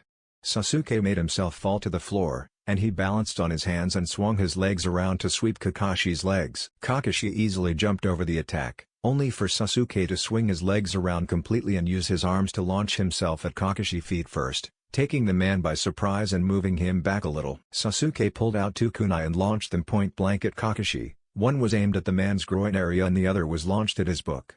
Kakashi jumped back, and pulled out a kunai from his holster to deflect the one that was aimed at his book. Sasuke, that was unforgivable. Not only did you try to take away my precious Icha, but you tried to take away all my pleasure.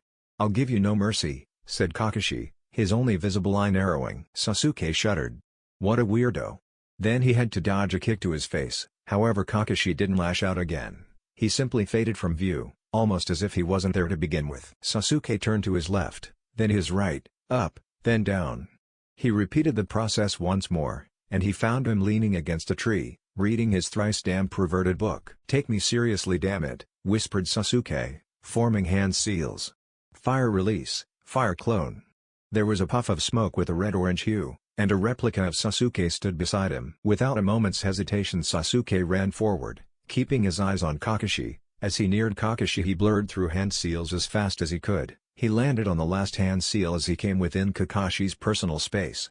He was then obscured by a cloud of smoke. Ignite, called a voice. Suddenly the smoke cleared and Sasuke dispersed into a small burst of flames. That's so pedestrian, said a cool voice. It was Kakashi. Sasuke's eyes widened. At least try to kill me, or I'll just fail you right now. Sasuke gnashed his teeth together. Don't underestimate me.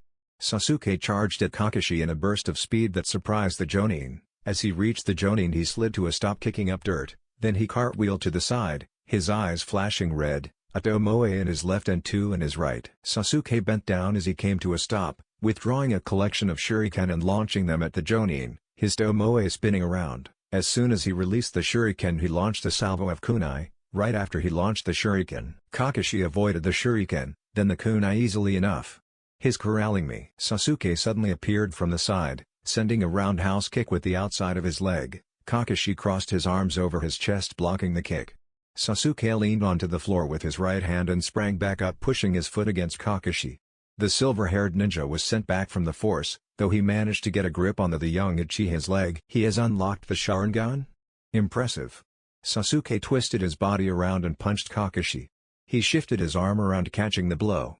Undeterred, Sasuke twisted his body once more, bring his only free foot down on Kakashi's head. Sasuke's own head was mere inches away from the bells at the Jonin's hips.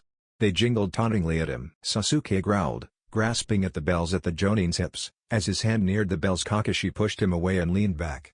Sasuke somersaulted through the air, landing like a cat. He is good, much better than I expected, thought Kakashi. He has even activated his Sharingan. You have definitely impressed me, remarked Kakashi in a complimentary tone. DCH, as if I care. Sasuke blurred through hand seals. But that jutsu? How does he even have the chakra for that? Exclaimed Kakashi. Fire release, Grand Fireball Jutsu. Sasuke's chest swelled greatly, then he released a bout of great flames from his mouth, in the form of a fireball that exceeded 20 square meters. He didn't relent, scorching the earth black, ensuring that he gave Kakashi some sort of injury. There, that ought to do it. When the flames finally died down, there was no sight of the Jonin. Where is he? Sasuke scanned the field, his Sharingan spinning wildly. In front? Sasuke scanned the area in front. No. Sasuke then looked behind him and left and right. Not to the side nor behind.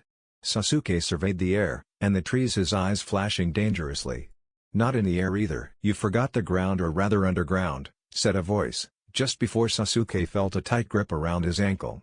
Doton, Shinjo Zanshu no Jutsu. Sasuke was suddenly pulled underground by Kakashi, his head the only thing visible. Kakashi towered over the boy. Shinobi Fighting Lesson Number 3, Ninjutsu. Water Release, Water Trumpet Jutsu, exclaimed a voice far off, and then suddenly Kakashi had to jump backwards to avoid a great torrent of water from impacting him. Menma. A few moments earlier, Menma was broken from his musings by the sound of great explosion. When Menma turned to the direction of the noise, he noticed smoke in the distance, so he moved to the direction of the smoke. He avoided a number of roots and branches that obstructed his path, but he got to the edge of clearing before too long. He could make out two figures. The first figure was obviously Sasuke, and the other soon emerged from the ground as he pulled Sasuke underground, leaving only his head above ground. Menma wasted no time with the opportunity that presented itself to him. He blurred through hand seals. Water Release, Water Trumpet Jutsu. He released a great gush of water from his mouth, aiming for Kakashi. He angered it a little high so that it wouldn't hit Sasuke. Menma knew that Kakashi would avoid the attack, so right after the jutsu ceased, he formed a cross-hand seal and said Kage Bunshin no Jutsu. There was a plume of smoke, and 3 clones surrounded the Namikaze Heir. He sent 2 clones around the clearing, and had 1 remain in the trees as he approached Sasuke. He is powerful, no doubt. To defeat Sasuke like he did is no easy feat. Even for a Jonin he avoided by attack so casually. I know how to defeat him though. I hope Sasuke is agreeable. Menma thought as he made his way over to Sasuke. Before I dig you out, I have a few terms, said Menma. What? Asked Sasuke. We team up with Sakura to beat Kakashi, said Menma. Don't give me that face. You know that we are the best Shin'an in our age group. But I'm willing to bet so is Kakashi. He is just too strong. Plus I am the Hokage's son. If I didn't know how Konoha worked, it would be a serious affront to both him and myself. I'm going to Hokage after all. Anyway, Konoha Shin'an squads are formed with 3 Shin'an and a Jonin sensei. Most squads are formed with either 4 or 3 members. So either we all fail or we all pass, there is no middle ground, said Menma. Fine, said Sasuke after a while. We'll team up, just don't get in my way. I should be telling you that. Menma smirked. Whatever, just get me out of the ground. Grouched Sasuke. Menma dug out Sasuke to the waist, then he pulled him out. Let's go find Sakura. Kya! Exclaimed a high-pitched voice in the distance. Looks like we found her, said Menma. Sakura. A few moments earlier, Sakura could have sworn that she saw smoke, and she knew that the only one awesome enough to make so much smoke was Sasuke. Because where there is smoke there is fire, and he is in Uchiha. What other element would he use? Where could he be? He had to be nearby. Sakura continued on, until she noticed Kakashi, calmly reading his perverted book. She swiftly dived into a bush, and took a small peek. He continued reading as if nothing had happened. Thank Kami, he didn't notice me. Sakura, behind you. It was Kakashi's voice, yet that was impossible, he was just in front of her. When she turned around, all she saw was Kakashi leaning towards her with his ever-present eye smile. Kya! Exclaimed Sakura. Kakashi quickly went through hand seals. Demonic illusion, hell viewing technique. Sakura took notice of leaves that began to surround her, obscuring her view of her sensei. Then it began to twirl around her like a vortex. She couldn't tell how long it swirled for, but when it finally stopped she forgot about all of that. Kakashi was nowhere to be seen. Where did sensei go? What was the point of all those leaves? Then she heard it. It was faint at first, but it steadily got louder. Sakura, that voice. She immediately brightened. Sasuke-kun. Then she saw Sasuke come into view. He was stumbling around, his back hunched over, kunai and shuriken littering his body and limbs, crimson blood trailing from each wound. Sakura, help me. Sasuke. Sakura became fearful, sweat dripping from her face, tears gathering in her eyes. Ah! She screamed, and passed out from the shock. Foam forming on her lips. Menma, Sasuke. What the hell? Why is she saying your name like that, and why is she looking there anyway? Is she squid? Asked Menma. She's in a genjutsu, idiot. Replied Sasuke. Oh, I knew that, said Menma nervously. Ah! Screamed Sakura. Man, you gave her an orgasm by pure proximity. Remarked Menma, as he waggled his eyebrows. Sasuke looked away while blushing. He was both embarrassed by the comment and oddly proud. HMFF, how pathetic, to fall for a genjutsu so easily. And indeed she was a pathetic sight, foam running down the side of her lips, and dripping down her chin. Yeah, she truly is a pathetic kunoichi. She's focused on her academics and she even fell for academic ninja art, one of the most academic there is. I almost want to fail if she is going to be on my team. What do you mean? I know she is weak but that's a bit much, remarked Sasuke. It's because she used the fact that she is academically inclined to freeride through the academy. If there is one thing I hate, and that is lazy people. There is only one person in the whole class that I truly respect and admire, and that's Naruto, said Menma. Do you remember his first fight? Asked Menma. Yeah, Akiba made him look like a loser, smirked Sasuke. And now his shuriken jutsu is as high as yours, and his taijutsu is almost on par with our own. I haven't seen his ninjutsu, but he passed on the high end of class. He went from pathetic to as good as us, children from two prominent clans, and me? I'm the son of the Hokage, he trains me, and Naruto, the clanless orphan, is catching up to us, said Menma, his tone colored with reverence. DCH, he will always be a loser, said Sasuke in annoyance. Let's wake her up already. Menma sighed. He may be arrogant and derisive to weak people, but he never feared anyone becoming stronger than himself. In fact he welcomed it. It would only mean that he would have to step up his game and become stronger, but Sasuke, he relished in his strength. He didn't like anyone being more powerful than himself, and he absolutely detested anyone who was once weak, becoming stronger than him. They shook Sakura awake. It took some doing but she finally stirred. Her eyes flutter open, and then widened. Sasuke-kun.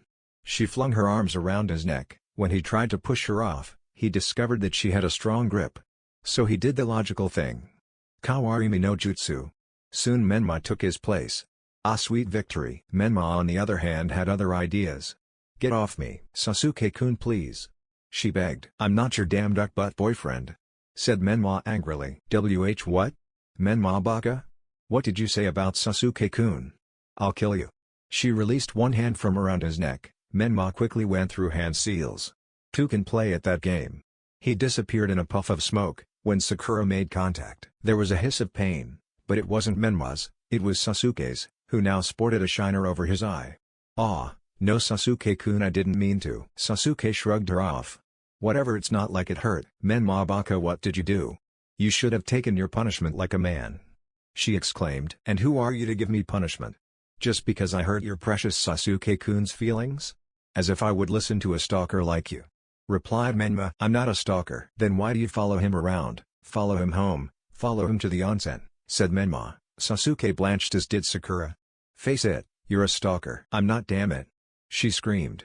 I just admire him from afar. Yeah, and Uro-sennin likes the color of the towels on the female side of the onsen, said Menma dryly. Are you all going to sit here arguing or are you going to at least try and get these bells? Said Kakashi, making a sudden appearance. Suddenly Sakura made hand seals. Kaden, Gokakyu no Jutsu. What, that's impossible, exclaimed Kakashi as he hastily jumped back to avoid the massive orb of flames. Except he seemingly didn't notice Menma releasing a great blast of water from his side. He managed to twist in the air at the last second, only just avoiding the blast of water. That was close, you two, but Kakashi suddenly felt something brush against his hip. When he looked down he saw a head of yellow with red streaks rush past him. A gentle jingle was heard while he moved. Getting a little fainter, his hip was clear of any bells. Both of those jutsu were feints. He used them to angle me in such a way that I wouldn't be able to avoid or stop it. I wouldn't even expect it. I mean, who expects a Jinan to know any solid clone jutsu? Let alone the Cage Bunshine. Looks like we passed sensei, said Menma cheekily. Kakashi sighed. How could he let this happen? He was beaten by 2 Jinan, and how the hell did Sakura use that grand fireball jutsu? Actually, I said whomever gets a bell passes, so you can give one of the bells to Sakura or Sasuke, or you can keep both. The choice is yours. Menma stared at him unblinkingly. I choose option 3. Oh, and what is option 3, pray tell, said Kakashi. Then his lone eye widened. Sakura was covered in a veil of smoke and Sasuke took her place. Not too long after that Sakura appeared walking sluggishly from the forest. So Sasuke-kun, you're alright, exclaimed Sakura in relief. Huh? So Sasuke replaced himself with Sakura and used Henshi no Jutsu and she passed out. Then Menma created a Cage Bunshine which transformed into Sasuke. Then you had that whole argument to distract me and get me to lower my guard, remarked Kakashi, sounding impressed. More or less, said Menma. We waited a little after she passed out. I wasn't going to admit to Kakashi that I didn't know that she was under a genjutsu. And now the bells, who gets one? asked Kakashi. Menma looked at Sasuke then Sakura. Here Sakura catch. She was started, yet she managed to catch the bell. His action certainly caught Kakashi by surprise, if the widening of his eye was any indication. Sasuke catch! Exclaimed Menma, throwing a bell to him. Even Sasuke was caught by surprise with that action. Obviously Sasuke wasn't part of this stage of plan. Then again Menma was likely improvising during this stage of the exam. So you're willing to fail and allow your teammates to pass? Asked Kakashi, deadly serious. Yes, said Menma. Then he thought, I know what the secret to this exam is. Though we both know that if I fail, so do they, and even if I do fail and they pass, I'll just be transferred to a team who needs a replacement, the Konoha police force or the reserves. Then Menma added, in a sarcastic tone. But thanks for your concern. Then, my choice is clear, said Kakashi, in a serious, but solemn tone. You pass. Kakashi added with an upturn of his eye. Menma grinned, already predicting Kakashi's response. His two teammates on the other hand were surprised. What? You guys are the first to pass this exam, said Kakashi. What? Asked Sakura. You three are the first team I have passed. All the others simply tried to work alone, failed to see underneath the underneath, and they took everything at face value, and above all failed to sacrifice themselves for their teammates, said Kakashi, oddly serious. It is true that those that break the laws and the codes of the ninja world are trash, but you what? Those who do not take care of their comrades are worse than trash. Sakura gave him a look of awe. Sasuke grunted, yet there was a look, he seemed thoughtful. Menma grinned. That's a philosophy I can get behind. In fact I think it should be the philosophy of Team 7. Yeah! Exclaimed Sakura. Team 7 will always take care of one another. Kakashi watched his team with pride before he came to a decision. Come on team, I need to show you all something. They followed Kakashi, appearing near the area where they started the test. This is the memorial stone. All those who are considered heroes of this village, their names are carved here. Though they're not normal heroes, no, they gave their life for this village, for their comrades and in the name of duty. This is what you face as a shinobi of Konoha, to sacrifice yourself for your village. If you cannot do that, then you should just quit right now. Menma only paused a moment. For Konoha, for Team 7, for my family and for the respect of the title Hokage, I'll give my life for Konoha, even if I have to protect the lazy, even if I have to protect the weak, because as a future Hokage if I cannot sacrifice, even for the sake of those that disgust me, I'll never be able to make my father proud. Hi for Konoha, said Sakura, shakily. For Sasuke-kun, mom, dad, and even you Inobunta. I'll protect Konoha, I'll protect her with my life. I'll never let that happen again. I am an Uchiha, and even if it means our end, I would never be able to wear my clan's symbol with pride if I didn't serve Konoha until my last breath, said Sasuke, his eyes flashing red, his left eye shifting a little to the left and another black tomoe took form in his left eye. Sakura gave him a look of pure adoration. Sasuke so cool. Menma gave him a nod of appreciation. Kakashi beamed. His conviction must be strong, if attaining a new tomoe is anything to go by. Then again, emotions are very powerful, my own eye is evidence of that fact, since that day. Well, this calls for a celebration, exclaimed Menma. And ramen will be served. Yeah, my treat. I smiled Kakashi. Sweet free ramen, that's even better, exclaimed Menma. How can you be such a cheapskate when your father is the Hokage? It's not like you're hurting for cash, asked Sasuke in annoyance. Because I'm not paying for it. Duh, said Menma. Now let's get some sweet ramen. Konoha Hospital, Naruto. So what are you in for? Asked a voice. It was one Naruto recognized. Naruto looked down at his arm. His shoulder and upper arms was wrapped in a bandage, and so was his stomach. A waste if you ask me. He sighed internally. Shikamaru? Is that you? Yes, as troublesome as it is I have to rest in this place. This place really makes naps feel wrong. I'm here for chakra exhaustion. What about you? My teammate cut my shoulder and my stomach, said Naruto. Though it's already healed, they used medical ninjutsu. All these bandages are such a waste, said Naruto. Great, then if you're alright, do you want to play a game of shogi? Asked Shikamaru. Naruto sighed, then he relented. Sure, it's much more productive than waiting here for these medical ninja and doctors to realize that I'm completely healed. Naruto easily got up, showing indeed that he was completely alright. He pulled back Shikamaru's hospital curtain.